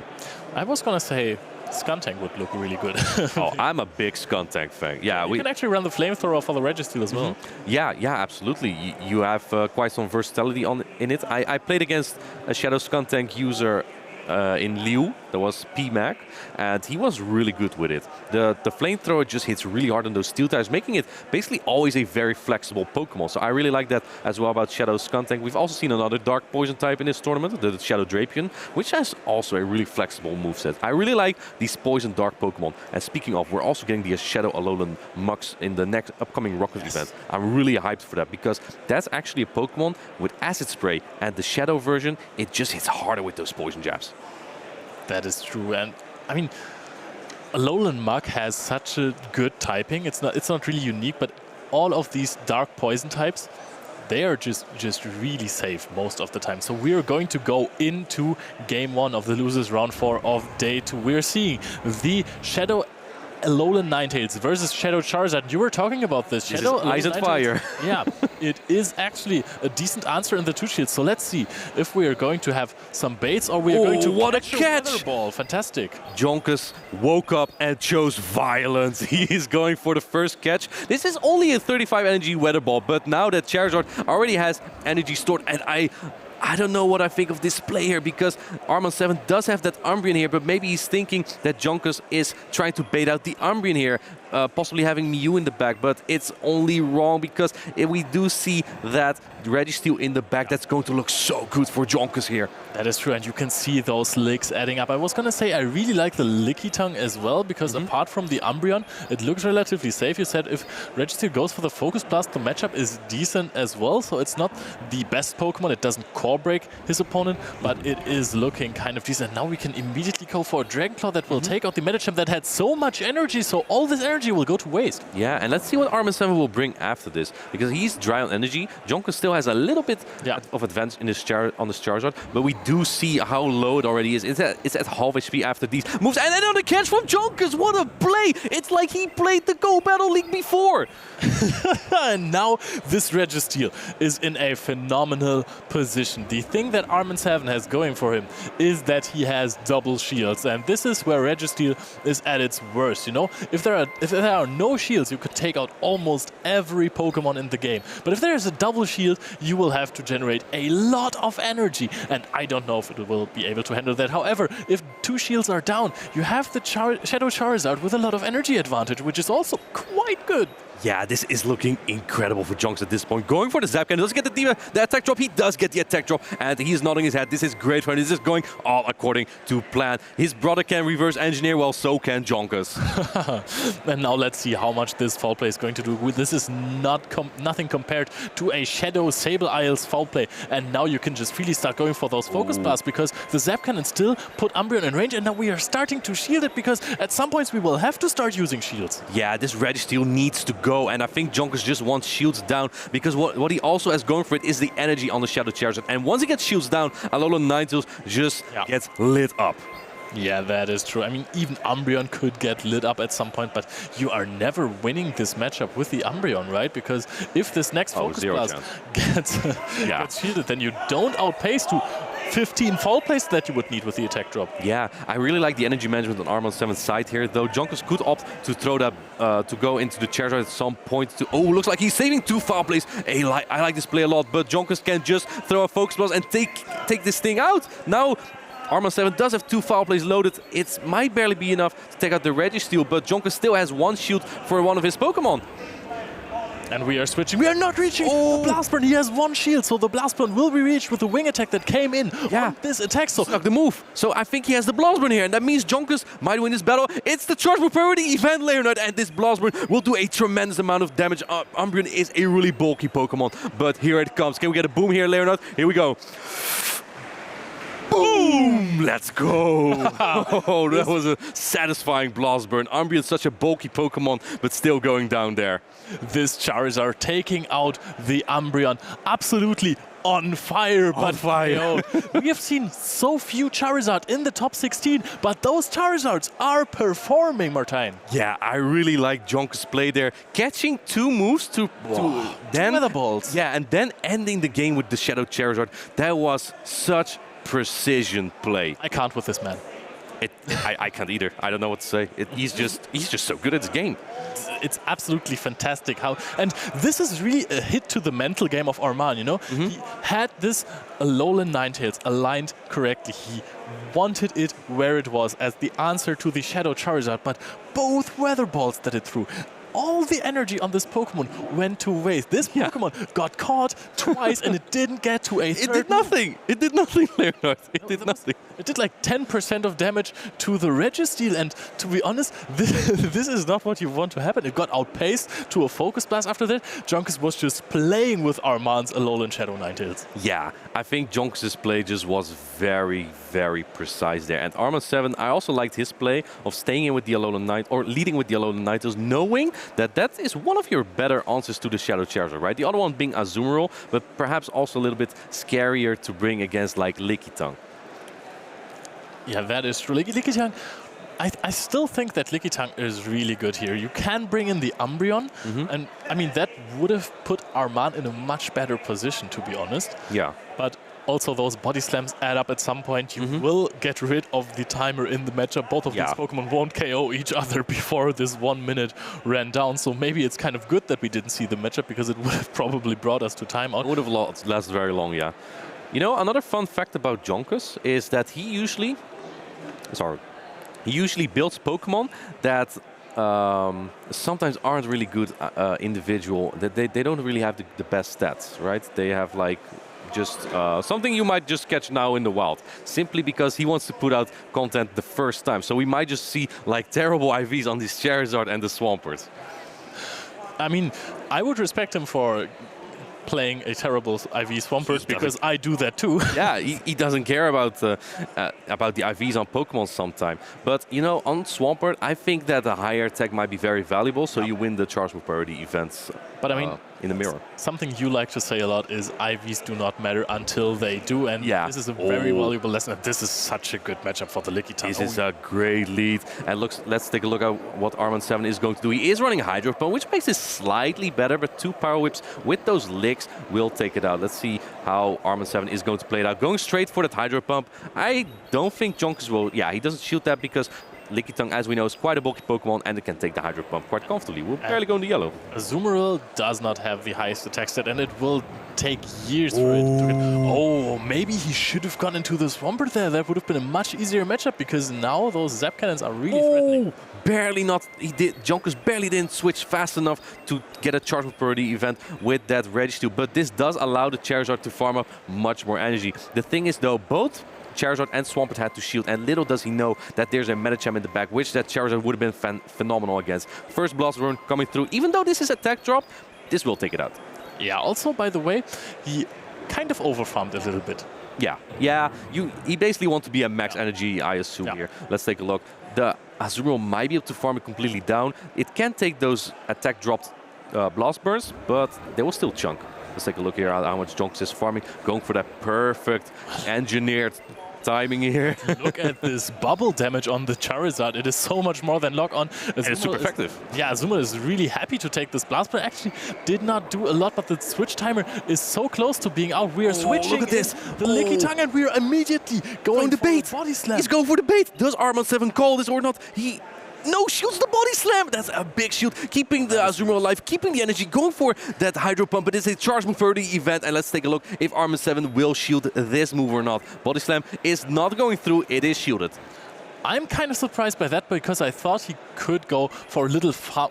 Well, it is a bit too much to farm down the Lickitung. Oh, we are undercharging. Very good. Possibly switching into the Medicham already to get some farm down. I like this a lot, but does it get to the body slam? He barely doesn't get to that body slam. Doesn't get to it, but that was a sizable chunk of damage. We are at 1 shield, and we have 1 blast burn. Almost ready, if I recall correctly. Yeah, look at this. Almost have 2. What is this? Charizard is going to set the stage on fire here, Leonard. The first one is coming through. Is Armin 7 going to cause that might be his win con, and he does put up that shield for this blast burn. But I think we're not going to even see the Swampert in the back, because we are winning the Charge Move Priority event. The Blast Burn is getting charged up. Medicham, one of the tankiest Pokemon in the game. Will it take this Blast Burn, or will it fall? Oh my goodness. Medicham goes down. It's set on fire, and in comes Swampert. It is revealed only briefly to throw this resisted Hydro Cannon, and this will take the game for Jonkus. Jonkus gets a very clean 2-0 win here against Armin 7. Hydro Cannon is coming through and Azumarill goes down. Very well played by Jonkus. Swampert coming in to clean this up, taking out the last remaining health points of this Azumarill, giving Jonkus the 11th win of this tournament. Incredible. He is now going to the loser semis, and that's an incredible performance. And a tournament that is stacked like this, he will be taking it on against Dr. JGUI, as we just saw, and he also has that Charizard. He didn't play as much, but I think the Charizard may have just been better in this matchup as well for Jonkus, right? The Charizard just set everything on fire there. You thought that Azumarill could stop it? It did not. I'm kind of speechless because the last time I saw Shadow Charizard used to this perfection was when Human Catcher Bug piloted it. And I think this is a good indicator that Jonkus might actually win this special event. Yeah, it feels very similar, right?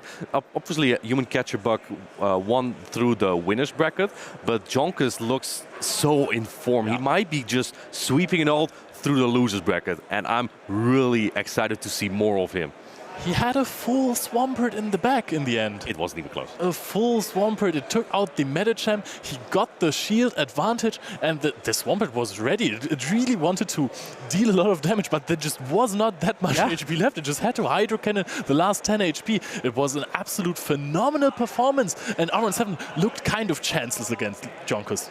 Yeah, there wasn't as much he could have done there anymore. In game 1, there were just two very crucial catches that allowed the Charizard to build up so much energy that Jonkus could clean up the whole team of Armin 7. And then it came down to that in game 2 again when Jonkus saved the Charizard, right? He switched out at some point and just went back into Lickitung, throw the energy into the Azumarill. Actually, even a bait was called, which was pretty incredible. That's important. Yeah, but then Armin 7 couldn't do much anymore because there was just Medicham left and there was still Charizard with a Blast Burn loaded. What can you do about that? 1.5 Blast Burns even, and this is one of the dynamics I love about Pokemon Go, because remember in Liverpool there were a lot of Shadow Charizards in the top cut, so that Pokemon even won the event. It was phenomenal. People started to prepare for it a lot more. We saw less of it in Bochum because people knew they're going to be prepared for it. And now some players brought in the Charizard again and they are performing. I think we have 2 in the top cut and both of those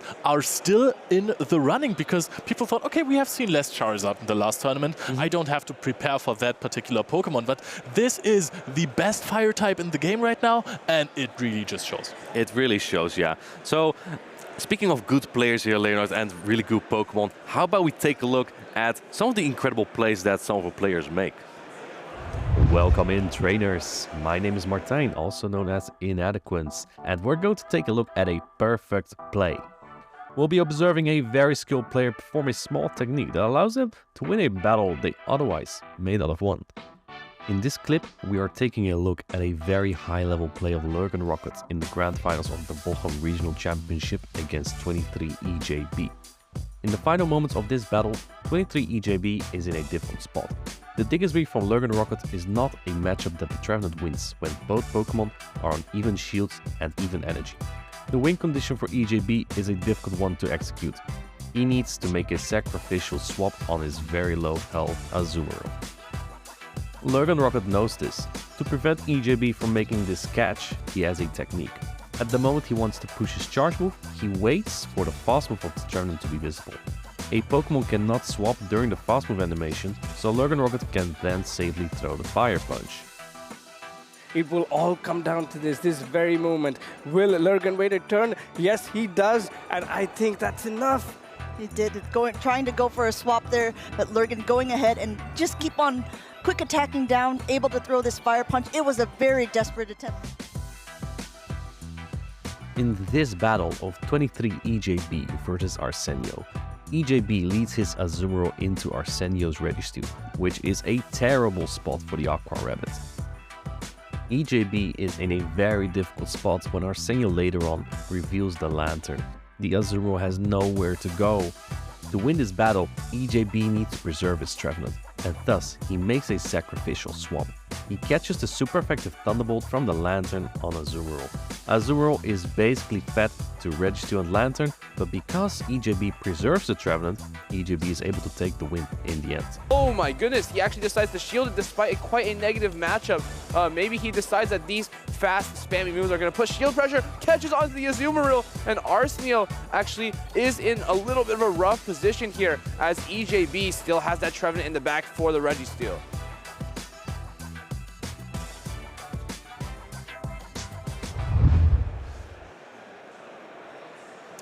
I always love those videos because I am a player who has a lot to learn still. I mean, many of the players who even attend these tournaments still can learn something, and it is always good to ask players who you consider to be better, like Martin here, to give you some tips. Like it's not.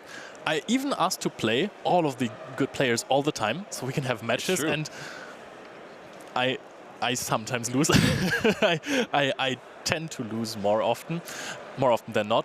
But however, I still learn so much from time to time. So don't be afraid to talk to other players, to talk to maybe better players, and have some matches with them. Maybe they can give you some insights that can improve your play.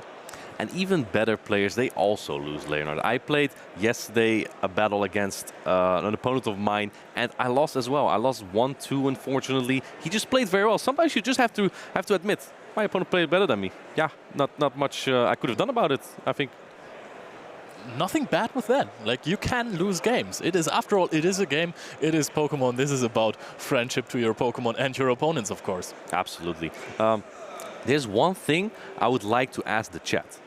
Who do you think so far would win this tournament? Please type your answer in the chat. Do you have any idea what do you think, Leonard? I'm sold on Jonkus now.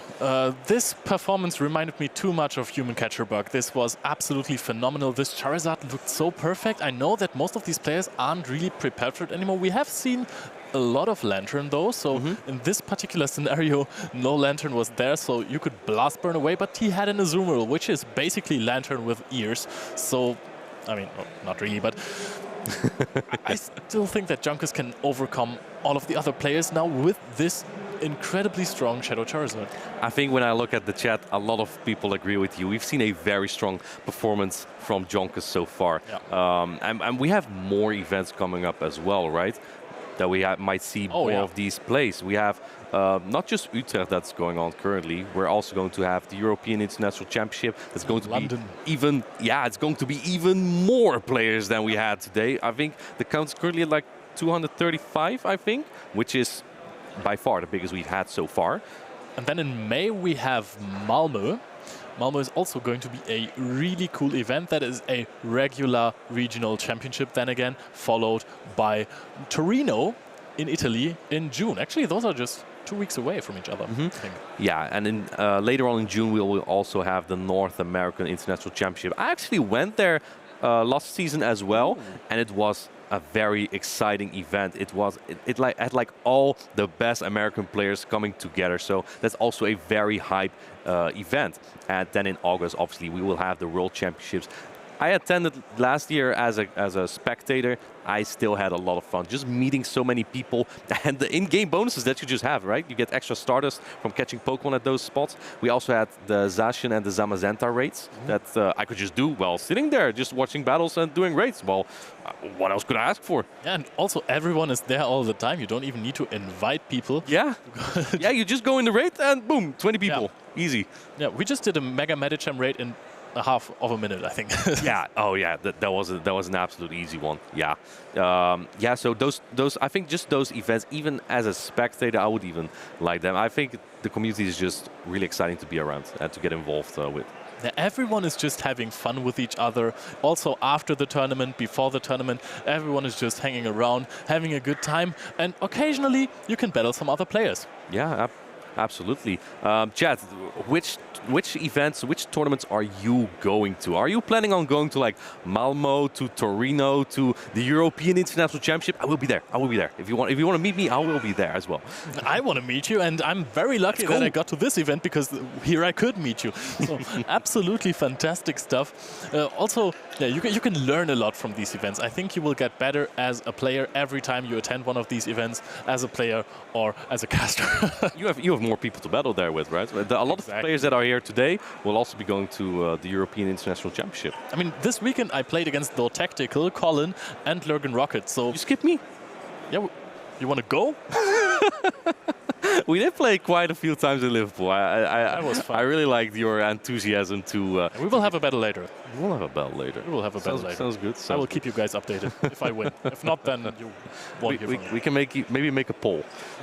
Oh, the poll sounds kind of good. I think the votes will be in my favor, but because people pity me about that. Just like mine against the Tactical. But we have prepared the next interview with Jonkers already, so let's kick it over to Amanda. Let's hear what Jonkers has to say.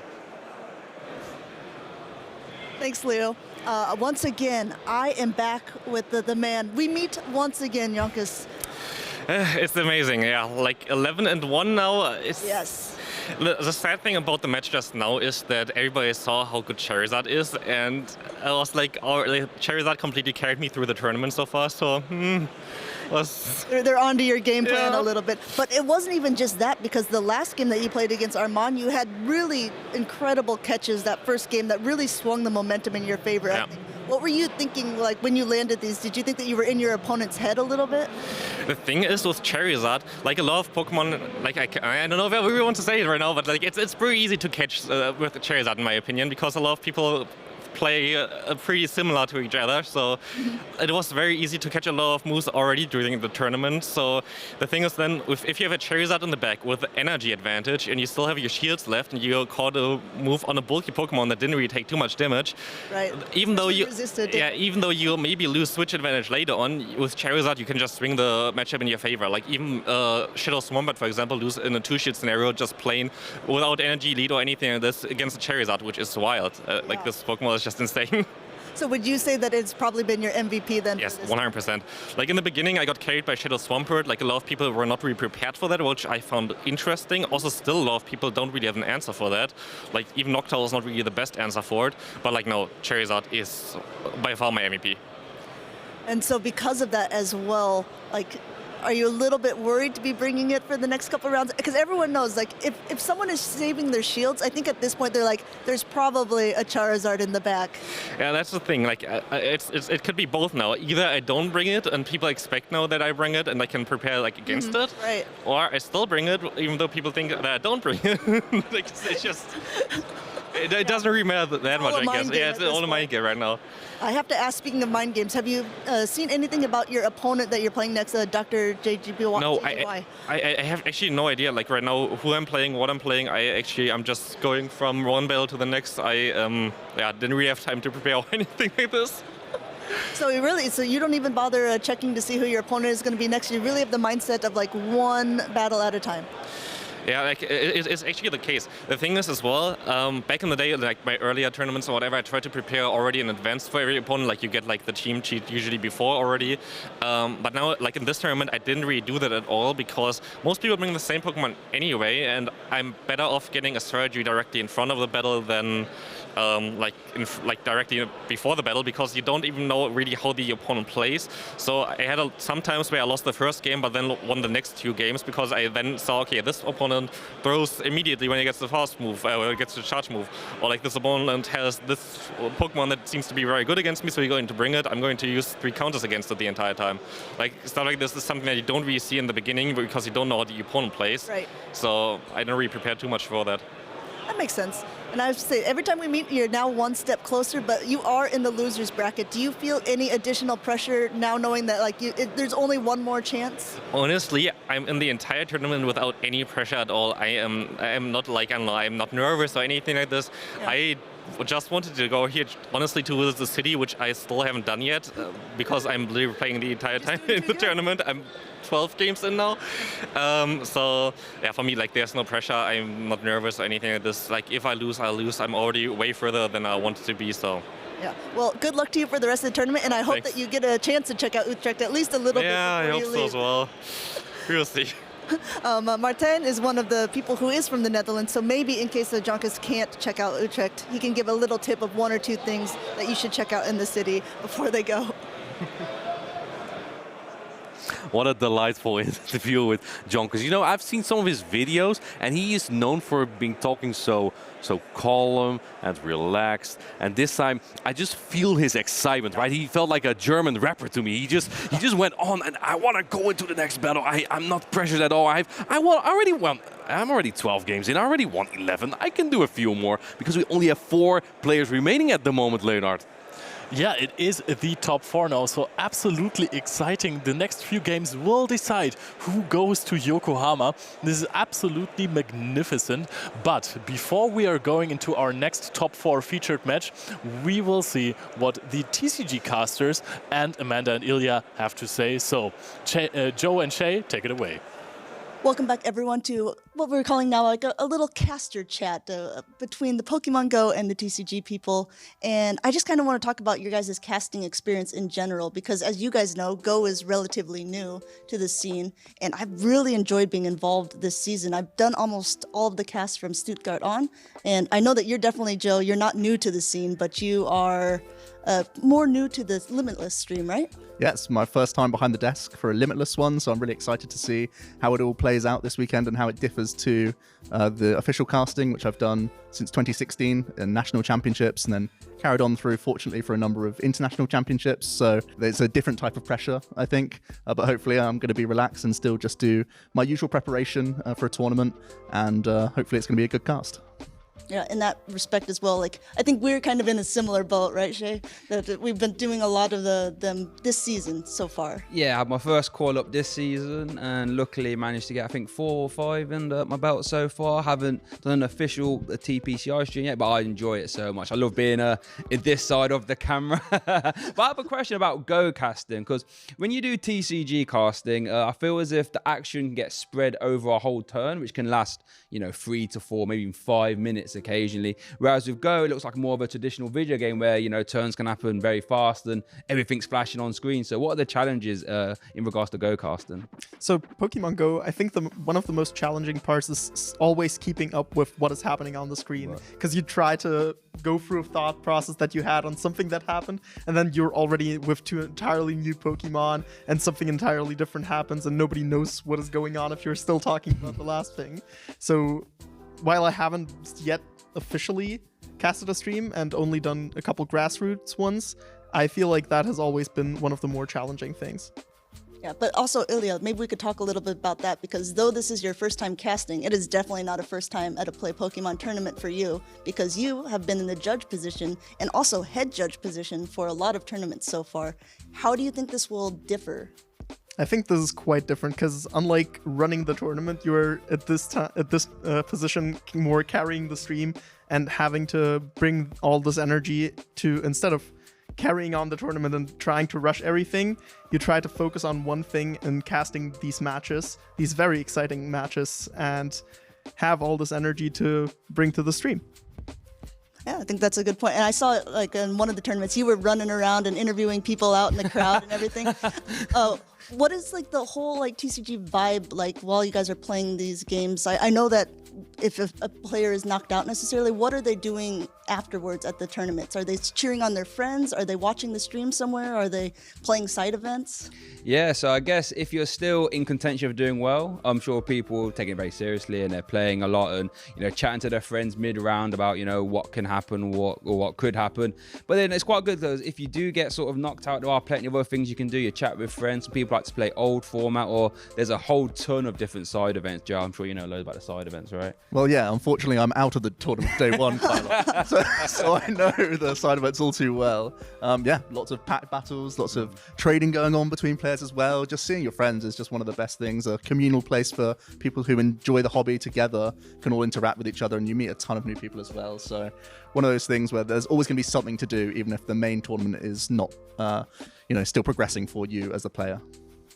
Yeah, in Pokemon Go, the community is very tight-knit, especially due to the COVID times where all the grassroots tournaments were held online. So therefore, basically everybody knows everyone else, and everyone is friends with each other. So whenever there is a tournament or a regional or a special event, like there's big meetups where a lot of the players come. At Worlds, for example, I think we had like 100 people meet up on the Saturday. It's crazy. Love to hear it. Love to hear it. I was talking with one of our other casters, Leo, and he has casted a lot of other events before, and he was saying, in Go, it's so funny because everyone refers to each other by their nickname. And I guess it makes sense because it's our in-game name, so it's what we're used to seeing for a long time. But I think for a lot of players, it was weird putting faces with names when these tournaments first started. They were like, oh, this is what this player looks like. And now even more so when there's not going to be masks, I think we're going to be even more surprised. Wait, that is you? I think I've seen you before, but that's what you look like? Yeah, absolutely. Just seeing people for the first time is going to be really exceptional. And, you know, sometimes showing that emotion in game as well can give you some information as well as players. So that's also a new dynamics that some players might have to adapt to. So thanks so much for, again, taking the time for having this chat. And we're going to be signing off up to another round very shortly.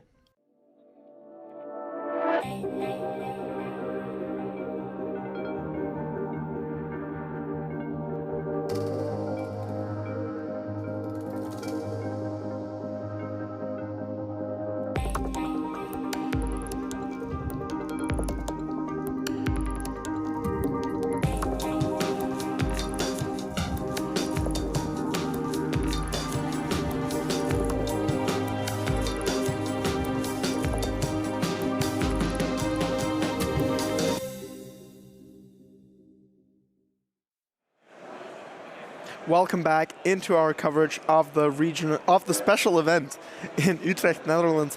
We are heading into the top 4. We only have 4 people left. You know, fighting for this world's invite. This is very, very exciting. I mean, and we still have someone from the Netherlands in, so that is something that was maybe predicted. If it's going to be a special event in the Netherlands, maybe we get a regional contender. But also, there's been some really good plays from people outside of the country as well. I think we even have 2 Dutch battlers still.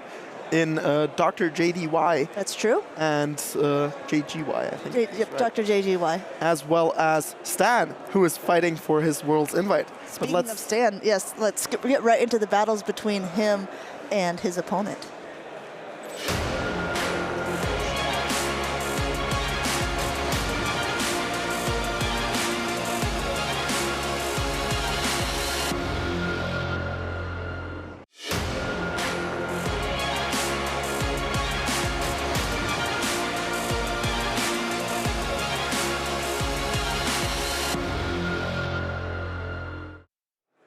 So just a quick correction on the video there. The first person, Statistan, was not on there twice. It was actually Jonioa who was the first one. He is a contender from Spain. And these are both in the winners finals. So they have not dropped a whole match yet. Yeah, so this matchup is very, very exciting to us, especially because Stan, of course, is a household name in these tournaments, while Johnny is at his first regional or special event in this case right now. Yeah, he was saying earlier that he was just so excited to be here, and he's taking them one battle at a time, but he is doing incredibly well for taking one battle at a time, battling his way all the way to these winners finals. Yeah, he's only one game or one match win away from getting his world's invite. And this is actually kind of funny. If we look back at some of the other regional competitions, like Human Catcher Bug also was the first time he had ever entered a regional. He won Liverpool. And it was the same for Colin, 6 in the Little Regional Championship. It seems to be a pattern there. Yep, so it's definitely not out of the question here. We have immediately going into the battle, we see the Dunsparce on Statistan's side against the Sableye. Now, these Shadow Claws are not going to be doing that much damage to this Dunsparce on the ground. Yeah, this is definitely a very positive lead matchup for Stan, and this is not a fantastic safe swap against the Dunsparce due to the drill runs being super effective and almost 2-hit KOing the Lantern. This is a water gun lantern, we have to remember, so there is going to be some additional fast move pressure. It doesn't have to rely solely on the rollouts, but if you look, that drill run has already done so much damage, almost at 2 already, and Jonioa throwing at really nice timing here, winning charge move priority, throwing the surf right as Stan gets to his second drill run. Yeah, however, Johnny will have to shield this drill run while Stan can easily just tank it and scuff it up. Yeah, that is true. Let's see if he decides to do that or if he is going to go ahead and choose to let it go down, because we have to remember those rollouts aren't doing very much damage at all.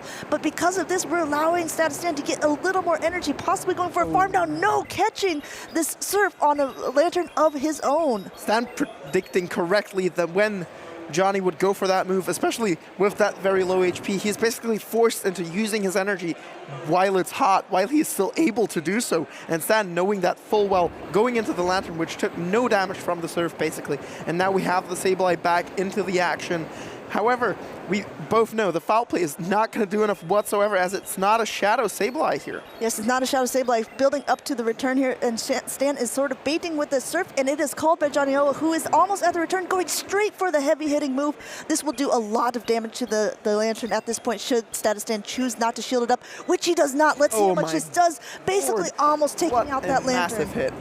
He is now able to farm down the Lantern, not quite before the surf, but still, the surf isn't going to do too much damage. We both know that. Yes, however, chip damage is chip damage, so I mean, let's go ahead and take that before the Lantern goes back into his Pokeball, and in comes the Mew that we haven't seen that much on screen yet, but now we have, I mean, let's face it, that Registeel is already at a ton of energy, being able to throw this Zap Cannon for a potential attack debuff on the Mew, and Statistan is letting it go.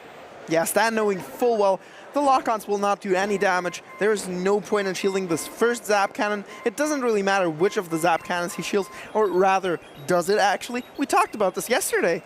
The Wild Charge will debuff his defense by 2 stages, so the Zap Cannon would just KO him afterwards. And going immediately for the surf, so he is indeed debuffed on both attack and now also on defense, throwing up the shield now on Jonioa's side because he doesn't want to get knocked out, and an immediate swap out to the Dunsparce, which is now going to be hit with the Focus Blast, should Stan choose not to shield, but he knows he needs to keep this Dunsparce in full health. Yes, Stan correctly assessing the situation, knowing exactly that this drill run will be absolutely crucial for the later game, especially with the Sableye still being intact. Yes, and now Jonioa has to decide, does he want to use his last Protect Shield as well? He is deciding to. The foul play is almost ready. Will it be enough to take out this Dunsparce at this point? Oh, he does reach the foul play before Stan is able to reach another charge move and knock out the Sableye. The big question now, how much will Stan farm up here to be able to get rid of the Registeel afterwards? He doesn't want to be too risky there, even though those Shadow Claws are resisted on the move. Going ahead and throwing this drill run because he wants to get to another one to take out this Registeel that is in the back. But will the Registeel be able to get to another? It looks like Stan's almost at this drill run, throwing it right away, not wasting any time. And this drill run will connect with the Registeel on Jonioa's side. Yeah, the Registeel having way too little residual energy to reach the Focus Blast first there. And even if it did, the Mew was also still there. Indeed, and Statistan takes game number 1. But we have to remember, this is best of 5. And like Stan said earlier, turns out in his mind, he's not the best at best of 5 tournaments. When he was against Human Catcher-Bug in the same scenario in Liverpool, he was 2-0 up and ended up getting reverse swept to be knocked down to the loser's bracket. So for Stan's sake, I hope he's keeping a cool head about it this time.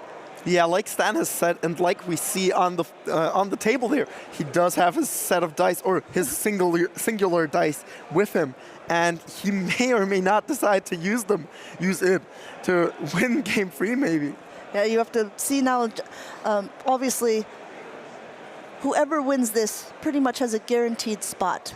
Exactly. This being the first best of 5, it is also the winner's finals, and therefore whoever wins this is guaranteed to be in the grand finals, and thus in the top 2 of this competition. So these players are really playing for quite a prize at this point. Although there is a little bit of stress relief as well, because even if they lose this, we have to remember that neither player has lost a full round yet, so they will not be out of the tournament. They still have a chance to get that ticket otherwise, but really, these players right now are playing for a spot at Worlds. Yes, both of these competitors only have to win 1 out of the 2 consecutive matches they will have now, which both are going to be best of 5, mind you, because the only best of 3 matchup we will have today anymore is going to be the losers semifinals, for which the competitors are already decided. That's right. So if you're looking at these teams, Ilya, what are your thoughts overall? If you're Jonioa, what are some of the things that you are finding strong against Statistan's team? I definitely believe that the Registeel is a top contender. However, Stan has shown, while Dunsparce is not able to 2-hit KO it, with some fast move pressure from another Pokemon, it is definitely possible to beat it. Yep. Dunsparce has a really nice coverage overall with both the flying and a ground type. Ooh, we are getting right into the matches here. We have a Water Gun Lantern against a Medicham. And again, this is a fairly evenly matched thing, getting right to the Psychic, going a little bit over, and now throwing the Psychic, which is the heavier hitting move, the non-resistant move on the Lantern, and Statistan choosing not to shield this up. If this gets a defense drop, then this no shield was definitely the correct choice, as the next Psychic would just simply deal more damage. There is, however, no defense drop, and Stan is able to reach the Surf. Stan should also be able to reach the next Surf before having to tank another Psychic. But we have an immediate swap out to be countered by a Lantern of its own, and in comes Stan's Dunsparce. Now, we saw this a little bit before. Because it's a water gun, there is going to be a little bit more damage done to that Dunsparce, but these drill runs are super effective against this little fish. I'm pretty sure the fact that Johnny counter-swap, or safe-swapped rather, his own Lantern into Stan's means that he is into drill run range, actually. It is no longer needed to hit multiple rollouts before the second drill run will be able to KO it. But if we look in the back, too, there is that Sableye, and Stan has chosen to bring that Mew again. And the Sableye normally has a pretty advantageous game against the Mew, but we'll have to see how this plays out, because right now we're still in this matchup. Throwing a Surf now at the Dunsparce, which is unshielded by Statistan, who is almost at another move. Almost up to 2 drill runs, throwing right before the second. Will Jonioa choose to use the shield? No, again, letting that Lantern fall. I'm pretty sure Johnny has to come in with his Medicham. The Sableye might have to tank a drill run if he comes in with that. That's true. The counter damage should be enough to knock out the Dunsparce before, however, the rollout. Oh, let's find out. It looks like you're absolutely right. Oh, the 2 Shadow Claws aren't quite enough. The Dunsparce with the double resistance is able to get off that next drill run thanks to the perfect farm against the Lantern. And now it's in a pretty advantageous spot, choosing to come in with the Mew, because you have to remember, they both still have 2 shields left, and the Sableye is getting rather low. Yeah, these Pokemon both shadow clawing at each other. However, the Sableye has the massive advantage in this matchup, as it has same type attack bonus on the Shadow Claws, and it also only takes neutral damage from them, while Mew is weak to it. Yeah, the first foul play going through, and Stan is using up his first Protect Shield now. Almost had another move himself, but let's face it, the Surfs are not going to be doing half as much damage as the foul play. Oh. Hedging the Surf on the Medicham. This is a big move for Jonioa here, and let's see how Stan chooses to respond to this. That is an absolutely huge catch. If he had not caught, he would have had to try and win charge move priority with the foul play he was at right now and the one he would have reached afterwards, as they would have reached the next charge move at the same time. The Mew is able to get a little bit of energy advantage. However, the Sableye has the shield advantage and already is at the foul play to KO this Mew. Yeah, and then this point, kind of, if you're Stan, you're not in the best of spots, because even though the Water Gun Lantern does give a little bit of extra pressure with that fast move, it still might be in too low of health. Yes, the Lantern has way too little HP. It does have a Surf ready and might even be able to throw a Thunderbolt, but it simply does not change the outcome of the match. The Sableye is way too healthy, and the shield doesn't exactly make it harder for him. Yes, Jonioa taking game number 2. Stan trying to swap to catch a move, but Jonioa being very patient there, knowing that at that point he also probably could have just Shadow Clawed down. Yes, as we just saw, the Shadow Claw would have definitely KO'd the Lantern, so there was no real reason to throw the foul play, just to be safe. That is true, but that was the one possible win condition for Statistan in that moment, and he did recognize that that would have been the way to win the game, is to be able to catch a foul play on the Dunsparce. Unfortunately for him, Jonioa did not throw it, being very calm and collected about his play and taking game number 2. Yes, as you might have seen in one of the earlier videos that we have shown, it is quite hard to catch a move against 2-turn fast moves when you yourself have a 3-turn fast move. Your opponent will basically always rely on having good charge move timing against you, and will never throw an alignment base, pretty much. Yep. I find it very interesting that both of them are running Water Gun Lanterns, though, because usually it's more advantageous for a Spark Lantern against it in that sort of scenario, but obviously these two players who have not lost a round yet have some sort of similar thought process when they're building their team. And it's not only them. Azray, who we've seen early in the competition, has also decided to bring Water Gun, and I'm pretty sure that a good couple people have, especially because the way Stan described it, and that is definitely the correct answer in my opinion, is that very popular Shadow or normal Alolan Ninetales and Swampert core. Yes, we've been seeing those pop up more and more. I think earlier when we were looking at the meta breakdown for this tournament in Utrecht, it was 59 of each, yeah. And the fact that there was the same number of both shows that most people were most likely using these in a combination pair. Yeah, there is no way that was a coincidence. We have seen a couple teams who've only run one of the two, but in the end, it's still evened out.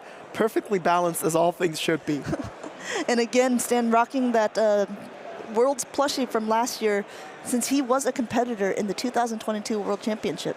Yes, the pop-up store, that was quite hard to get into. And apparently either he managed to or he had one in his goodie bag. I do not remember if everybody had one of these in their competitor bag. I actually don't think they did. I think he probably needed to go to the store for it. Speaking of pop-up stores, though, there is also going to be a pop-up store at the EUIC this April. Yes, that is going to be the 4th pop-up store in forever in Europe. And the 3rd one in London. The first one having been 3 or 4 years ago. Yeah, and I believe that there was not a pop-up store at the Latin ones or the OCIC, so we're feeling kind of special here in Europe. Neither did we have a pop-up store at last year's EUIC in Frankfurt, actually. That's true. So maybe there's just something special about London. They really just like London, especially because the XL is a fantastic venue for this. And let's talk a little bit, while these players are still contemplating their battles, about the EUIC. How does it differ from a regular regional competition? I thought, Ilya, we're getting right into the battles. Instead, we're going ahead, getting that Lantern against the Mew. This not only Mew, but a shiny Mew that is carrying Wild Charge and Surf. But obviously, the Surf is not the way to go. Immediately throwing this Wild Charge, probably doing what we like to call a chip and dip strategy, because he will be debuffed after using this move. Yeah, there's a very high probability, as Stan just showed, for him to switch out of this matchup. Because as you said, the Wild Charge does debuff your defense, that you don't really want to take charge moves or even fast moves while debuffed. So when you have the possibility, you always want to switch out of these scenarios. Yeah, been moving into a more neutral matchup, but Jonioa staying in it for a bit, throwing a Thunderbolt before swapping into the Metacham, and Stan with the wonderful timing here, throwing right on charge move priority, this Thunderbolt right as Jonioa is getting to the Psychic, and let's see if he chooses the shield. No, Jonioa letting this Thunderbolt go through. And just like Johnny last game, Stan is also trying to bait out a Pokemon, and it worked. He baited out this very particular Metacham, which is perfect for his Dunsparce. There is basically nothing, there is not just basically, there is literally nothing on Johnny's team that beats it besides the Metacham. Everything will have to take super effective damage from the charge moves or only throw double resisted Shadow Claws. Oh, and this was very close on both sides there. Jonioa threw the Ice Punch, but as you can see, it was not quite enough, allowing Stan to be able to get to a Surf and then still being able to Water Gun down. Now the Sableye comes in, but like we talked about earlier, these Shadow Claws are not doing much damage at all. Meanwhile, it's really the charge moves on both of the opponents here that are going to be doing the heavy hitting damage. Yeah, the Sky Blue Mew is absolutely amused at not having to fight this Sableye later on, and the Dunsparce almost 2-hit KOs it with the Drill Runs the same way it does with the Lantern. Yeah, going here for the foul play. Will Statistan choose to shield it up because he knows that his Mew does not have a good move against this. However, just letting that first foul play go through, almost at another Drill Run, charging up and now throwing it. Will Jonioa use his first Protect Shield? Yes, he does. He knows that the Sableye has, a pretty good matchup against that Mew. Yeah, so while Stan knows full well that the foul plays do hit hard, and if he hits a return, the Dunsparce will be knocked out, he at the same time is in a very advantageous spot as the foul plays don't quite 2-hit KO, and unlike the Sableye, he has the fast move pressure. That's the Mew comes back into the Lantern. We are back at our leading lineup, and the Surf is thrown. Stan respects this Surf and decides to shield as the Mew, even though it's not a good matchup against the Sableye, can absolutely defeat it with the low HP that is left on it. Yeah. This is the one bummer about a Water Gun Lantern, is it gets to its charge moves a lot slower than a Spark Lantern, and now Stan has 2 Wild Charges up, throwing the first one, definitely enough to knock out, and now throwing the second one at the Sableye. But will Jonioa think it's just a Surf? Even a Surf will do a decent amount of damage to a Sableye at this range, but he does. He calls it, he gets the Wild Charge blocked, but now he is out of Protect Shields. So this is actually a play by Stan that is something that we pointed out yesterday as well. You kind of want to debuff your defense if you know exactly. You will only get off 2 charge moves either way, and you want to minimize your opponent's farm. And game number 3 goes in favor of Statistan. But you guys have to remember, in a typical round, Stan would have already advanced. But this is a best of 5, so there are still 2 opportunities for Jonioa to take this home. It is not over yet. It's not even close. Yeah, Johnny still has very good chances to fight back. It is match point for Stan. However, Stan, like he told us before, he would have won against Padomon 2-1. However, the reverse sweep happened there, and the last 2 games were lost. So this is basically the same situation, and once again, it is both a Spanish player. That is true. That he's up against the Spaniards here, and Jonioa is a very, very good competitor. As you've seen this whole tournament, he's been keeping like a very calm and collected head, and his play style is very meticulous. Yeah, he's neither overconfident nor is he too nervous. He is just very calm, as you just said.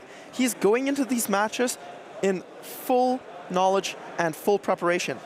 Yeah, and that's a really cool thing to see. The first time entering a regional competition, already getting this far is a huge pat on the back to any player. I think even making day 2 is something that a lot of people, I would write home about it. It definitely seems like a pattern. This year's European regionals and special events have, almost all of them, had people who are new to either the circuit or a World's Invite. So, for example, we had Basics win the Bilbao special event. Yep. In Lille, we've talked about this quite a couple times already. We had Colin persevere. Kokciak won the Poland Warsaw regionals. In Stuttgart, Emmy Wiedel, who has been in the senior division and is our not only reigning, but only senior world champion, as the senior division is no longer there. And in Liverpool, we had Human Catcher Bug, who, for him, it also was the first event ever. It's true. And then we had, after that, in Bochum, we had 23 EJB, who won the last chance qualifiers before Worlds last year, but did not really have a regional title to his name.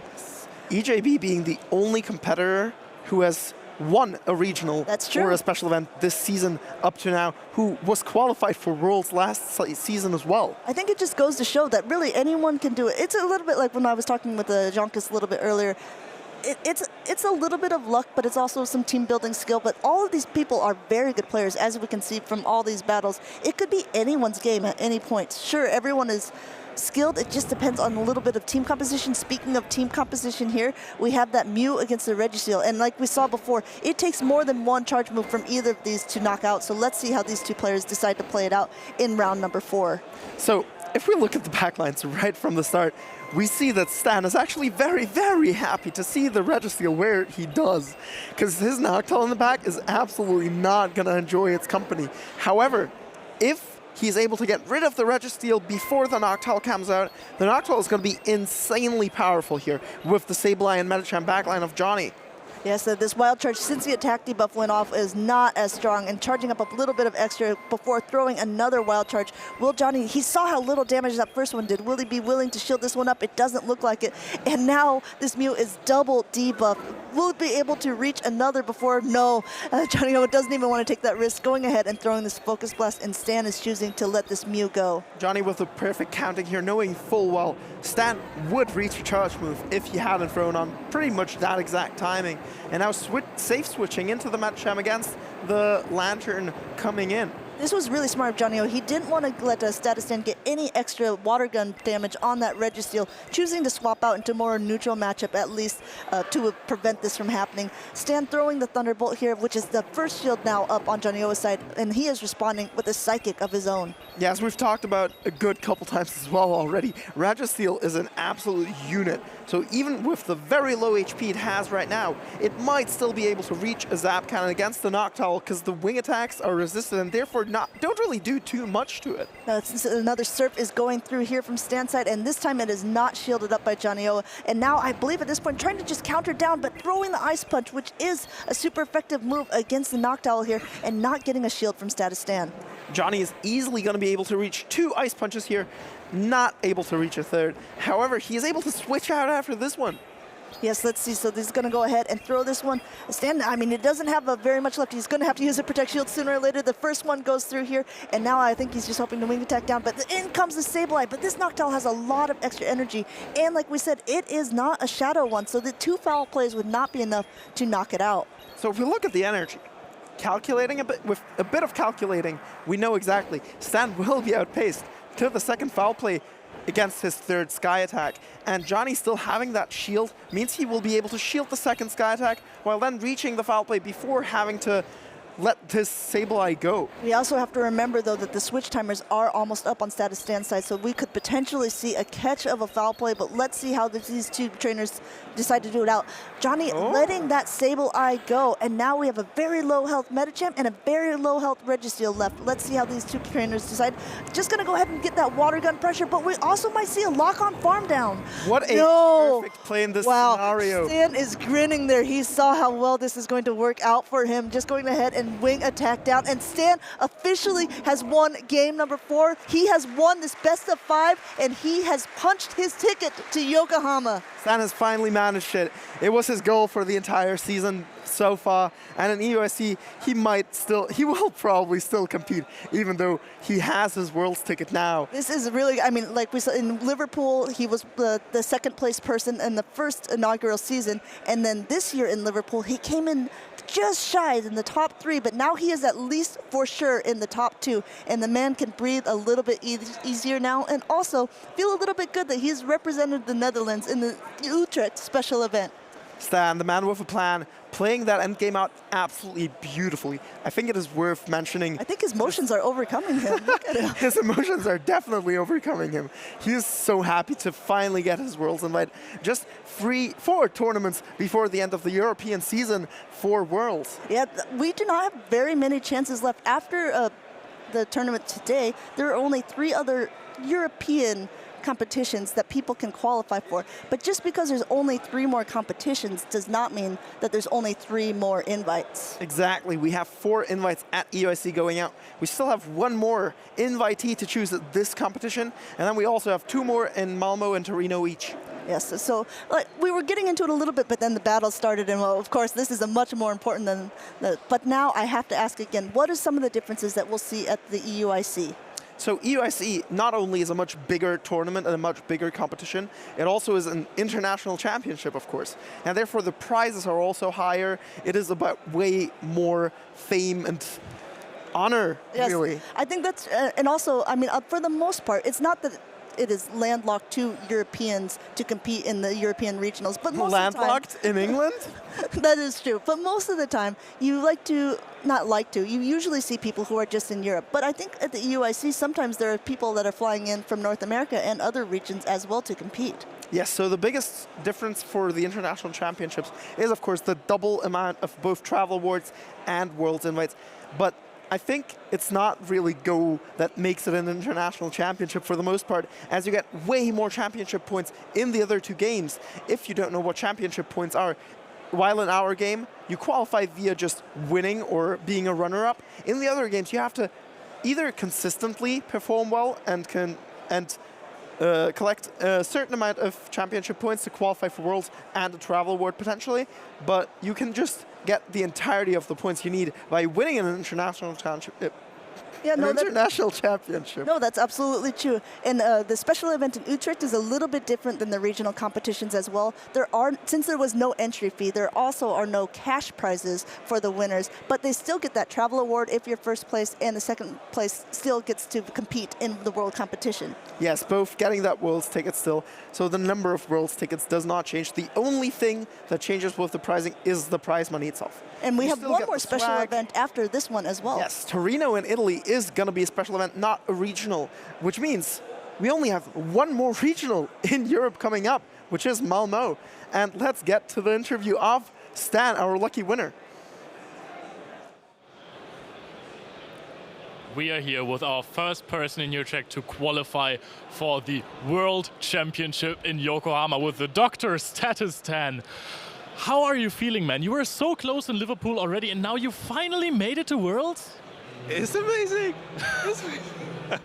No, I'm so happy. I was like, I'm gonna mess up.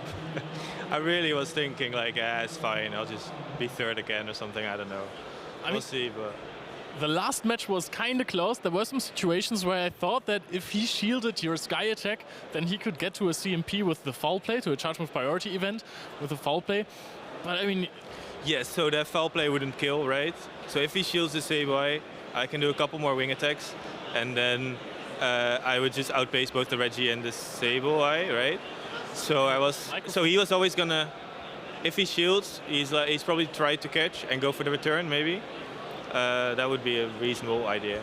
I mean, it was just phenomenal plays. To be honest, to be completely fair, I can't remember everything that happened either, because that was just too much hype. The pressure in this match must have been absolutely insane.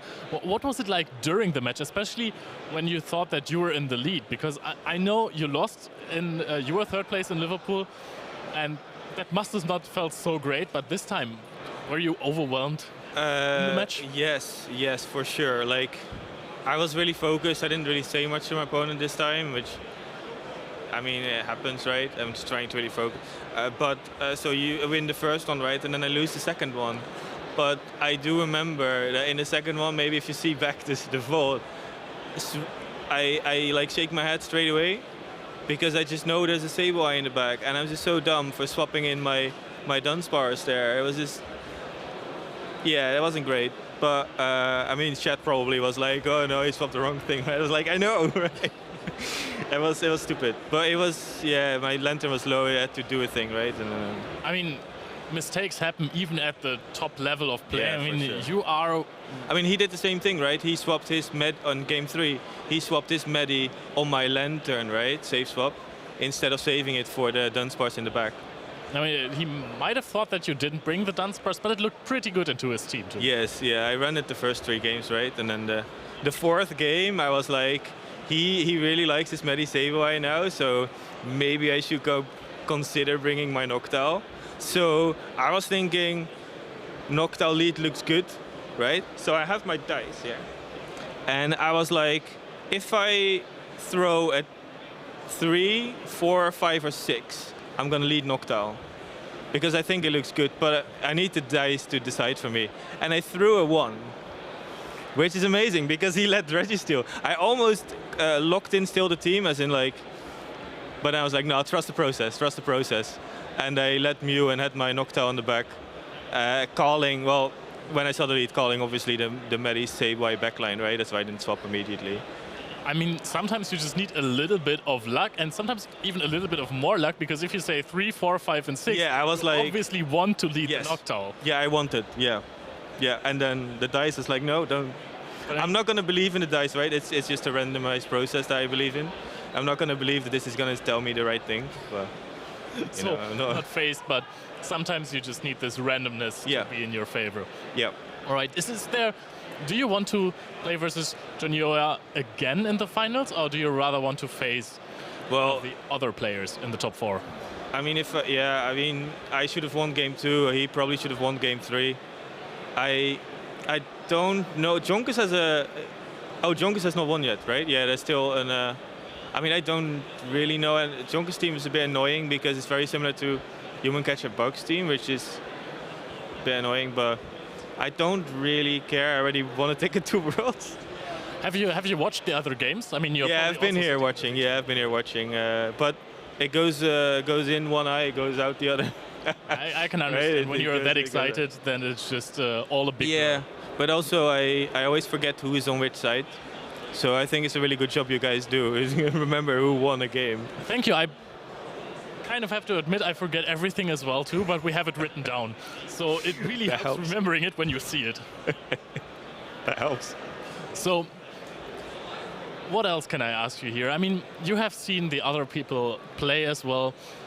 Is there a Pokemon you are afraid of? Like maybe the Charizard that looked really good. It's more Umbreon, probably.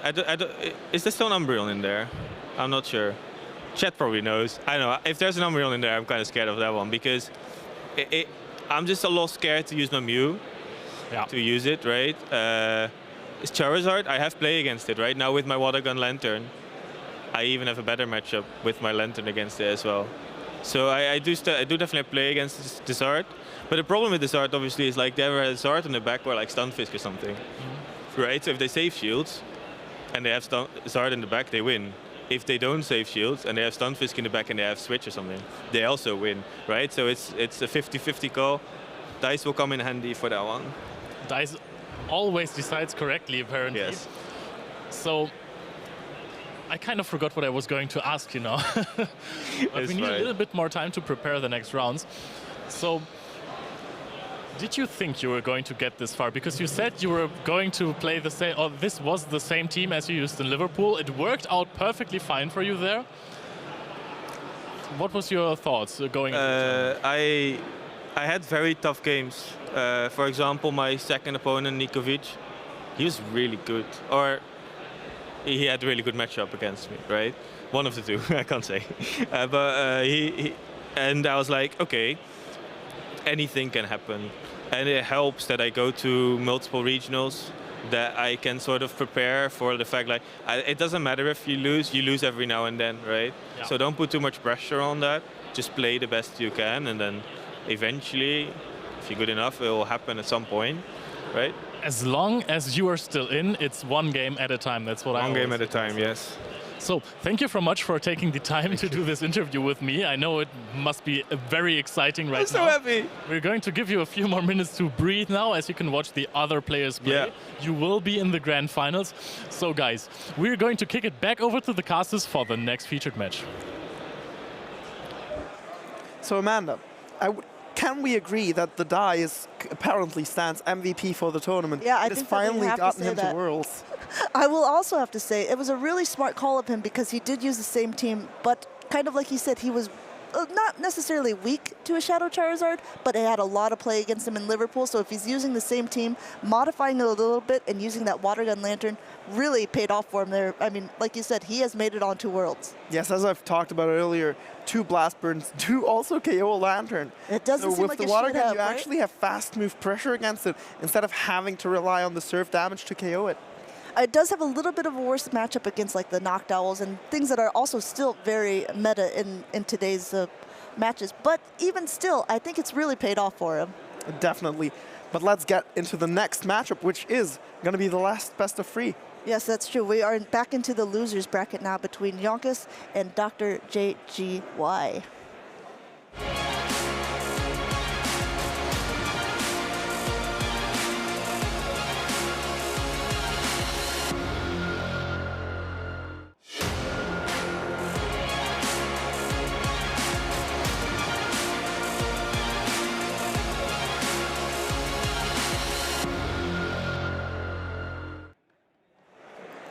Man, literally, Dr. JGY was flexing there. Yeah, that dude is cracked. Let's see if he's also cracked at the game. For now, up to now, we have definitely seen him. That is true. I mean, here's the thing. No matter what, these guys are in the top 4, which is a huge accomplishment in itself. Being in top 4 of the largest Pokemon Go event to date is a very, very big deal. But unfortunately for them, they are in the losers. This is, again, the best of 3, so whoever loses this will unfortunately be going home. Yes, Stan has asked before, is there still an Umbreon in the competition? And we see it on the left side. Yes, Dr. JGY is the Umbreon.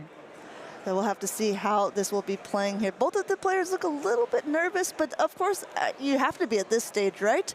There's no way not to. Let's get into game 1, one of the last 3 deciding games for who even has the chance at a World's invite still. And we see the Lickitung into a Trevenant lead. This is absolutely disastrous for the Doc. Yeah, Doctor switching out into a more neutral matchup here with the Lantern. Even still, the Lantern does not want to take the Power Whip, and it looks like Yonkis is going straight for it here. Right beforehand, though, the Thunderbolt is going through on Dr. JGY's side, and it is not being shielded. But as we know, Lickitung is one of the most bulky Pokemon in the Great League. It is still in the green after that heavy-hitting charge move, responding now with a move of its own that is super effective against the Lantern, but not same type attack bonus.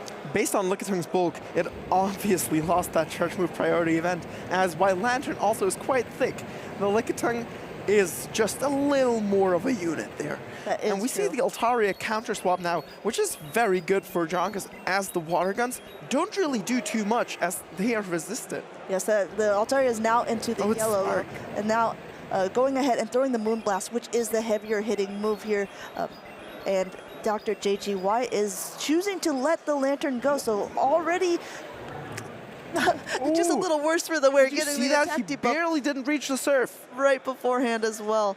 And now let's see how Dr. JGY chooses to respond. Remember, we have the Umbreon and the Trevenant. Choosing to go with the Trevenant here, and you can see Yonkis getting to the Sky Attack, but will he be able to get to it right beforehand? Switching right into the Umbreon as the Sky Attack goes off. What a great catch by Dr. JGY. So while this is obviously a great catch, preserving the Trevenant a bit, and having gotten the extra energy, Jonkus still has that third Pokemon that he hasn't revealed up until now. Now it's Shadow Swampert's time. The Shadow Swampert's job is to get rid of the Umbreon now, so the Lickitung can roam free and lick down that Trevenant all the way. And as we can see, like Hydro Cannons do heavy, heavy neutral damage there. Jonkus is already almost at another one, but this foul play is going to go through, and he looks like he's going to go ahead and let that go. Let's see, that already brings that Swampert to the yellow, and now a Hydro Cannon is still going to want to go off, so he's going to want to shield this up because another foul play would definitely be enough at that point to take out the Swampert. Jonkus giving away his shield advantage as he knows full well he does no longer need it. The Hydro Cannon will KO the Umbreon here if it is not shielded, and if it is shielded, the second one will just rapid fire right after. That's, I think Dr. JGY also knows it, choosing to let it go there and maybe get a little bit of farm on this Trevenant coming in. But like you said before, even though this is not a very good move against the Trevenant, because it is Shadow with that 20% extra damage, Dr. JGY is forced to use his last shield on it. Yes, it is definitely a better shield than anything the Lickitung can throw at it, as both Power Whip and Body Slam are heavily resisted by the Trevenant, as well as I'm pretty sure the Lickitung is not even going to reach the second the Power Whip anymore. No, I don't think so either, but at this point too, it's the Licks that are doing a lot of the damage here, and the Seed Bomb will, I mean, put it into the very, very low red, if not knock it out. So Jonkus uses his last shield as well because he wants to get to that Power Whip to knock it out. He's able to get to it right before JGY gets to that Seed Bomb, and this should be enough at this range. So does actually reach the Power Whip after all. However, I'm pretty sure he didn't actually need it. The licking down trees appears to be very, very effective. Yeah, you would think the bark would maybe kind of hurt the Lickitun's tongue. It is just absolutely a plastered tongue. It is absolutely impossible to penetrate it. The Lickitung is used to it hanging out, so the tongue is protected from anything, apparently. Yeah, apparently so. I was talking with the Jonkus in the interview, and we were kind of talking about the mind games that now people are playing. And I was saying, if there's two shields in the back and you have a Shadow Charizard on your team, most people are going to think it's that Shadow Charizard, but he really kind of switched it up there and saved those two shields for the Shadow Swampert instead. Yes, with that shield advantage there, or with that switch advantage there, with that incredible lead at the start, Jonkus was absolutely in the lead from the get-go. He had the high ground, so to speak. Anakin should not fight back there. It was an attempt. Very risky of him to bring in a Swampert with a team that has a Trevenant on it. Of course, Trevenant is only one Pokemon, but it does counter that Swampert pretty hard. In the same breath, it was very risky of Dr. JGY to bring in that Trevenant at all when there is a Shadow Charizard and an Altaria on the other team. So while the Umbreon does counter the Lickitung, it also is kind of afraid of basically anything else besides the Mew, as Altaria has the Moonblast, of course, Registeel has the Focus Blast, Shadow Charizard just one-hit KOs or two-hit KOs, everything in this entire game, and the Swampert just Hydro Cannons it way too quickly. I mean, I think, honestly, the Swampert on Jonkus' side looks so good against almost everything except for that Trevenant, although we have been able to see but we have to remember that the Doctor's Charizard is not a Shadow one, so it's not going to be doing as well in the two-shield scenario. So he did tell me that he is specifically running the non-Shadow mostly for Altaria, which we do have on Jonkus' team. That is true. Now the roles have been reversed because this is a great matchup for Dr. JGY. Going ahead, and Jonkus looks like he's staying in it, going to go ahead and maybe try to throw or perhaps catch a move. No, they're both going up a little bit extra, able to catch this move anyway. The Seed Bomb goes off onto the Lickitung, which will not be doing that much damage to this bulky Pokemon. It's almost like Lickitung is taunting at this point, sticking that tongue out, saying na na na na na. It is definitely some really good chip damage here, and it's going to soften up this matchup for the Umbreon a lot. So the Umbreon will now only have to hit 3 foul plays and will perhaps be able to farm down afterwards. Yeah, but switching into a very bulky Pokemon of his own here, this Umbreon, taking this first hit like a champion, already up to a foul play, throwing this before the Lickitung is able to get off another move. Yes, both of these Pokemon being absolute tanks in the Great League meta, whilst there is some Pokemon that are really squishy. They're usually not really seen that often. Shadow Swampert and Shadow Charizard are probably the most squishy Pokemon that we even see in the Great League meta. That's true. Right next to Trevenant. So seeing these tanks is no surprise. Tank on tank action here as another foul play goes through. Both of the Pokemon are in the yellow, but still it's going to take quite a while for either one of them to be knocked out. Lickitung now in the red, but throwing a body slam here. I think after this body slam, the Umbreon might still be in the yellow, to be honest. Yeah, this matchup is one of those where neither of the players really wants to shield because it feels so terrible to shield a move that doesn't really do that much damage. But Jonkus just might have to flip switch, and he's deciding not to and give it up. Yeah, that is true, but we have to remember that there's still a lot of energy on this Swampert now. Another foul play is going through and choosing not to shield it up on Jonkus' side, but he's going to get a lot of energy before he's throwing a Hydro Cannon. You see him shaking his head. He wasn't quite sure if that was the correct play, but we'll have to see how it plays out in general. Getting all the way to 100 energy before throwing this Hydro Cannon, which should be enough to knock out the Umbreon should Dr. JGY choose not to shield.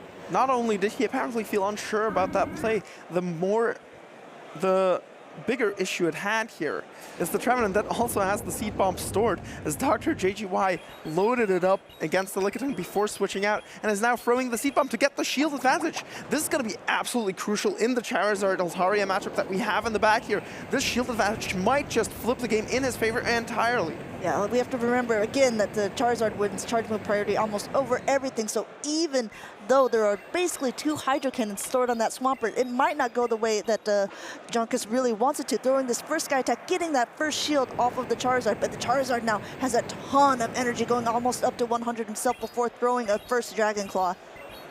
So if we were to ask him why he ran normal Charizard now, I'm pretty sure the answer would be a picture of this very matchup. He is able to reach 3 Dragon Claws here, unlike the Shadow variant, which might just get Dragon Breath down before that.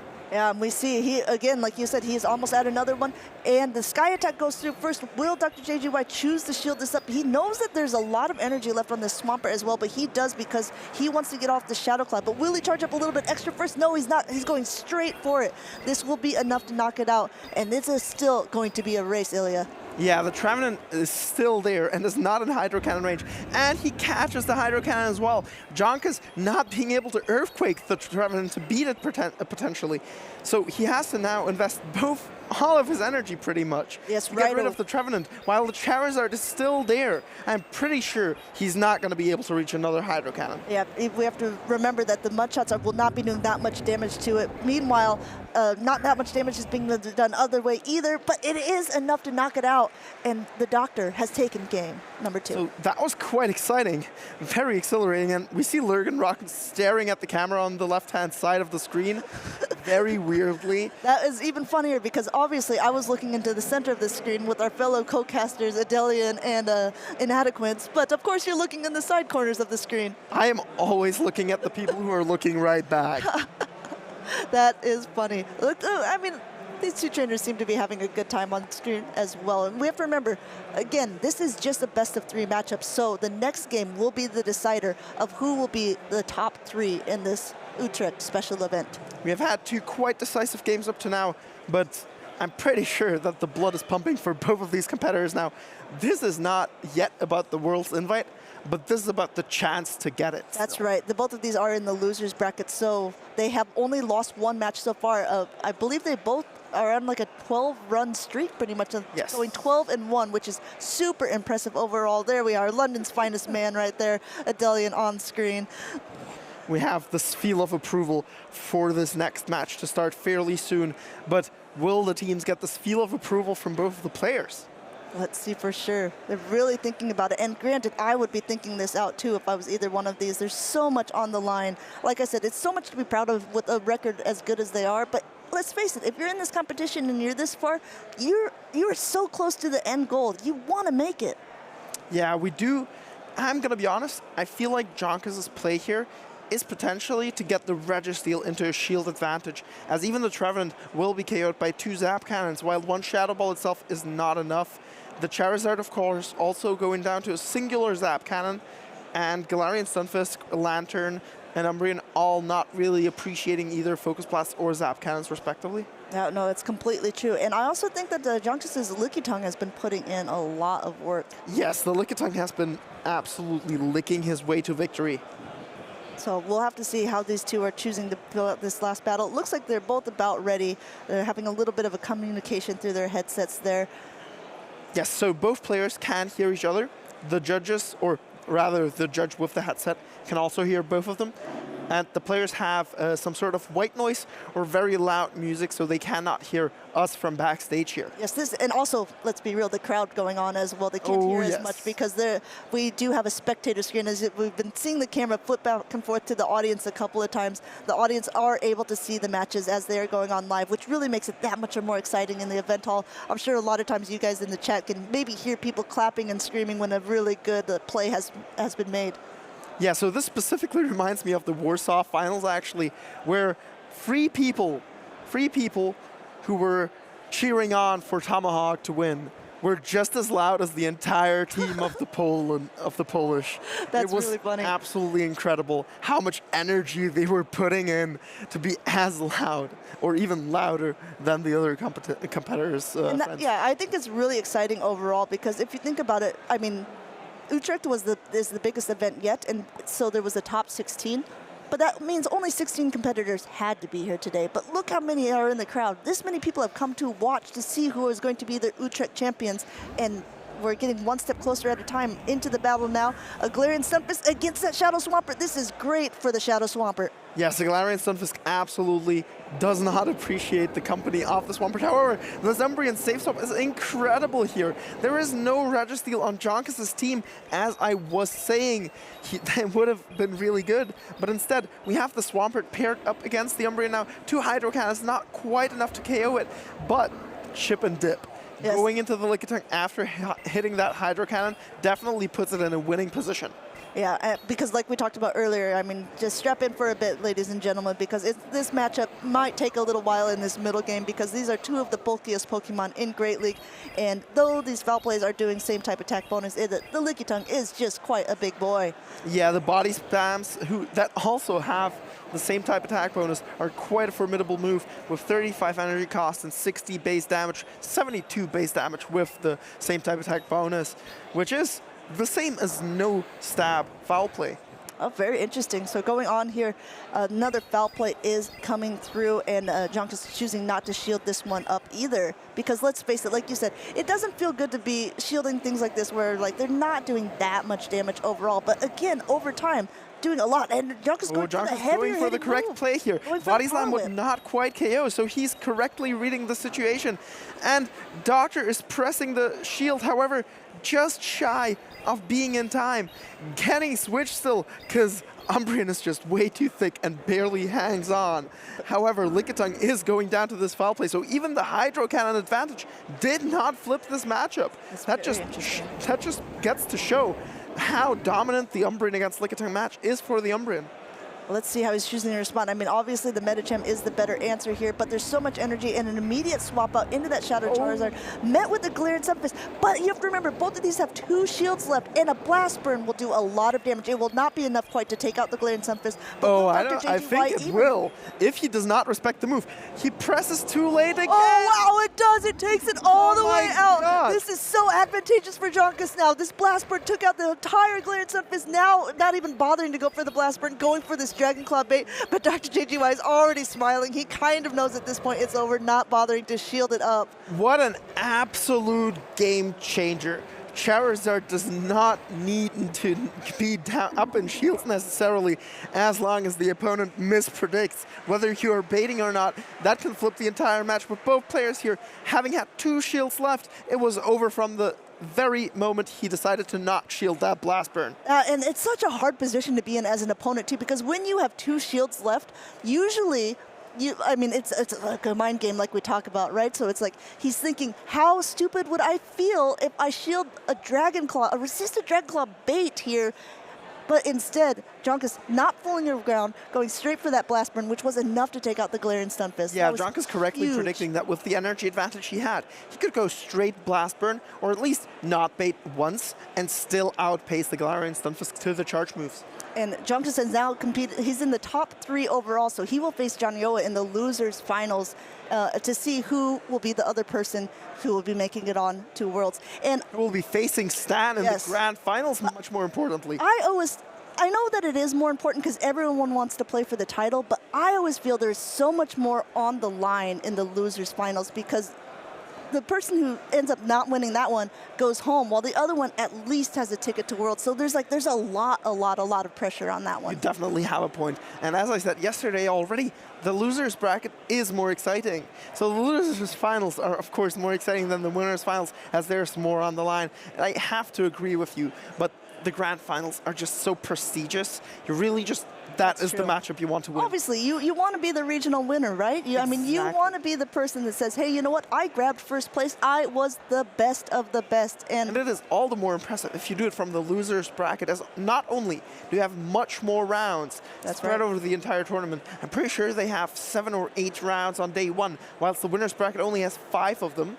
Yeah, I mean, but also, you have to win 2 best of 5s, unlike your opponent who only has to beat you in a single one out of the 2. But it is completely not impossible because if we've gone over some of the winners who have people who have already won regionals, this has happened quite a few times where the bracket has been reset by someone coming up from the losers finals, winning against the person in the winners finals, and actually winning the grand championship overall.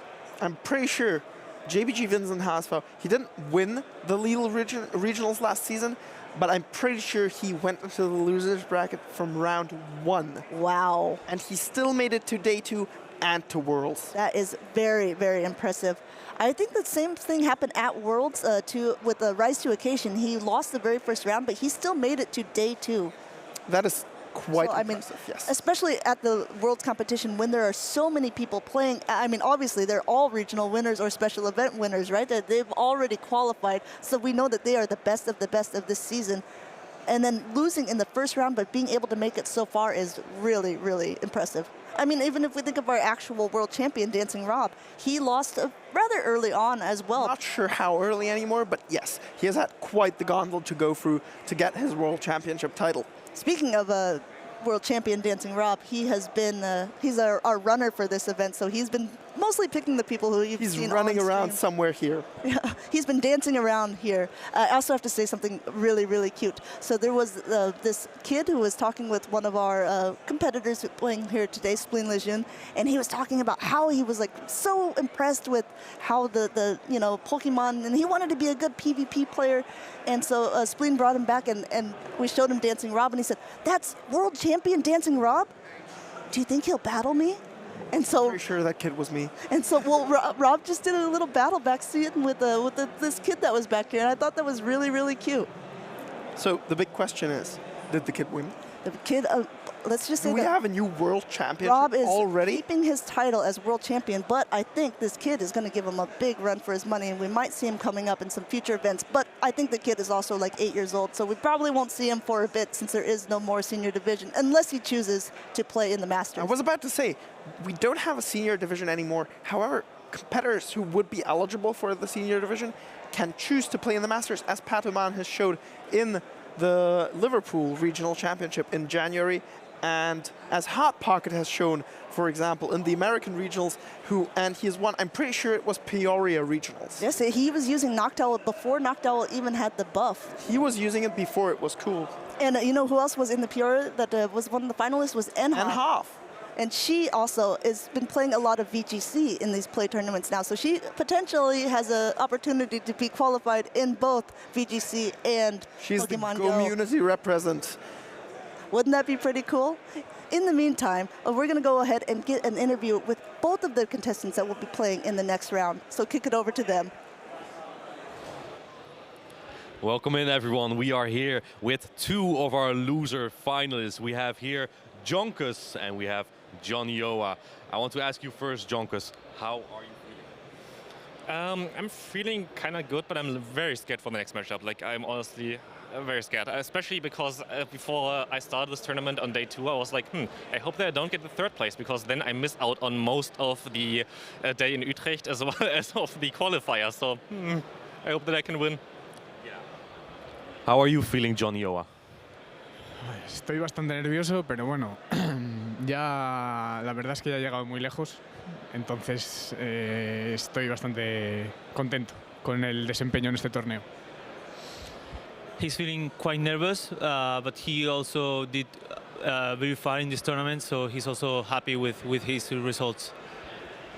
So I want to ask about your teams. I'll start with you first, Jonkus. Did you make any last-minute changes before you went into this tournament? I did 3 last-minute changes during the time on my train towards Utrecht. So yes, I had in before the dance bars, and I also had in before the Obstagoon at one point, and a Cresselia, which I changed at the end for Mew as well as Lickitung. So yeah. Thank you, Jonkus. Yeah, I can get the feeling that you want to change your Pokemons often right before the tournament, right, because of the nurse. Jonioa, how confident are you with your team? Did you make any changes before the tournament?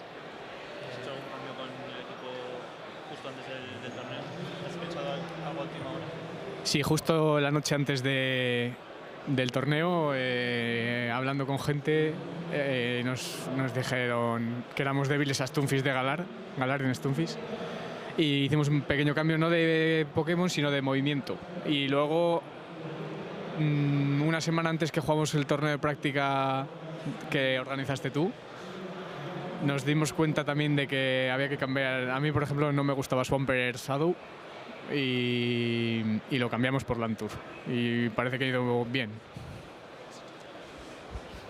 Yeah, before the tournament, he had a talk with some friend of him, and he decided to change a move in the Galarian Stunfisk.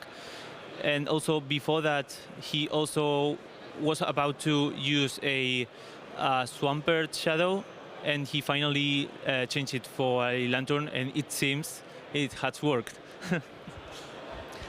Is there anyone you want to thank, like Andres maybe? You want to, sorry, what? Is there anyone you would like to thank to get this far? ¿Hay alguien a quien quieras agradecerle? Sí, hombre, por supuesto, Andrea al final es mi pareja y siempre me ha animado cuando pierdo partidas que son... Normalmente cuando pierdo me suelo venir bastante abajo, y los compañeros de equipo y ella también me intentan apoyar y me dicen que tengo que tener más confianza y demás. Y sobre todo a ellos, a ella primero y luego a ellos. Yeah, Andrea is his partner, and he wants to thank her because every time he loses, he gets a bit upset and down. But she's always there to help him up.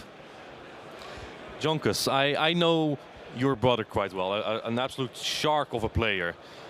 Did he help you with any of this team building? Yes, I basically put my Royal roster onto Elvexity, our Discord server for our factions team. But the changes that I did to the team, I basically made because of my brother, who told me to do them while I was on the train to Utrecht. So yes, he helped me, I guess, a little bit with that. Even though I would want to revert one change, but still, it's fine. Is there anyone else you would like to thank?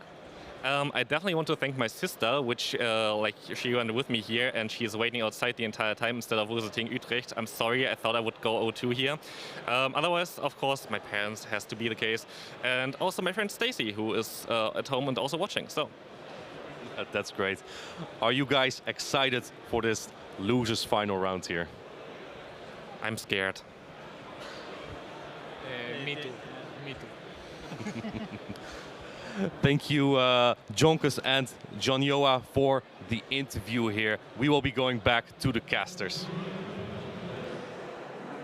Thanks, Martijn. And yes, congratulations again to both of them. And it's going to be a very, very exciting matchup between the two of them. We have to remember, since this is the losers bracket, they're in the top three overall. So whoever wins this gets a guaranteed ticket to Worlds. And like I said, I think that this is more stressful and a little more on the line than the winners bracket. As Jonkus has already said, and Johnny, I'm afraid.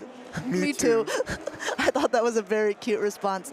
Overall, looking at the team composition of both players, do you have any idea which one you think has maybe an advantage? We both know Go is quite unpredictable, so it's anyone's game, of course. Oh, sure. Jonka's the rather household name, especially in grassroots, or Johnny, who also is a household name in grassroots, but it is his first showing in these official tournaments. Yeah, and I like that they're giving shout-outs to their communities as well, of course. And their parents. And their parents. It's very important. But like Johnny pointed out, Andreas is here as well. She also competed and made it rather far in day one. I mean, like I said, we are already at the top 3, so at this point, everything has pretty much almost been confirmed. But if you want to type in ! bracket, you can see how the rest of the tournament went out, because there were a lot of big names and a lot of heavy competition even before day 2 even started. Absolutely. We've had a good couple of people who are already qualified for Worlds compete yet again, and some of them even brought some spicier picks like Whimsicott. Yeah, I think that's one of those things where it's like, obviously, if you were one of the contenders, if you place second and you have your Worlds invite, you already know that you're going to make it, right? But at the same point, everyone wants that travel incentive, a reward as well. So while you're playing for fun, you're still playing to win. Yes, that travel word helps a lot. Especially because it's going to be in Japan, right? Japan is not easy or cheap to get to. So that travel word can be quite crucial for some competitors. As we have seen last season, quite a good amount of them needed a GoFundMe support from the community, which was easily fulfilled for most of them. I think that is also a nice thing, the community members helping chip in for that sort of thing as well. Again, since this is a special event at Utrecht, there are no cash prizes alongside winning. So if you do get first place, which will be either Statistan, Jonioa, or Jonkus, then you don't really have to worry as much. But if you're second place, you still want to go and compete. Speaking of Jonkus and Jonioa, why don't we just get right into the matches, Ilya? Let's get into their games.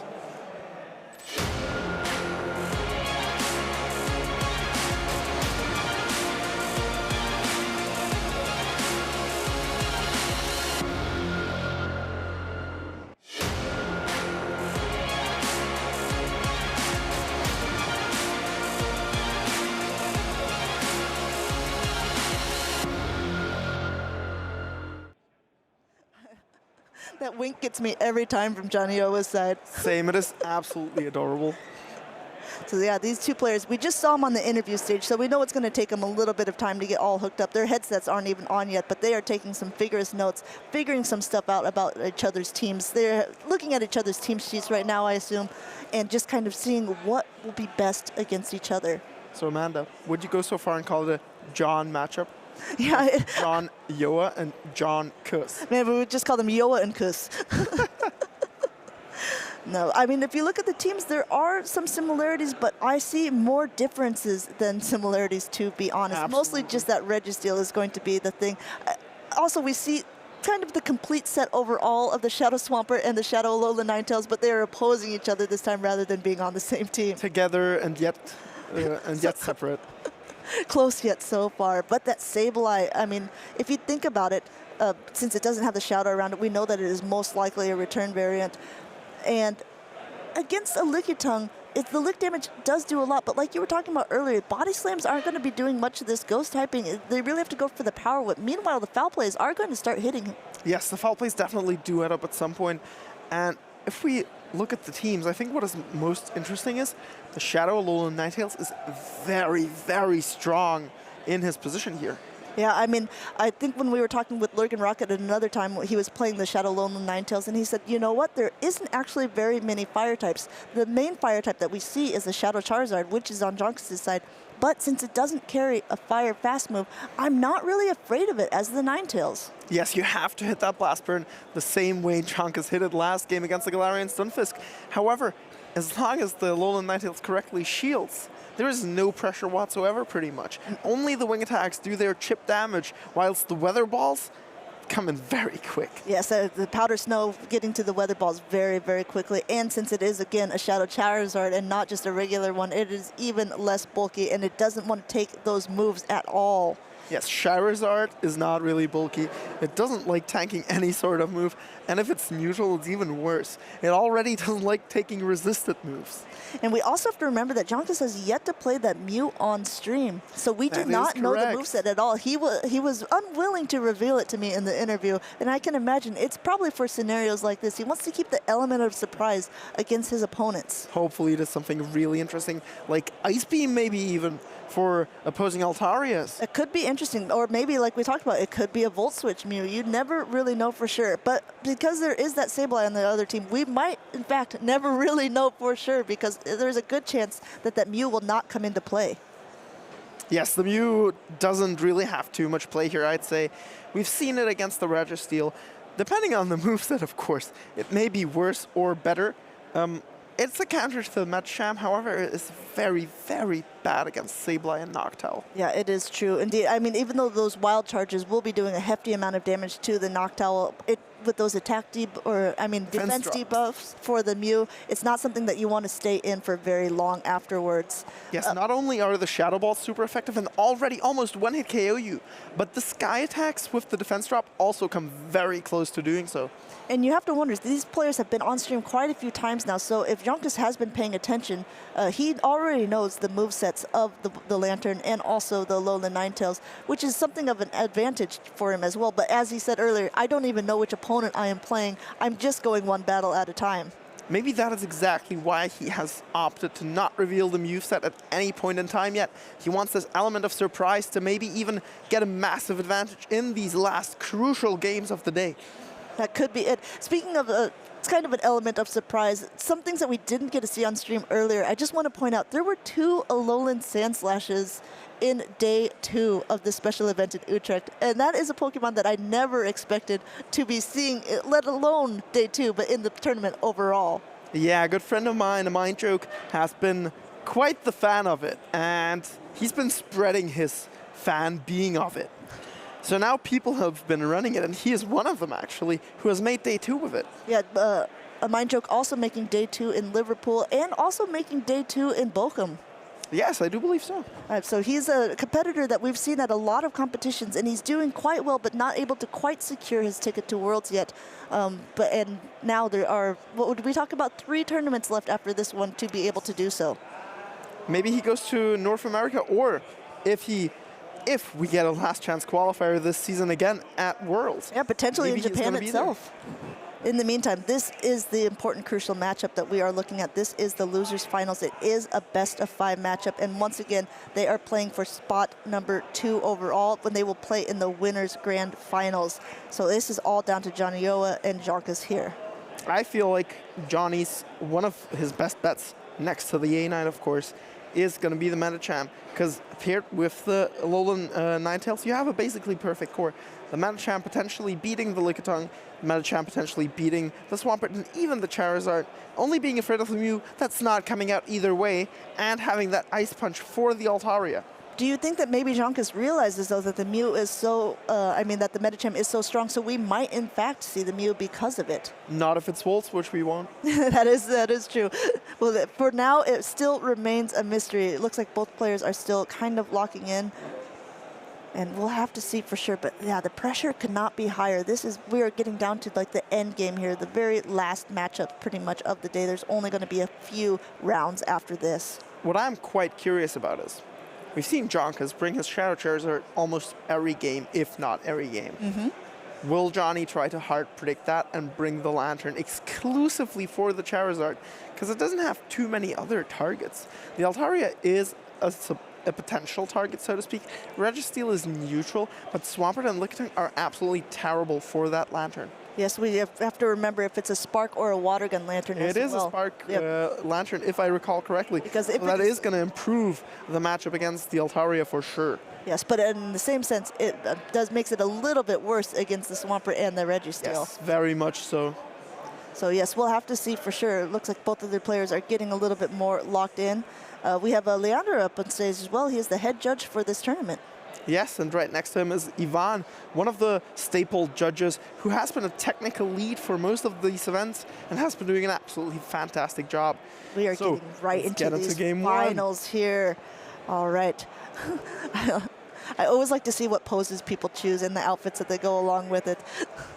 So we have the color throwing pose and we have the butt catcher pose here. And both of them are rocking some funny glasses. Outfits. Oh, we get kicked out of the invite. We saw Jonkus's buddy for a second. It is a Goldango, which we haven't talked about at all yet. Do you have a Gimme Ghoul or even a Goldango already? I do not have a Goldango because I did not have enough Gimme Ghoul coins to get one yet, unfortunately. I'm still also looking for maybe like a one that is a perfect 100% one. Oh, so you're hopeful to achieve one of those. Are you lucky trading for these? I am. I'm starting a lucky trade because they are not a special trade. So it's one of those that you can actually just trade normally. It's not like, because the way you get your Gimme Ghouls are a little bit like a Melton box where you have to open something that is like an incense almost, and it attracts just a very specific Pokemon.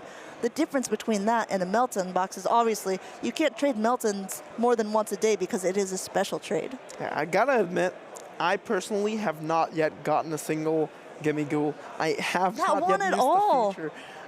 My Switch is currently fairly stationary. I don't really use it currently as I'm traveling a lot for these events. That is true, but can you explain to people that are maybe just tuning in how you could get a Gimme Ghoul if you do not have one yet? True. So you have the game Pokemon Scarlet or Violet on the Nintendo Switch, the most current Nintendo console, and it is the 9th generation of Pokemon, which is also quite worth mentioning. So there's a feature, I think it is in the online menu, how you can connect your Go account or just have a connection, a short connection for it, and send a sticker or a gift. It's a postcard. Postcard, correct. So a postcard of a gift. Yes. To the game, and not only will you get a Gimme Ghoul box, so to speak, or item in Pokemon Go, you will also change the pattern of Vivillon that are spawning in the Nintendo Switch game. That's fun. It's like, no, I didn't. It's like a little dual purpose going on. Yeah, so in Pokemon Scarlet and Violet, there's only one default Vivillon that you can find. There is no other patterns, and the only way to get the other patterns is by sending a postcard from Pokemon Go from the correct region. Wow, I had no idea. That's actually really cool. The Vivillon is also something that is really cool for me in Pokemon Go because I have friends from all over the globe, and so it's really nice to see which region people are from, and it's always like a pleasant surprise when I get a Scatterbug from certain places. I'm only one singular gift away from having all of them. Wow. I've been using Pineapple Berries. Game 1, hold that thought. Registeel into Noctowl. This is insanely good for Jonkus here. A very advantageous spot to be in. And we see the Mew in the backline, Amanda. Oh my god, we'll find out the Mew set if he doesn't only use the Altaria and Registeel in this battle. But at the same point, there is no Medicham to be found, so the target that Mew is trying to hit is not quite there. Meanwhile, the Focus Blast is going through. Jonioa letting that first one go through, and now we're switching into the Mew. Oh my goodness, this is the double charge that I was talking about. We were predicting it all this time, and finally we have found the worthy competitor of bringing the double charge set. I am so excited to see this going all the way up, and it looks like he's going to reveal it right away, going for that flame charge. And let's see, I mean, the Registeel is so low. If you're Jonioa, you're probably not shielding this, but at the same point, we have to remember, flame charge boosts the attack of the Mew, so now the Shadow Claws are doing even more damage. But let's face it, if that Noctowl is coming in, maybe it doesn't really matter if the Shadow Claws are doing that much more. However, the next charge attack is going to be big. Yes, with the +1 attack, the Wild Charge is going to do absolutely disastrous, devastating damage. Jonkus trying to go for a charge move priority event here to waste the energy of Johnny's Noctowl, but Johnny has looked forward to it well enough and predicted that he would try exactly that, so he just opted to farm down that Mew. And going in and swapping into, it is indeed a Water Gun Lantern. And so now swapping to the Altaria here, which has a pretty good matchup instead, and going for the Thunderbolt because this is the heavier hitting move against the Altaria here. Let's see if Jonkus chooses to use his first Protect Shield. He seems pretty much in the driver's seat of this, going ahead and using that to make sure to preserve as much health as possible on this bird.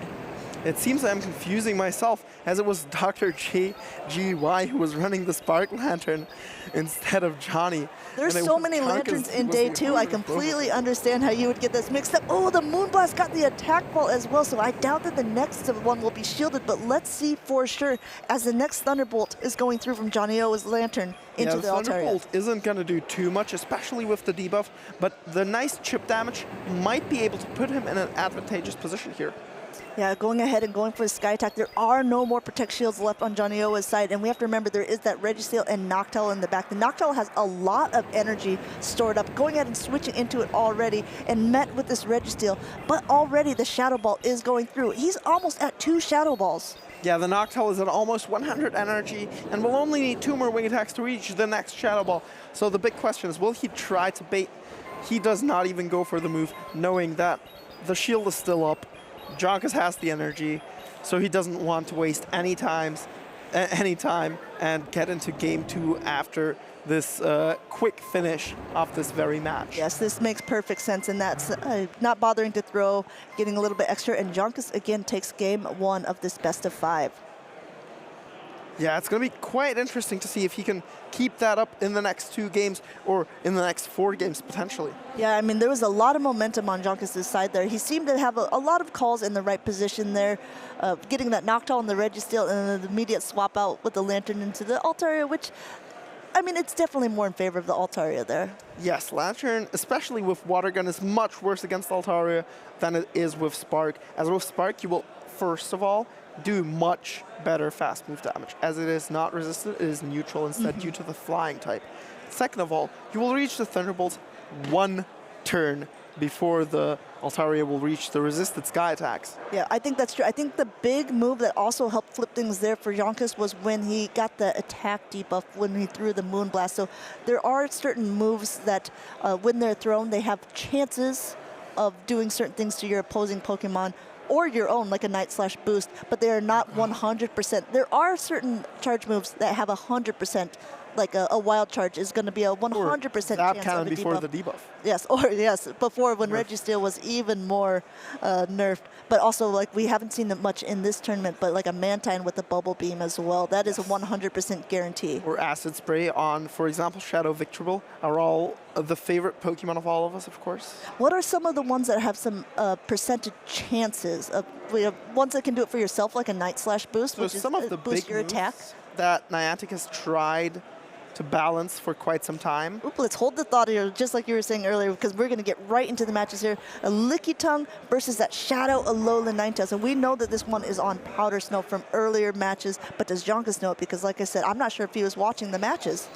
We have the Powder Snow Shadow Alolan Ninetales against the Lickitung here. I'm not exactly sure how this matchup goes, but I have to assume the Ninetales is in an unfavorable position here due to how thick Lickitung is and how easily able it is to just tank 2 Weather Balls with no issues whatsoever. I think that's probably true, but if you look, only 1 Weather Ball has gone through, but just with the Powder Snows, the Lickitung is almost at half health already. It is almost up to 2 Body Slams, but at the same point, it's doing way more damage than I thought, and a wonderful catch by Jonioa, catching this Body Slam from the Lickitung on a Lantern. Yeah, that catch is quite crucial, as the Alolan Ninetales might be able to put quite some work against the Charizard later. Yeah, but it's still going. The Water Gun, again, takes quite a bit longer for it to charge move. Trying to go ahead and save up a little bit of extra energy on that Lickitung before swapping into a Registeel. But Lantern is going to go for a Surf Bait here. And it is shielded up by Jonkus. This is huge. So something we have not yet talked about as well, which is quite important for this very matchup. Lock-on always does 1 damage, besides if your opponent's Pokemon is incredibly squishy.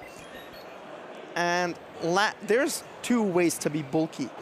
Registeel, for example, or Defense Deoxys is the prime example, has very high defense stat.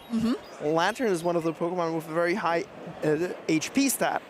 which means against the latter, lock-on is much, much worse because you do a very small amount percentually. Oh, speaking of lock-on, could he be going for a lock-on farm down? He did get the attack debuff earlier, so this Thunderbolt will not be doing as much damage.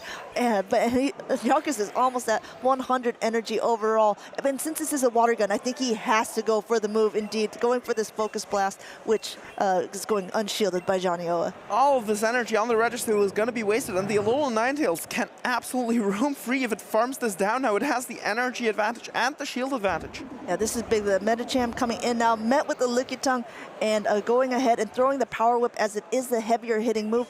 Not quite sure. I think Yonkers wasn't sure if he'd be able to make it to 2 body slams. And the first Protect Shield goes up by Jonioa here. And he's just going to go ahead and counter down Jonioa's Medicham using that standard moveset of Ice Punch and Psychic. What a heads-up play by Johnny as well. I'm pretty sure if he had gone into the Ninetales, Dragus would not have tried to farm down. He would have thrown the body slam as soon as possible to try and pressure it. But this way, he predicted the swap. Wow. We have the Charizard. Jonioa is going straight for the Psychic. This is the heavy hitting move. A shield. Is there a defense debuff? No, but the Alolan Ninetales coming out. Shadow on, Shadow Violence. We see the Weather Ball coming in. This has got to do 60 to 70%. Wow, look at this. The one hit already putting the Charizard into the red. And Jonioa is at another as well. Game number 2 going to Jonioa, tying this up. 1-1. 1-1 it is. Alolan Ninetales dodging that Registeel came in quite handy.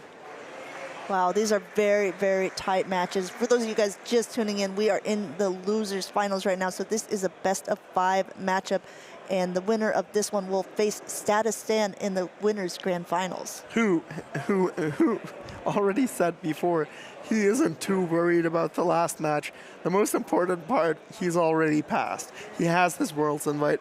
He is confident in not even necessarily needing to win anymore. Yeah, that's absolutely true. Meanwhile, these two players are competing with everything on the line because the winner of this one gets to go on, but the loser of this one is knocked out of the tournament. Yeah, it's the pressure is definitely high up.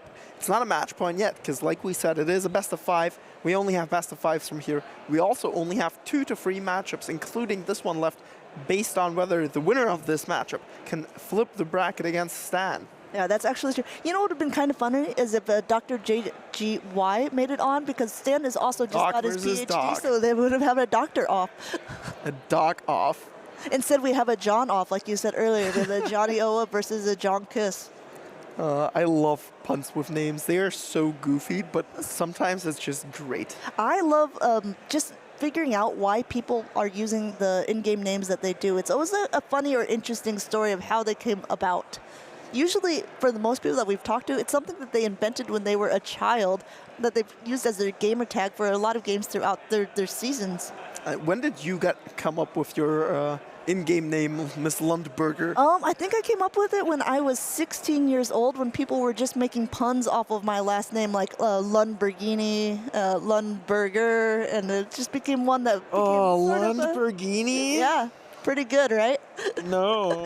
Into game number 3 in the That meantime. one actually hurt.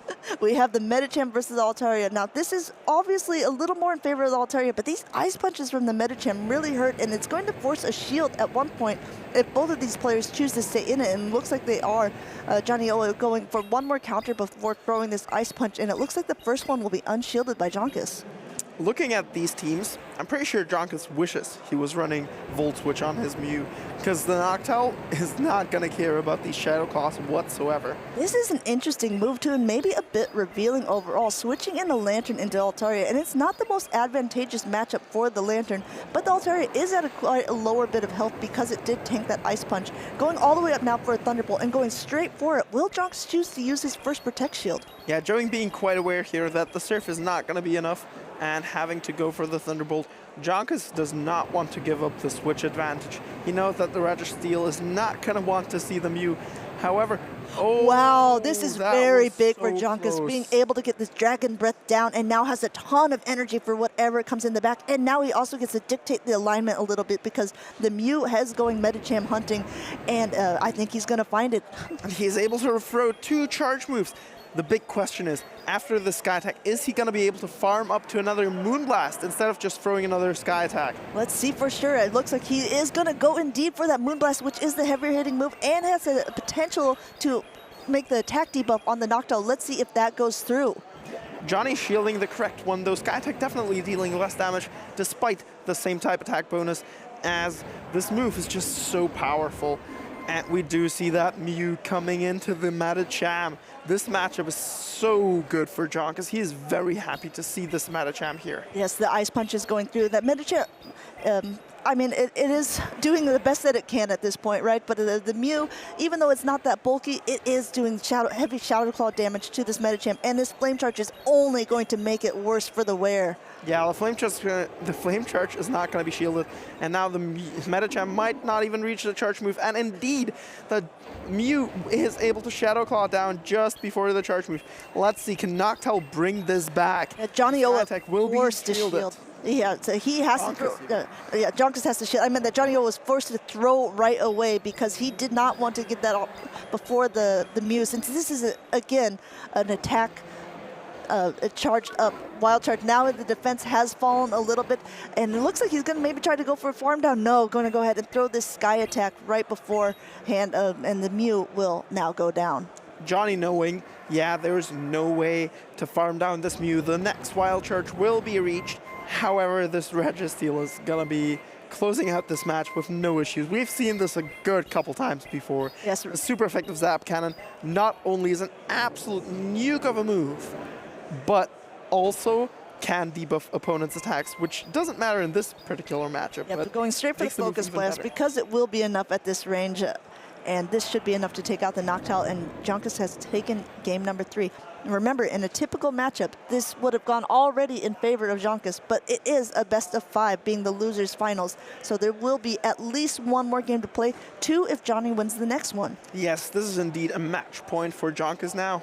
And the big question is he more nervous now than he was at the beginning? Yeah. Now if he loses 2, it's even worse. That is absolutely true. I mean, and a lot on the line at this point. Like you were saying earlier, with Statistan against Patoman in Liverpool, this was the exact position that he was in, where he was 2-1 up, and he just needed to secure one more, but Patoman ended up getting the last 2 against him. So I'm not saying that it's going to happen in this tournament, but we have seen it happen before. The reverse sweep is indeed always a possibility. Not only did Stan tell us he was 2-1 up against Patoman, but he was also 2-0 up against Human Catcher. Buck and was then ultimately reverse sweeped 0-3. Yes, that one has to hurt maybe a little bit more. And also that one was in the winners finals. But Stan has broken that curse because he did beat Jonioa in the winners finals, securing his spot as well. And now it puts Jonioa in this position where does he have the momentum to win this round? Because once you lose one, maybe you've let a little bit of air out of it, you know? They both seem quite calm and collected here, both contemplating what Pokemon to bring and how to play out the matchup best. Yeah, it is always kind of a mind game as well, because when he swapped in the Lantern, it's not that Lantern has that bad of matches against everything either. It just doesn't have that good of matches against anything except for that Shadow Charizard. But it doesn't, in that sense, it doesn't make it necessarily a bad safe swap, which is what Jonioa was trying to use it for last game. Indeed. So what I was telling you about earlier, the Alolan Ninetales and the Medicham make a great pair, because the Medicham only really loses to the Mew. However, now that the Mew is coming out, I think it might be time to retire the Medi. Yeah, or is this just the head game that Jonkus wants, and he's not even going to bring the Mew anymore because he thinks that the Medicham That is quite the possibility. We're going to have to find out. Let's see in this game. We have the Registeel into the Medicham lead. The correct call was made. However, the Ninetales was left at home this time around, and we see a Lickitung safe swap. Johnny opting to stay in for now at least, and correctly predicting the Mew is going to be in the back as well with the Sableye. You know what's actually kind of funny about things like this is because he's seen the Medicham so many times, he does know that counter is the only thing that's really going to be doing that heavy of damage to the Lickitung. So going ahead and swapping that in, because he's not worried about like a power-up punch or even a dynamic punch. This Psychic does put the Lickitung into the yellow, and Jonioa choosing to completely stay in it here. Getting it to a body slam, switching again. This is, I believe, the second time that he's caught a body slam from the Lickitung onto a Lantern. This is exactly what I was expecting him to do. He needs to preserve at least some health on the medi to not get lock-on down by that Registeel later, but he doesn't need too much health. The 25 or 30% he still has are more than enough to not get lock-on down. And now this Lantern both tank that energy, but also is able to reach multiple charge moves against the Registeel potentially. Yeah, it does look like the Registeel almost at that Zap Cannon, but again, the water gun pressure has put the Registeel almost at 60% here. This first Zap Cannon going through, we have to remember there is potential for an attack debuff, which would be in favor of Jonkus. And we did get it, we got it indeed. So we see the Registeel keeps on slapping this Lantern with its lock-ons. The phone sounds are real, the good old Nokia times. And we see the next surf coming in. Is Johnny going to be able to reach yet another surf? And he is. However, Jonkus decides to swap out and catch it on the Mew. Yeah, this is a very interesting play overall. Again, Jonkus does not know that it is a Sableye in the back, but he's about to find out as in comes the Sableye, and you can see it on his face. He was not expecting it. Gonna go ahead and go for that flame charge here. It will do a decent amount of damage, but Jonioa still has 2 shields left. We have to remember using that first one here, but now the Shadow Claws will be coming through, but unfortunately they're hitting a little bit harder on that Sableye than they are on the Mew itself. Jonioa going ahead and just completely farming down that Mew. He is also going to farm down the Registeel. No, he is not. He is opting to go for the foul play. Pretty sure Jonkus is not going to shield this. As we all know, this game has no outs for him any longer. And we have some Game 5 hype. Yes, indeed. The most exciting match of the day, or even the weekend most likely. This singular match will decide who gets to go to Worlds as a competitor and who will not. Yes, and who will be going home from this tournament with, let's face it, 3rd place is still not bad. Bronze medal is pretty good, but you don't get to go to Worlds. Don't get to go to Worlds, don't get any prize money due to the nature of this event. However, you do get a booster box of Pokemon cards of the most current set, Silver Tempest. Oh, that is also pretty exciting, I think. Yeah, opening some good boosters will never not be fun. I think a lot of people like to use these as well to help pay for their way for the Worlds and stuff like we were talking about as well, because booster boxes can sell for a decent amount of money. They definitely do. I think MSRP is roughly 100 plus minus euros. So it is quite a bit of value in there. We're seeing on stage now Lorenzo Lu, who is also one of the day 2 competitors, playing in the winners final and then being dropped out to the losers final, I think around 3 rounds in today. I think he was dropped into the losers round after the first round today, unfortunately. No, I meant out of the tournament after 3 rounds in. Yeah, unfortunately he couldn't really make it as far as the 2 Johns we have on here now. Yes, Jonioa, who is a Spanish player, and Jonkus, who is a German player. Yeah, the Dutch have been represented in the loser semis and already are in the grand finals. That is true. Statistan is from the Netherlands, and we have to remember that almost 50% of the people who were in day 2 were from the Netherlands itself. That is a very impressively high number. Not only in the top 16, but also in the top 4, as I've just said. Yeah. The last competitor who was kicked out from the Netherlands was already a top 4 competitor by landing his spot into the loser semis. That is absolutely correct. And again, these players are taking a bit of time, but we can't blame them at all because this is a decisive Game 5 in a best-of-5 series here in the losers finals. Yeah, this matchup must be quite stressful for the both of them. At this point, everything is on the line. I'm sorry, I'm just laughing because now we're going over the nicknames that we used when we got our old nicknames, and our producer for Go has come up with a good one called the Lundertaker. And the Lundertaker. If only I had thought about that when I was 16. We should play a tournament, get to the grand finals, and then do an Undertaker pose. It'd be pretty funny. You also came up with your name as a young person as well, right?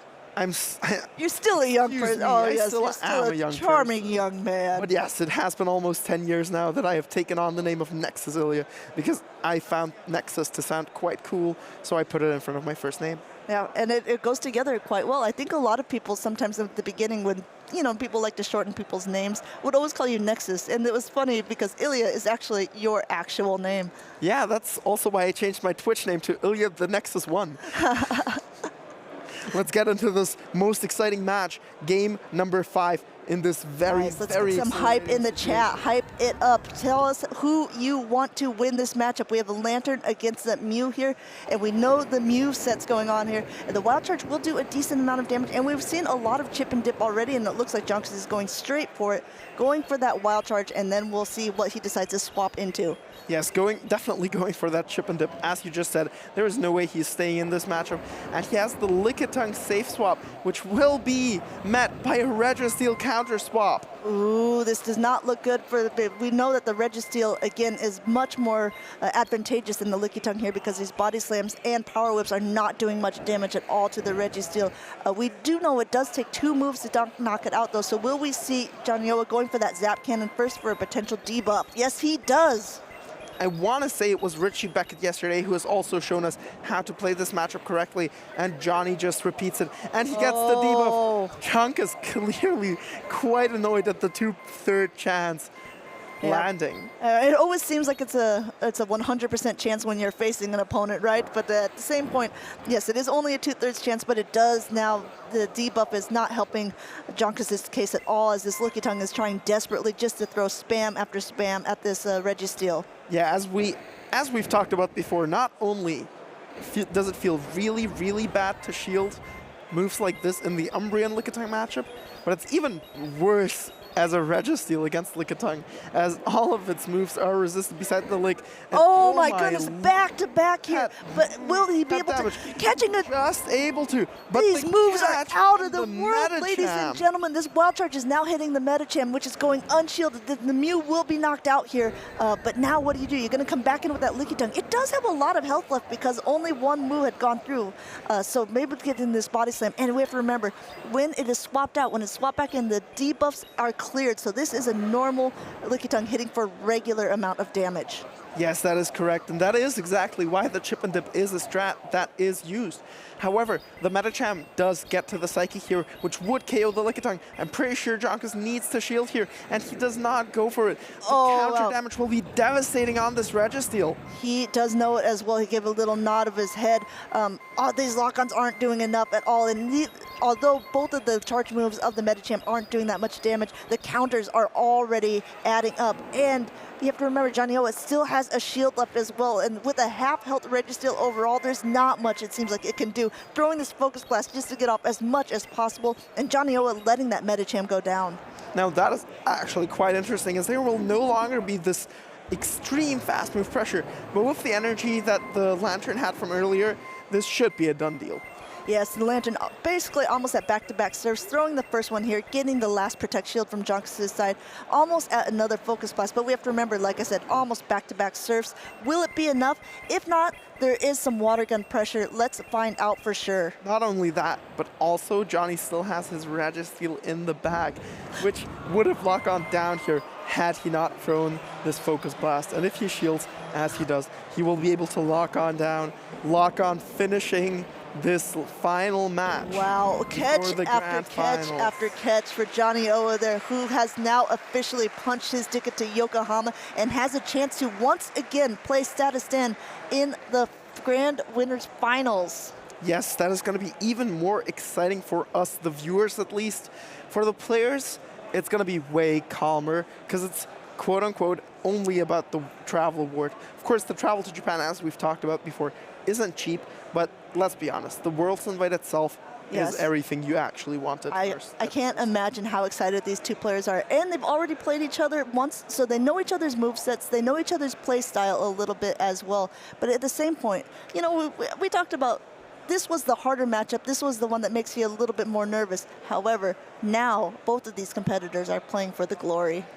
Yes, indeed. For the glory it is.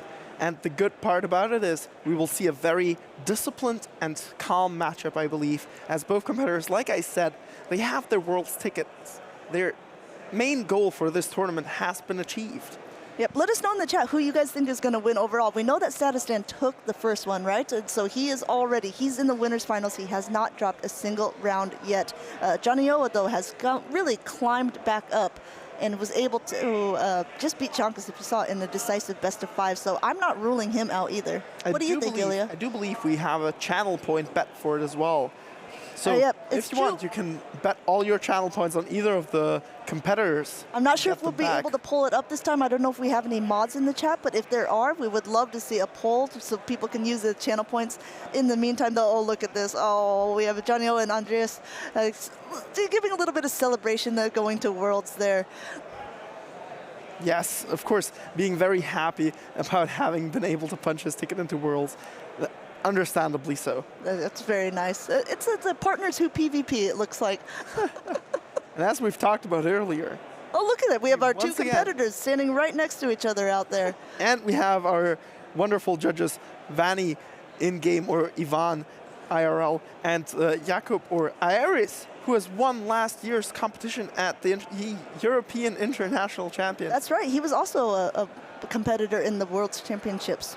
Indeed, he has qualified for Worlds with his signature Talonflame and Air Slash Mandibus tactics. Yeah, unfortunately I think also for like another player, a French competitor, Dex, Talonflame has sort of fallen out of the current meta, but maybe, you never know, we could see it rise up again. Yeah, the Shadow Talonflame rising Charizards. from the ashes. It does seem like a phoenix, so who knows? Maybe it will. It only is one move update away from being better than Shadow Charizard again. So speaking of competitors that are going on, I know that you are most likely planning on competing in the U.S. Can you give us a sneak preview of your team at all, or you want to keep it all close to the vest for now? So the only answer I will give you to that is, ooh. And I'm pretty sure that should do it. So just only that Pokemon against the whole team. Yeah, I will run 6 of them and I will be fine. I do think it's rather interesting because if we did some sort of analysis of the last matches, and there was no Registeals in the U.S., like we talked about earlier, but almost everyone in Europe seems to be running Registeals. Not really many Dunsparces in the U.S., also really a European thing. Are you going to be taking some of the European flavor over to the U.S., or are you going to be trying to fit in more with the NA meta? I will try to use the EU meta to beat the NA meta. Okay, let's see how it goes. I'm really rooting for you.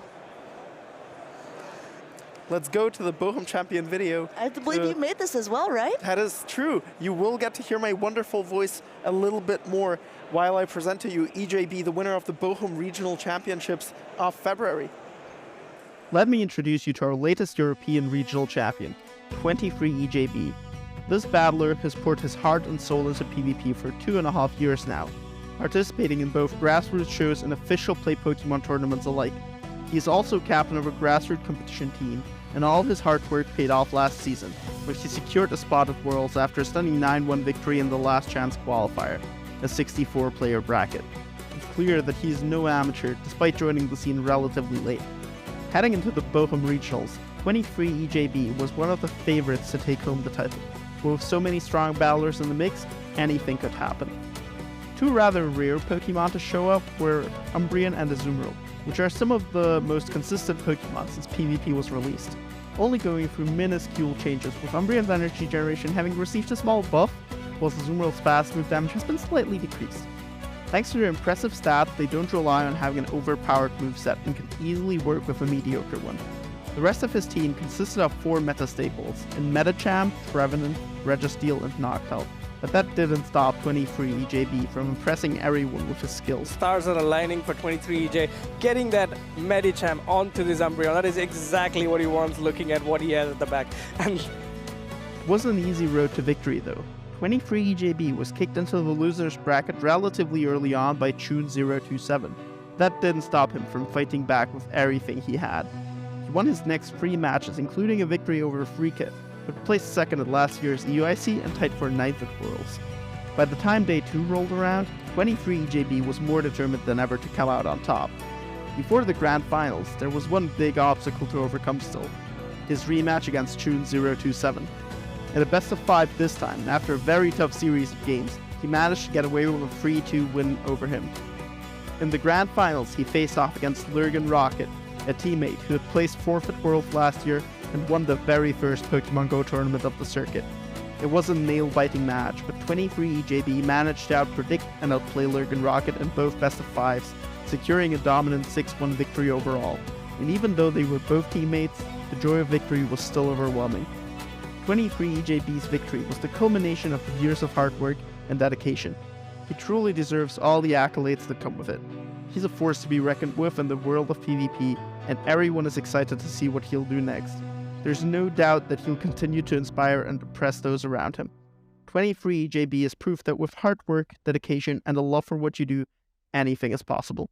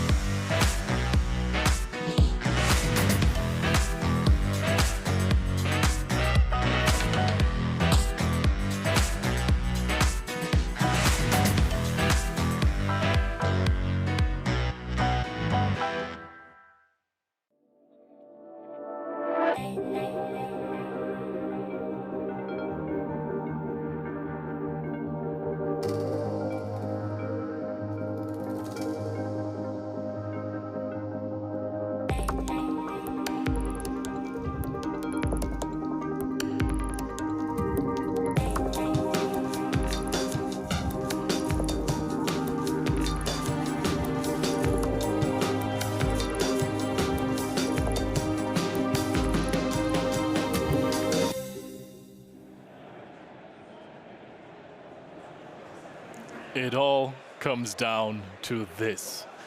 This is the grand finals of the Pokemon Go special event in Utrecht. Martijn, what are your feelings about this?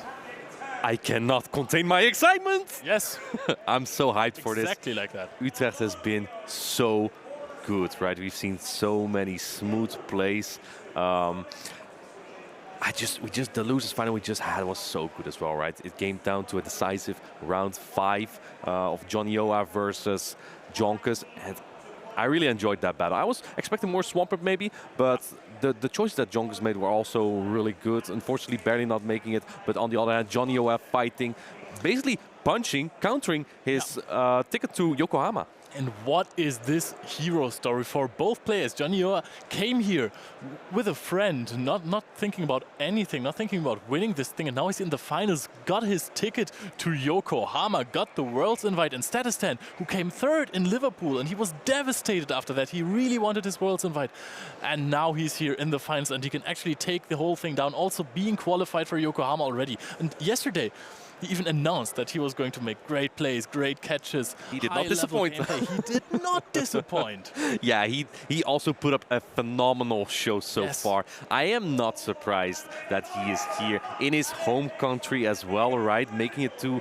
the winners finals. And there is still a travel award to win here, Leonard, between these two great players. What are your expectations?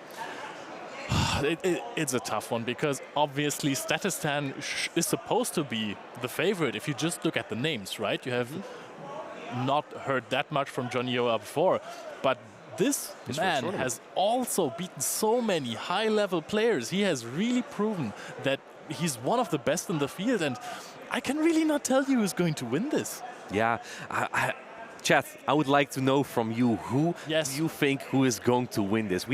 I remember in Liverpool, we also had a Spanish runner-up, right? We had Patuman, and now we also have another Spanish runner-up, or perhaps a winner. Currently, he is in the loser's position of the grand finals, right? So he needs to win the first best out of 5 for a bracket reset, and then he might be able to flip this to win it all. But let's not go ahead too much, of course. We have to see how that goes, but they are both really good players, and they have pretty interesting teams. We have kind of pretty hard meta on Jonioa's side, right? And we have a more spicy side on Statistan's side, if I may say so, with the Dunsparce and Mew. Yeah, Statistan just bringing the same team from Liverpool, thinking, okay, this time I'm going to win with this. This time I'm going to take it even further. But I hear that the players are ready, and we are going to show you some nice, cool videos of the players first.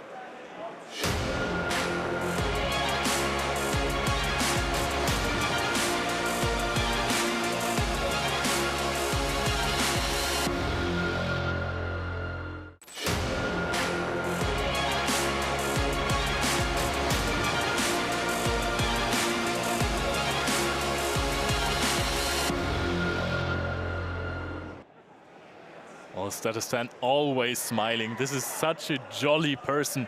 And let's see if he continues smiling after this match, because he has the huge advantage. I'm not going to lie, Martijn. I completely forgot that we have the ability to bracket reset. I completely forgot that there was a loser's bracket right now. We see it here on the left side. The W next to Statistan's name means that he is on the winner's side indeed, and the L behind Jonioa's side means that he's on the loser's side of the bracket. So let's take a look at this matchup here. One Pokemon that I really like on Stan's side here is the Dunsparce. Of course you do. It does a very, very broad play around here, right? Yes. It is obviously a Pokemon that I really like in general. And Jonioa has to deal with a Mew once more, but this time it has Surf instead of the Flame Charge. And I think that Flame Charge might have just been a bit better. Surf is also resisted by Lantern, so is Flame Charge, but Flame Charge at least gives you an attack boost. Flame Charge is better against the Ninetales, it is better against the Registeel, and on the other side there's no resistance, so I think that Flame Charge, especially because the Shadow Claw is so important against the Medicham, I think the attack boost can really... Well, the thing is, Surf comes out faster, right? And the Flame Charge, while I agree it does boost your Shadow Claw damage, right? And it can deal super effective damage against like the Steel types. It's a helpful move, but for damage per energy, it's not really efficient. It's not the strongest move. In that regard, Surf is a little bit better, but I do agree that boosting your Shadow Claws can sometimes be very crucial, or boosting your Wild Charges. But let's get into the finals here. We have round one on the left side, Statistan on the right side, Jonioa. Take it off here, Leonard.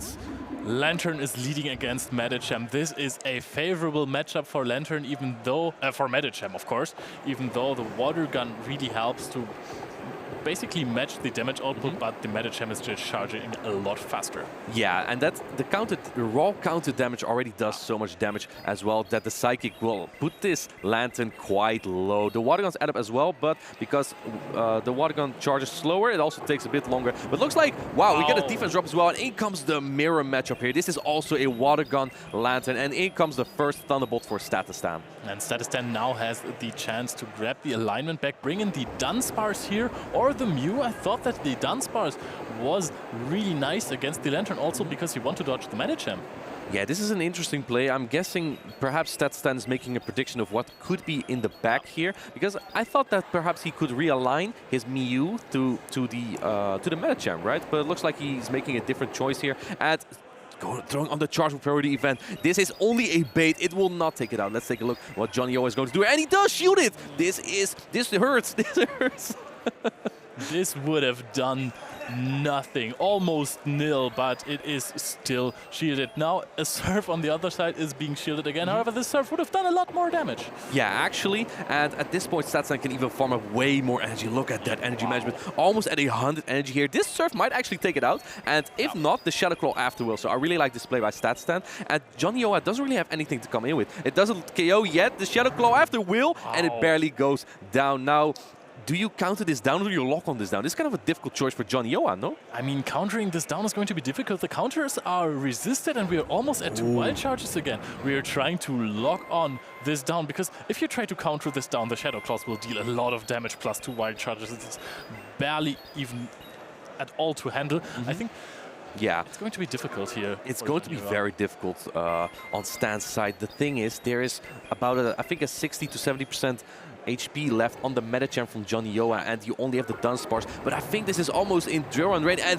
oh, look at that. This is great for Statistan, because at this point he can get to a charge move here. But on the other hand, now you need 2 Durans. Oh, yeah, you're still going to need 2 Durans, of course, because there still is a shield on Jonioa's side. Thunderbolt comes through, but you don't have any fast move pressure here, so that becomes really difficult. Medicham also has a Psychic loaded already. This Mew also still has some HP left, and with some Shadow Claws, could still deal a hefty amount of damage, getting 3 Shadow Claws in. But there is no fast move pressure on the Dunsparce. Dunsparce is barely going to get to some damage with the with the rollouts, and I think that this is looking kind of good for Jonioa here. I think so too. I actually think that the Medicham will get to another Psychic here quite comfortably because the rollouts just don't do any damage. And I think that if Statistan preserved his Mew for the opposing Medicham, he may have been in a better spot here, but perhaps he predicted something else in the back here. Doesn't get the farm down even, and Medicham just counters down. It was such low health, it still took care of that Dunsparce. So yeah, that was just a tough alignment there, I think, right? Because you in the end game, you had the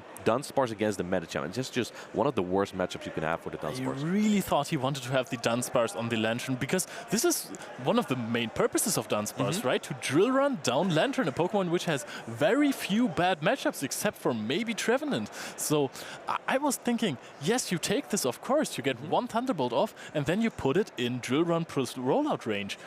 I 100% agree, and the drill run and rollout and rock slides just hit super effective on basically anything. So in that case, I think you could have played it a bit safer as Statistan to ensure that you don't need switch advantage as much, because your Dunsparce already is out of the way from the Medicham, right? So the Medicham could not be aligned anymore to the Dunsparce in that case. And he also just had a Lantern with, I think, 30% HP after taking one Psychic, so I wonder what his plan was for the Medicham in the back that he knew of. It was there before. Yeah, it already was shown, but perhaps Statistan was predicting something else that he might need the Dunsparce for, such as a Noctowl perhaps, right? But perhaps that's why he brought this in. That could very well be possible. Yeah, we're going to see how both players adapt to this. There could have been anything that went through Statistan's mind at that point, but I'm pretty sure that at the point he saw the Registeel soak up all the damage and not the Medicham, he knew he was in trouble, I think, right?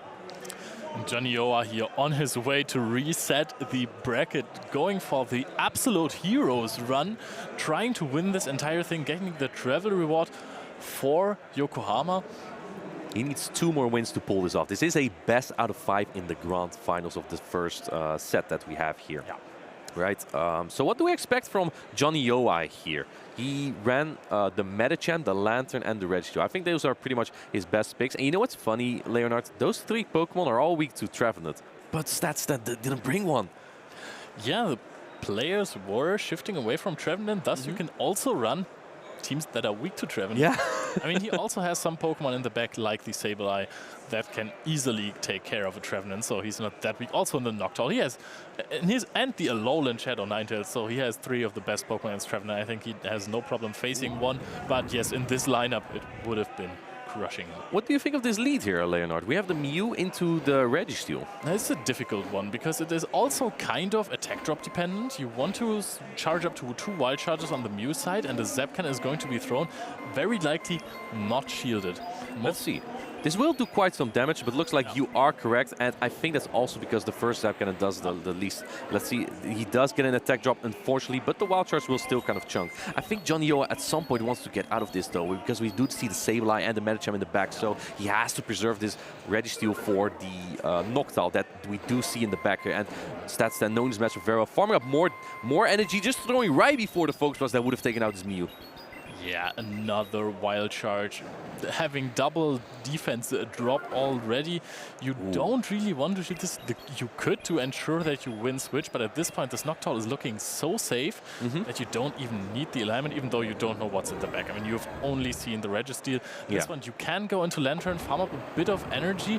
Do you even win this? I think yes. Oh, look at that late switch there, and answers really immediately with the Noctowl here. Jonioa does draw it out, but since he took some water gun damage there, he might not be able to get to a move on the Registeel. And also, I think that the Registeel is just one of the worst matchups kind of that the Lantern could have. So I think that Statistan was very satisfied with just getting an energy advantage on the Lantern, because it's so safe against Jonioa's team, right? There's no hard answer for it.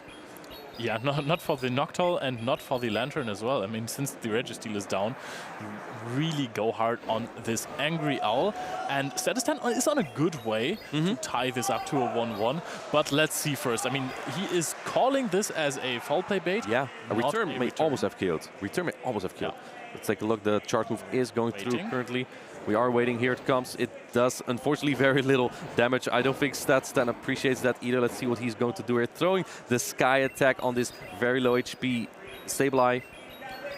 And I think Jonioa shields this because Skytech goes through and Sableye goes down. So do you try to reach another move with the Registeel here? There is the opportunity to switch into the Lantern. We are already at a Sky Attack. We are now at a Shadow Ball. And he catches the Sky Attack with the Registeel on 5 HP. And let's see if this does 4, so the Noctowl can get another Wing Attack. And nope, this KOs, and now we are on the Medicham, the last Pokemon.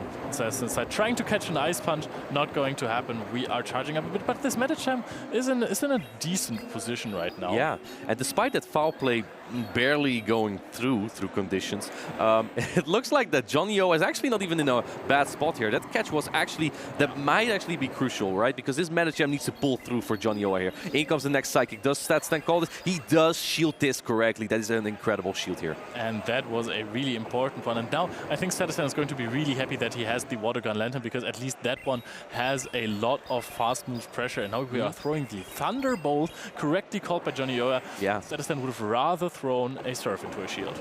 Well, the thing is, I think Statistan is very confident he will get to 2 Thunderbolts here, and then the Sky Attack that he's very close to will take out this Medicham. So let's take a look at what he's going to do here. Jonioa needs to farm up perfectly. I don't know if the counters will lead this Lantern into Ice Punch range, because perhaps then he might be able to win this battle. But it looks like he is farming up to so much energy here. This might be perfect from Jonioa. If he has the Ice Punch stored as well now, he actually still wins this battle. Wow, let's see. He is so close to winning. Does he have the Ice Punch? He's one of its Judgment Priority event, and Medicham wins it. Medicham actually wins this battle for Jonioa. That's incredible. Despite the foul play, barely doing any damage, Jonioa still getting a very, very well-fought win for. He is 2-0 up, and he's one battle off the bracket reset here. It was looking so good for Statistan. I don't even know in which point it went wrong. I mean, it was... Maybe he overestimated the power on his Lantern, underestimated the energy on this Medicham, because those 2 Thunderbolts could have as well been Surfs, and that would have been much better for him. He would have won if he threw 1 Surf. I think so as well, but that's basically coming down to a call. I think Statistan maybe didn't think that if the Surf went through, right, if he baited the Surf and Jonioa wouldn't shield, that perhaps the Medicham could just no shield and farm up more energy and shield the Sky Attack. So I think that's what Stan was afraid for, to do that. And you know what? Also very valuable information came out of this battle is that the Medicham from Jonioa wins Charge with Priority event against Noctowl. Right, so that means it's a more defense-weighted Noctowl than usual, or maybe a very offensive-weighted Medicham. 15-0 Medicham, but I guess then it wouldn't reach this amount of CP. Perhaps not, but either way, that's very valuable information for Jonioa, because that makes his Medicham just slightly better against the Noctowl from Statistan. We might, because of that, see the Medicham come out more, and actually, honestly, I think we will also always see Medicham come out more, because the worst thing it can face is only that Mew. Even Noctowl is okay. It's not the worst, especially if a slight energy advantage. It really is not the worst, right? Because then you know you win Charge for the event, so you only need 1 counter to outpace to 3 Ice Punches. And I think that's very valuable information that Jonioa now knows. That is true. So he can feel a little more comfortable in this scenario. Also, maybe this means that the Medichams, that his Medicham wins Chargement Priority over the one of Statistan, but I don't think we have seen if this is an attack-weighted mon or not. Yeah.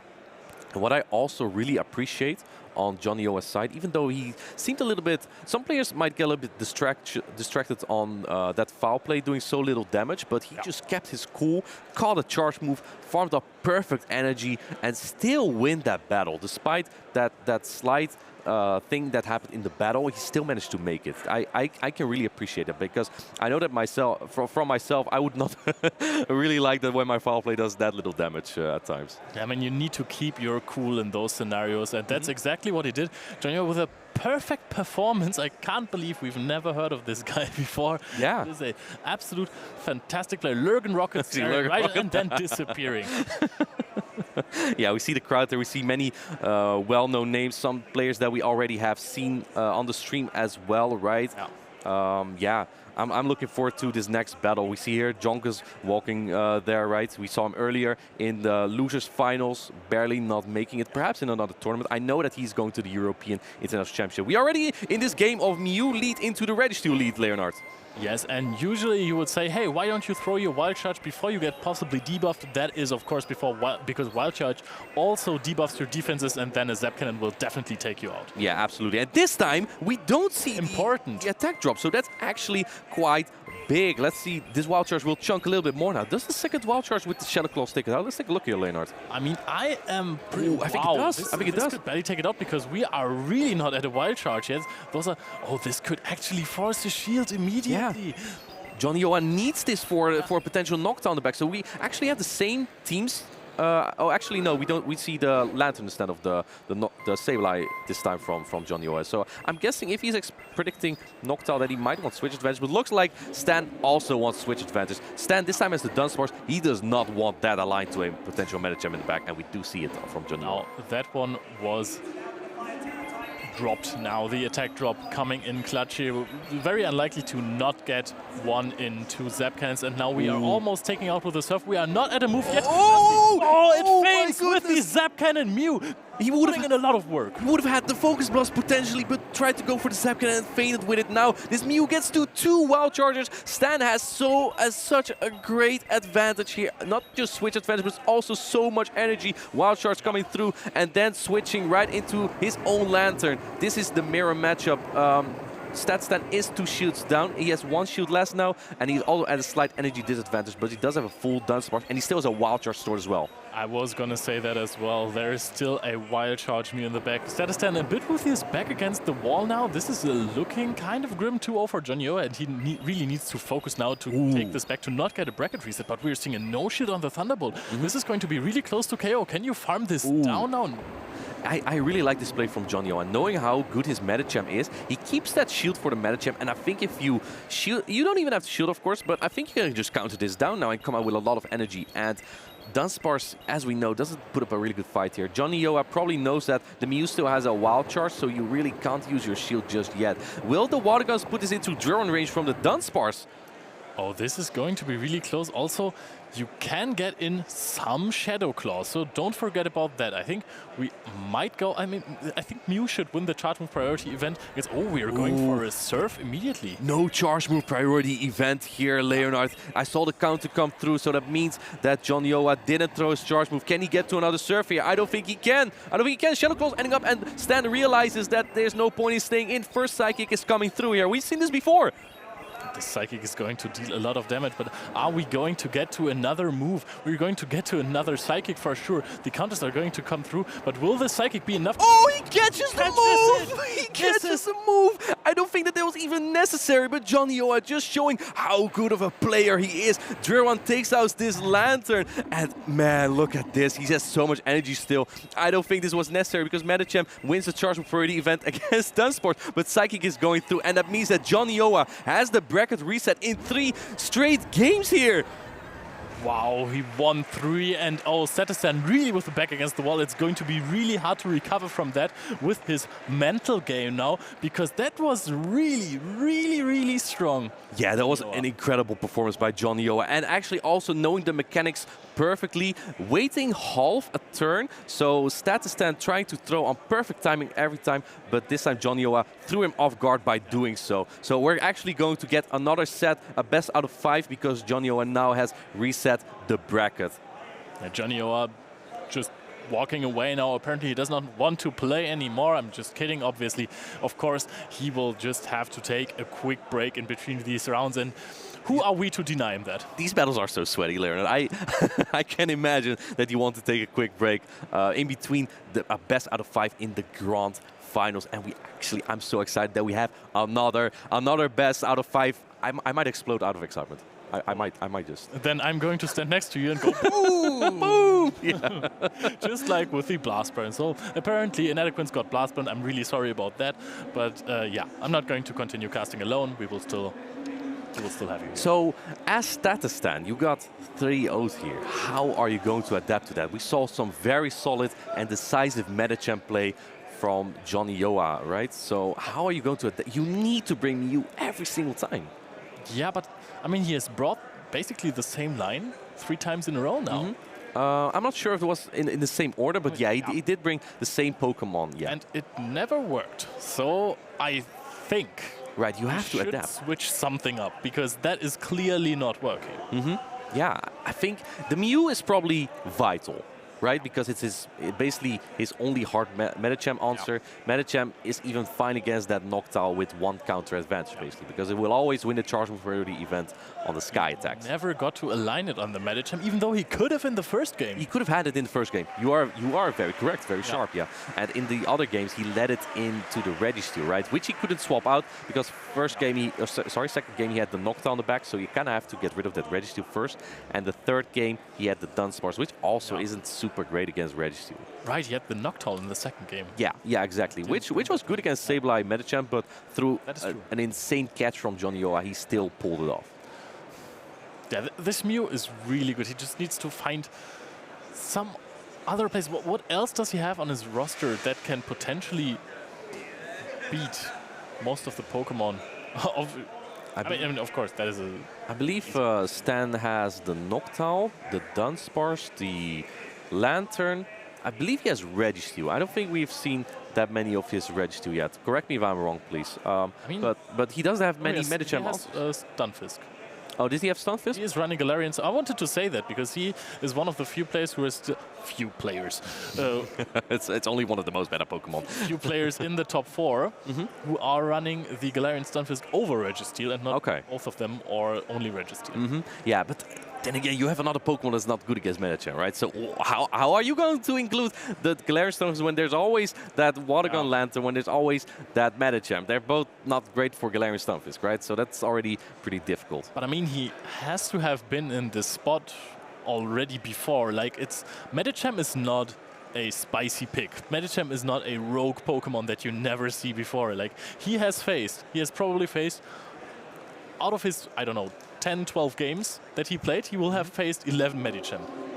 Well, we see here the teams again. Yes, you are correct. It was indeed the Galarian Stunfisk. Chat, I want to see in the chat, who are you rooting for? Show your support for these battlers. On the left side, Statistan, and on the right side, Jonioa. I know that many Spanish or Spanish-speaking battlers are watching currently. I see a lot of love for Jonioa. There's also a lot of love from Statistan in the chat and in the crowd. I'm really excited for this last best out of 5.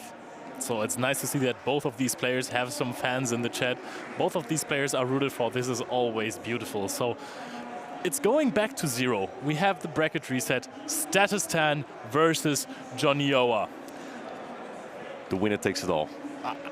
I'm kind of speechless because like Statistan beat Jonioa before, and now he just got 3-0'd. Yeah. How do you come back from that? It's not easy. It's not easy. I mean, he must have done it before, and he must have handled Medichams before. I can't imagine that.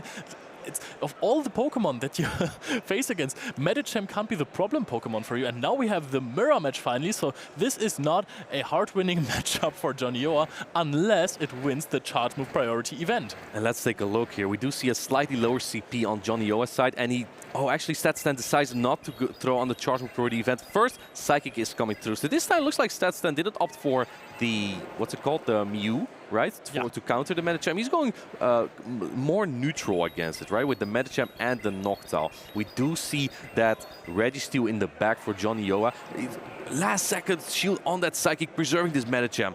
Let's take a look here. Will the Ice Punch be enough now? No, I don't think the Ice Punch will be. Oh, what a catch! Oh, Jonioa, what is he doing? How is he doing it? But Jonioa is 1 shield down in this scenario. Statistan has both of these shields. This could get a defense drop. It doesn't. But the thing is that this Medicham is really far from being in lockdown range. So if you invest 1 shield into this Medicham, you can get rid of the entire Registeel. Look at how much these counters do, and you are even reaching a Psychic before that. So what would Statistan be thinking here? Perhaps he's expecting the Lantern. If he swaps out of this matchup, the Lantern just cleans up, right? Because you will likely bring in the Galarian Stunfisk here, and then your Noctowl is just exposed later to that Lantern. So I really like this play from Statistan. Now going for the complete farm down, but Destiny is inevitable. It looks like that the Noctowl will still be aligned to that Lantern because Jonioa will bring the Medicham into this, of course. I like this farm down a lot, though. Yeah, you will need to land an Earthquake to even remotely have a chance against the Medicham. We are charging up to 100 energy now with the last mud shot. So absolute accurate, investing 1 shield. So we have the energy advantage here, but we are immediately going to throw an Earthquake. Will the Medicham shield this? This is absolutely crucial. This does a lot of damage. It does about 50%. Medicham goes into the red here. The timer is up on both sides. Oh, catches the Ice Punch. This is probably this could be crucial because this relieves that Galarian Stunfisk from any other Medicham pressure. Right now, the Lantern does come in and it can farm up so much energy here, but it is only Water Gun. It's not Spark, so it takes a little while to take this down. Yeah, so that is what I was talking about earlier. This matchup slightly gets not worse for Lantern. It still is great, but it is not as strong anymore because you can't come out of the matchup with a lot of energy. You will have to reach a Thunderbolt at some point, and if you give your opponent too much time, they will throw 5 Shadow Balls at you. And I like this play from Jonioa a lot. Not baiting because he knows... Oh, actually a shield. I thought that Statistan wasn't really able to shield here simply because then Wow, going for the bait. Because then the Galarian Stunfisk would be very vulnerable to Surf. Does it get shielded? Skytech coming in, and it doesn't get shielded by Jonioa!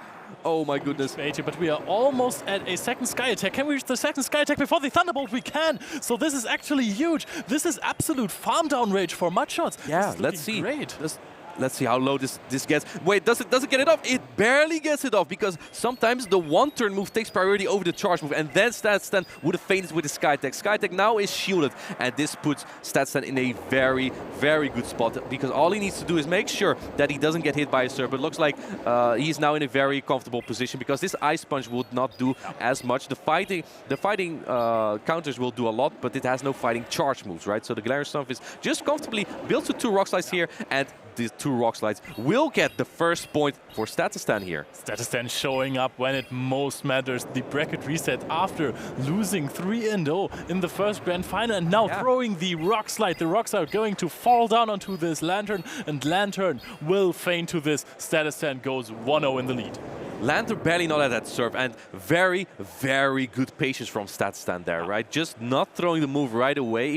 If he went for like an Earthquake, I think that's what Jonioa was trying to catch there, then Jonioa would have had a shot. If he went for that Earthquake and it was caught by the Medicham. Jonioa has been making so many incredible plays so far. When we thought about Medicham answers, we did not discuss Statistan's own Medicham. Yeah, I 100% agree with you.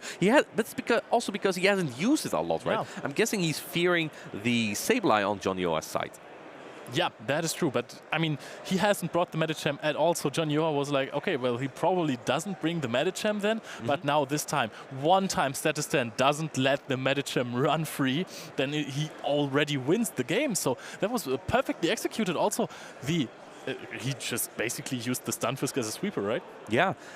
One more thing that we did not see is if the Medicham from Stan wins the Charge of Priority event against the one from Jonioa. I think Stan probably predicts that he doesn't, so that's why he didn't throw that. Because perhaps it could also be that he does not want to reveal that information to his opponents, right? Because that will make the Medicham from Jonioa just slightly better, right? I mean, if you know that Medicham, I mean, of course, only Statistan can know, because Statistan, if his Medicham isn't built to win the Charge of Priority event over Noctowl, if he knows that, then of course he doesn't want to reveal it. Yeah. Nobody else can know. No, exactly. But the thing is, like, if Stan has an attack-weighted Noctowl and he lost CMP, then he probably already can have a little bit of an indication of how good Jonioa's Medicham exactly is. So that also already is a thing. What are you expecting for the next game? Are we going to see Mew back here? Mew did not show up in the first 3 games. I mean, maybe in game 1 it could have shown up. Maybe it could have completely controlled that Medicham and set an entirely different way for this first finals. But I think that Statistan is for the moment really happy and does not want to bring, for example, Medicham and Mew, because then you are really getting weak to Sableye. Yeah. So I think that he's going for a Medicham and 2 Pokemon that are good against the Sableye, because Medicham proves to be like a key Pokemon in this matchup. You could also bait out the Sableye, right? But let's see. You are correct here. We have actually the same line on the left side here, and we see the Sableye indeed on Jonioa's side, probably looking for that Medicham, but they're both in the lead. Are they going to throw charge for the event this time? This time it's Stan throwing immediately and not Jonioa. He wants to find out now, but very interesting is that there is the Stunfisk versus Registeel basically in the back, and Stunfisk wins this matchup only with energy advantage a little bit, I think. Against Registeel? Actually, or not with disadvantage. Yeah, well, the thing about... Ooh, in comes the Sableye and answered by that Noctowl right away. Cool, very quick reflection by Statistan there. It was like snap. I see Sableye, boom, in comes Noctowl. Throw your Shadow Claws at me. Come on, do it. they don't hurt my feathers. First foul play coming in, only doesn't even get to halve. At this point, you will need the return with the Shadow Claws to get the KO here. But now the owl got angry. Sableye did not manage to KO it. It just barely tickled it. And now this owl is going for wing attack after wing attack. And this might actually draw a shield because you said it before. Is he counting could KO? But yeah, I don't think he counted. Oh, what a such good counting by Dr. Statistan. And let's see, he's throwing right before... Oh no, he's throwing on the charge priority event. Oh no! I take my words back, unfortunately. Barely not good counting. Perhaps he forgot that the third foul play is only 5 Shadow Claws. He does have Swish advantage still, and this energy could be useful, but at this point... hurts. Yeah, now you set up yourself for a lock-on down by the Registeel, so this actually is terrible for Statistan. Losing 6 wing attacks and a shield with this play. Yeah. If he just hadn't thrown there, that would have been still okay, because then you would have had like almost 2 Shadow Balls. But this way, a little bit of the advantage that he built up from having the alignment got lost there. See what Statistan actually is going to do here. Actually going to throw a Shadow Ball, but this position that Noctowl right now has, it has very low HP, right? And this is one of the Pokemons that you have the time to build up more energy. So perhaps we might see him switch out. Perhaps we might, yeah, actually he's going to just stay in and throw the Shadow Ball. So because he doesn't want his Galarian Stunfisk on the Medicham. That does make sense as well. But now it kind of makes... I mean, lock-on down was very... Focus Blast! Does Statistan shields? He kind of has to preserve this, right? Because opposing Medicham. And he does shield the Focus Blast.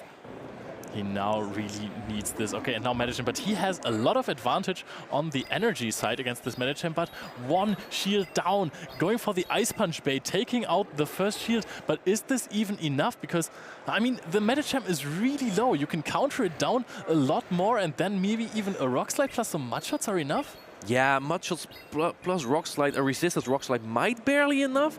I'm not sure. We'll have to see. This doesn't KO just yet. Does Statistan get to the Ice Punch? It does not get to the Ice Punch. That may have been crucial here, but he can stall the clock a little bit longer, perhaps catch later, because it might be necessary to pull off this win. But as we see the Registeel's health on Jonioa's side as well, we might only need 2 Rock Slides here. Let's take a look here.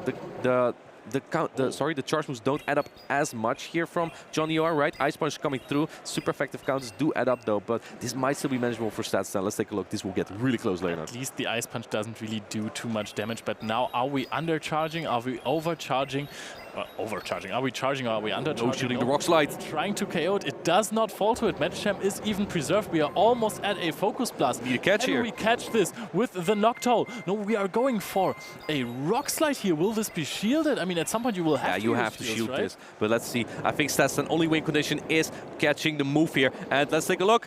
Oh no, he was waiting. Just half a turn from Jonioa. What a high level play. As we've seen in the Perfect Play video as well, by the way, how you wait half a turn to make sure that the move isn't caught on another Pokemon. Very, very high level play from Jonioa there. Perfect. What a perfect play, as you just said. This is a tie. So we are... It is tied now after the bracket reset. It is 1-1. Jonioa, after we thought that he was in a such big advantage, also mentally, but then Statistan took game 1 back, and now what do we have here? We have a tie again. Both of these players are head-to-head. Yeah, and maybe Statistan now finally found the key to win these battles. I think... Yeah, he lost track of energy a couple times, right? On the Noctowl, I think also on the Medicham perhaps, because he could have farmed up more, right? Because the lock-ons just don't add up. You could have farmed up more on the Medicham despite getting really low health, but because Registeel needs to land a Focus Blast anyway, you have the time to build up more energy there. So I guess just those miscounting there really yeah, that just caused Statistan to lose because he had a very favorable matchup. Yeah, we can see, by the way, Costa, our VGC caster over there on the screen on the right side. Okay. But I mean, it gives me a lot of comfort that a player like Statistan also sometimes loses track of the counts. Yeah, absolutely. It happens to the best of us. We see Tactical here, also one of the very best players. We see a Mind Joke. All players that are also... we see... How can you miss Lurgan Rocket and the smile of Maximilian there? Yes, kisses to you as well, Lurgan Rocket. But even those good players, they also lose, right? They got knocked out. So even the best among us, they make those slight mistakes. Yes, absolutely, and now we are very close to the next game. Statistan has tried many different things. Now, for now, I think we have said that the Medicham lead is the best one so far. Yeah. This is something that Jonioa can capitalize on because he has the Sable Eye. But also, Statistan could think, hey, now I'm going to bring my Mew back again in the lead. But maybe the other player predicts something different, and then we don't have the Medicham leads anymore. But maybe we're just going to see Medicham leads all the way down. We'll find out. I think one particular strategy that Statistan could do is like bait out the Sable Eye with the Mew. It actually wins the one shields and then sweep with the Medicham. Let's take a look. We have the knockdown into the Lantern. This is a very tough lead for Statistan. A very good lead for Jonioa on the right side. We have game number 3 here in this best out of 5 in the very grand finals, and switching in his own Lantern into the mirror here. What do you think of this, Leonard? I like this a lot, and we are seeing a classic version of who's reaching the Thunderbolt first. It is Jonioa. We might see him switch out, bringing that first Lantern, the Lantern of Statistan, into the range of one move of the Registeel, or in a few counters range, plus Psychic. So we have the Medicham in here now as well, but there is a lot of energy on Statistan, so he might actually throw a lot onto this Medicham. First serve is actually no-shielded. I think Jonioa just threw that Thunderbolt from the Lantern just real quick to make sure that he gets the switch advantage here. And because of this farm down from Jonioa, he now can land 2 Ice Punches on that Noctowl. I don't think Statistan minds as much, just because the Noctowl is kind of irrelevant against that Lantern anyway. But look at those moves adding up. Can he flip this? He has to throw an Ice Punch. Oh, he actually lets this go. He doesn't want to flip the switch advantage, and that kind of makes sense, I guess. Perhaps he is expecting the Registeel because actually brings in the Medicham here. Interesting. Getting more farm here. I was kind of thinking maybe one wing attack is enough, and we are not at an Ice Punch yet, but now, no, he's going for the counter down, and this Medicham is looking so strong. You're even avoiding the Lantern here. Jonioa, knowing that this Lantern would be so good against the Noctowl, but Noctowl is also really bad against the Registeel. Yeah, Jonioa really has the cards in hands right now. He can basically choose where to put his Noctowl counter, right? Because he has the Registeel and the Lantern. But I mean, this is maybe a Noctowl that has to catch a move. He tries to catch the Thunderbolt. Not going to happen. He is one shield up though, so maybe this could be a win condition. Maybe he can win with the Medicham, but Medicham is also really chipped down, so I don't know if it is going to help because the water gun pressure is a lot right now. Yeah, chat, can you please type 1 if you think this will debuff, type 2 if this does not debuff the Noctowl. Let's take a look. The Shadow Ball will add up if it doesn't. Let's take a look. The first Zap Cannon comes through here, does massive damage, and it doesn't debuff. It doesn't drop the attack here. Debuff could also be crucial. We are farming up a lot more, going for another Shadow Ball. Unfortunately, I'm pretty sure that the Registeel is not going to reach, or that the Noctowl is not going to reach another Shadow Ball. However, we are lock-onning down. This is valuable trip damage from the Noctowl here as well. We are and he doesn't get the Sky Attack. Just a Sky Attack. Oh my goodness, and now this Registeel can get this Zap Cannon off here, and at this point, you still can farm up more energy, but if this will debuff, then the Psychic won't do as much. Let's take a look, and it does drop the attack here. Lantern already has so much energy. First Surf coming in, and Statistan making the bold call of this being only a Surf, but now the water guns will add up, Leonard. Let's take a look here. This Medicham gets too low. This does more than half. We also have another Surf. It just has to go for another Surf. It does not go for another Surf because we just have the shield here, so we're just water gunning down. This is an Ice Punch bait. The Ice Punch bait is not called. We are seeing the last shield from Jonioa go down to the Psychic here, but he barely doesn't get there. Oh, that's very unfortunate for Statistan. Very tough, barely not getting to do the Sky Attack. Also, he was quite fortunate to get no attack drop on the Noctowl, sorry. So the Shadow Ball did more damage, but then he did get that attack drop on the Medicham. I don't think it changed a lot there in that matchup, but, you know, just getting your ults in there, that gives you a bit of a feeling, right? Yeah, I mean, at this point, Jonioa knew, okay, this debuff was really valuable. I'm probably not going to get countered down here. But the water gun damage of Lantern, I think that maybe Lantern can be called one of the overall MVPs of this tournament. It has performed in every matchup. Yeah, the water gun Lantern, and especially that it has water gun right now. Is water gun the new meta? Is it the new meta, chat, Leonard? I've seen it everywhere now. Right? Yeah, I think so too. Right, and it's been so crucial in these matchups as well. We see it basically every time from Jonioa and Statistan. So, yeah, it really is a water gun Lantern tournament here at the special event in Utrecht. And I'm very excited for what will be next. We have Jonioa is now at 2 wins. He needs 1 win to win it all, or will Statistan win another game to tie up the score here? Oh, this is match point in the bracket reset from the winner of the losers bracket. So, Jonioa, can he make this big comeback? Can he win this one, or will Statistan drag it out to a game 5? And we are seeing the Galarian Stunfisk versus the Registeel. What do you think about that, Martijn? I don't know about this matchup, to be honest. I mean, I know the matchup, but I don't know how I feel about it, because the first Focus Blast, the Registeel would actually... Oh, he catches the Focus Blast! What is he doing? Oh my goodness, that is a really good catch, but this means that your Mew will never get aligned to that Medicham now, and Jonioa might just stay into this. Now, this Focus Blast actually will put that Mew into... Snap Cannon range. Yeah, exactly. I mean, we're almost in Focus Blast range at this point, especially if we're going for a Wild Charge, so that is not something to be disregarded. You will have to use a shield if you want your Mew to take the next attack. We're going to see a Focus Blast being even thrown here. That is very smart, considering that there is a harsh defense drop on the Mew side. We're seeing the first shield used by Statistan. And this is actually quite favorable, somewhat for Stan, simply because he does get the Diva, but does get 2 Wild Charges here. The Water Guns just add up so much because of that defense drop now, and the first Wild Charge coming in, but I don't think you get to another one. Perhaps you can get the serve off to maybe make your opponent think that you have it, and it looks like Stan is stepping for the serve, and he doesn't get there. He can't even fake a Wild Charge here. What do you do here? This looks very bad for Stan. Bing down a shield, losing switch advantage, and Jonioa still has that Medicham in the back. In comes the first serve. That is super effective. Jonioa has all the cards in hand here. Statistan is trying to tap on the Earthquake. He's even 1 shield up. This is all looking so good for Jonioa. He's going to tap on a Rock Slide. This is a win condition for him. Now get this bait. Get a shield out. He even calls the bait. He does not use a shield against the Rock Slide. He is with his back against the wall. Statistan, how can you pull this back? Yeah, this is tough. I think Jonioa just applying his main strike, and he gets another serve here. This is so bad for Statistan.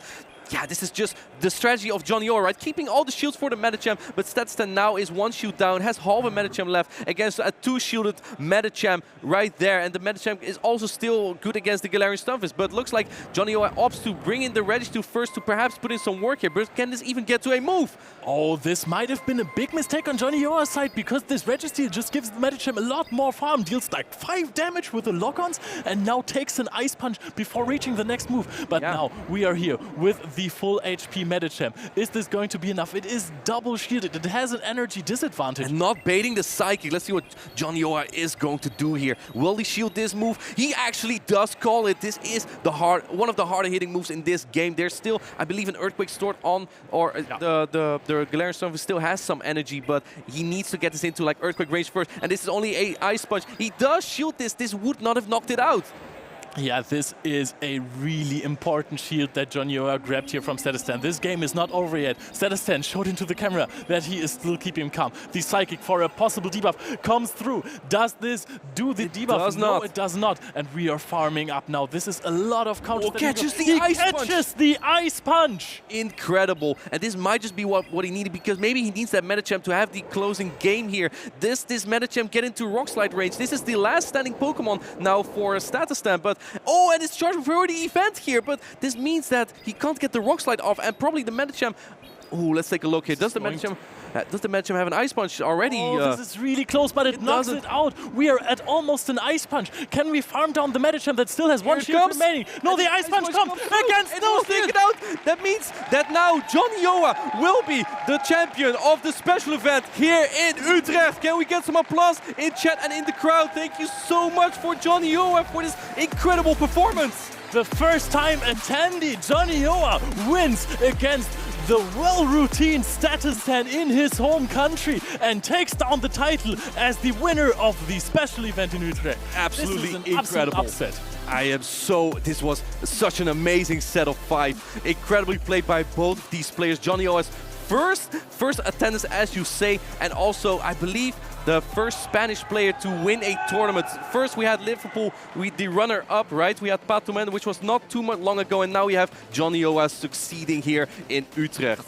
Imagine if this rock slide came through. Imagine if it's still connected. This was such a heartbeat final. That was like 10 HP left on everything. If this ice punch barely KO'd, we know that it deals like 10 to 15% damage, and it just knocked out the Galarian Stunfisk with the 5 or 6 rock slides in. It was so tough to do, right? Because the thing is, if you throw the rock slide earlier, then Jonioa probably would have farmed down the Galarian Stunfisk, and you also lose. So how do you deal with that as Dr. Statistan? It was just very tough at that point, I think, and Jonioa's counts were just so meticulous. I think that Statistan could have had a previous game, right, where he miscounted a couple of these against the Sableye. Yeah, exactly, and that just put him in a very tough spot. If only the smallest mistakes can already put you at such a disadvantage at this high level. The smallest mistake can cost you the entire game. Imagine this Noctowl was at 2 sky attacks, and then he throws on the charge move priority event. The foul play of the Sableye would have knocked out. You can't let your Noctowl go with about 100 energy, so you have to use a shield, but you already clicked it for the charge move priority, so you're going to lose 6 or 7 wing attacks, and this is really hard. Yeah, it's just so difficult to overcome. Knowing your counts really helps in these kind of matchups, simply because otherwise you get these kind of small mistakes that are probably not necessary if you're actually counting those moves right. And Pokemon like Noctowl and Sableye, they're just all over the place, Leon. So it does really help to learn the counts of those kind of Pokemon. And Jonioa just had them all in his head. Yeah, and I mean, in this moment, you have this really dominant matchup of Noctowl versus Sableye, and then your opponent manages to grab a shield from you. This is absolutely crucial. You only have 2 shields, in case you didn't know. You only have 2 shields, and those are so important. This is also why bait moves are so strong. I mean, we have seen Medicham's power-up punches being shielded already, so we're seeing the top 16 meta breakdown again, and I think this is one of the wildest meta breakdown that we have had in European regionals so far. Look at the sheer diversity we have here. Absolutely, but unfortunately, like the sheer diversity, there was very little remaining in the grand finals. We saw the same meta Pokemon still prevail. I mean, they are called meta for a reason, right? I think the top 6 are actually just the winner team, right? No, we did have a Dunsparce and a Mew on Statistan's side. But Statistan didn't win. Yeah, okay, you are sorry. Oh no, the Galarian Stunfisk was in there. Yeah, okay, yeah, the Galarian Stunfisk was in there. What was the other Pokemon he had? I think it was the Alolan Ninetales that Jonioa had. No. Jonioa, yeah. So that is correct indeed. It was a very hard meta team, and yeah, they are meta for a reason. Jonioa used them very well to win this tournament. It's Jonioa with an absolutely insane run. We have heard it in the interview so many times. Again, thanks to our judges who provide translations for everyone, so you can get the insights of these pro players who don't speak English too well. But he was so humble. He was like, I didn't prepare too much. I mean, I can play the game. I have Pokemon that I'm really comfortable with, and I just brought them. And he is really humble, and he played so perfectly. That was, it looked like he has prepared for this for a month. What you need to keep in mind, it's the driver that makes the car work, right?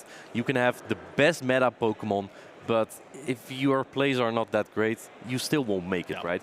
And you can also have the worst Pokemon and be the best player in the world and still get really far. So while Jonioa used all that meta Pokemon, he also just played phenomenal with them, right? That's usually what you see from most regional champions so far. Yeah, most of the time regional champions, or especially event champions, are phenomenal players. I mean, every one of them just impressed in their entire run. And I mean, this is not a Swiss system, this is double elimination. This means that you only get to lose 1 match in the entire tournament, and those tournaments are long. You play so many matches, and we have luckily seen so many matches on stream. You can just write in the chat as well, what was your favorite match of the entire tournament? Which one was the biggest upset? What was the best catch? just something, the most hype moment? Was it the boom from the blast burn?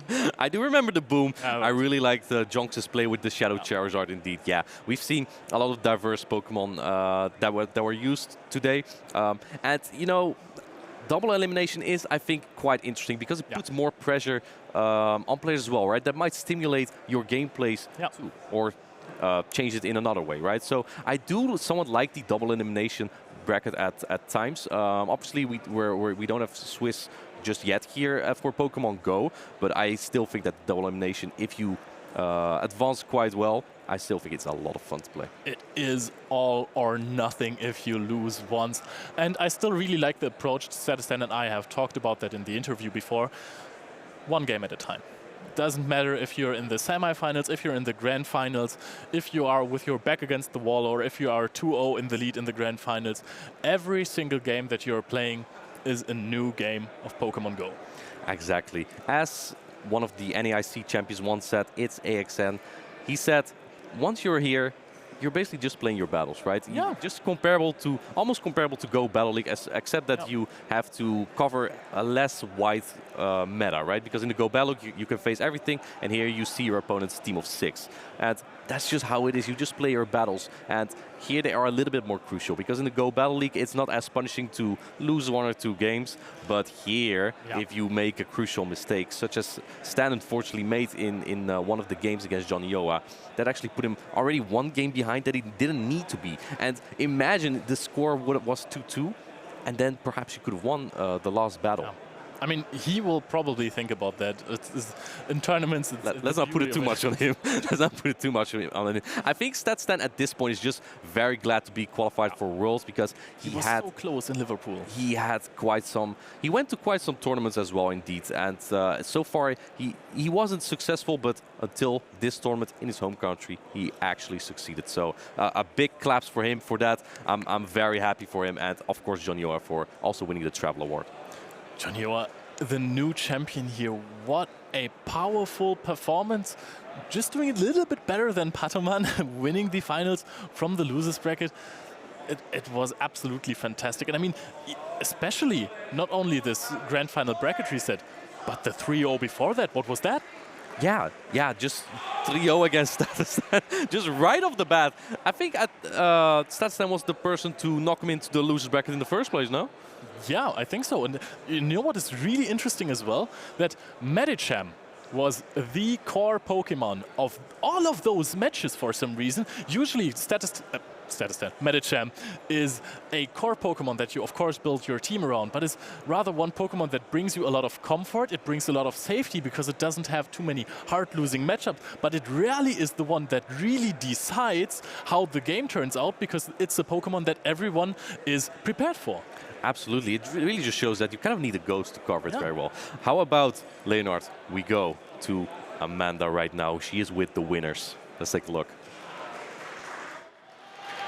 Thanks, Martijn and Leo. And once again, we are now at the award ceremony, which is arguably, I think, one of the most important parts of this competition, recognizing all the competitors of this largest special event so far, and one of the largest Pokemon Go tournaments to date, and also mostly recognizing our top 4 competitors. So I want to first introduce our 4th player, and that is Dr. JGY from the Netherlands. Let's give it up for him.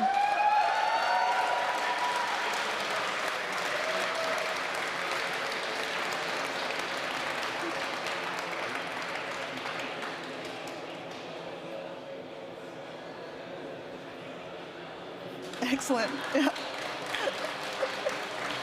Nice job. You can go ahead and go back. In 3rd place, we have Jonkis from Germany.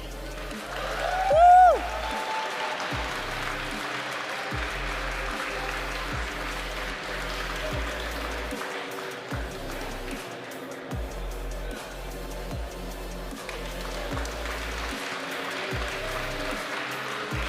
Second place, really representing here the Netherlands. Once again, we have Statistan punching his ticket to Yokohama.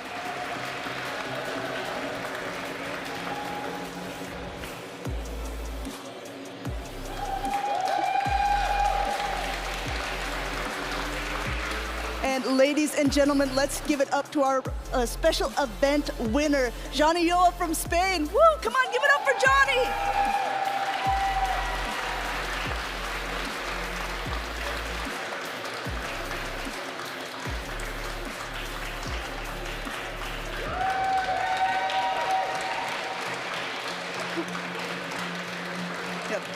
Congratulations once again to all of the competitors. And I just want to take a moment too to thank everyone here. Thank all of the participants. As you can see, this is a very large crowd of people going to cheer their champions on. Thank you to the production crew, our other co-casters who are over there helping everything run smoothly. And if you like this Pokemon Go action, we will see you again in 4 weeks at the EUIC.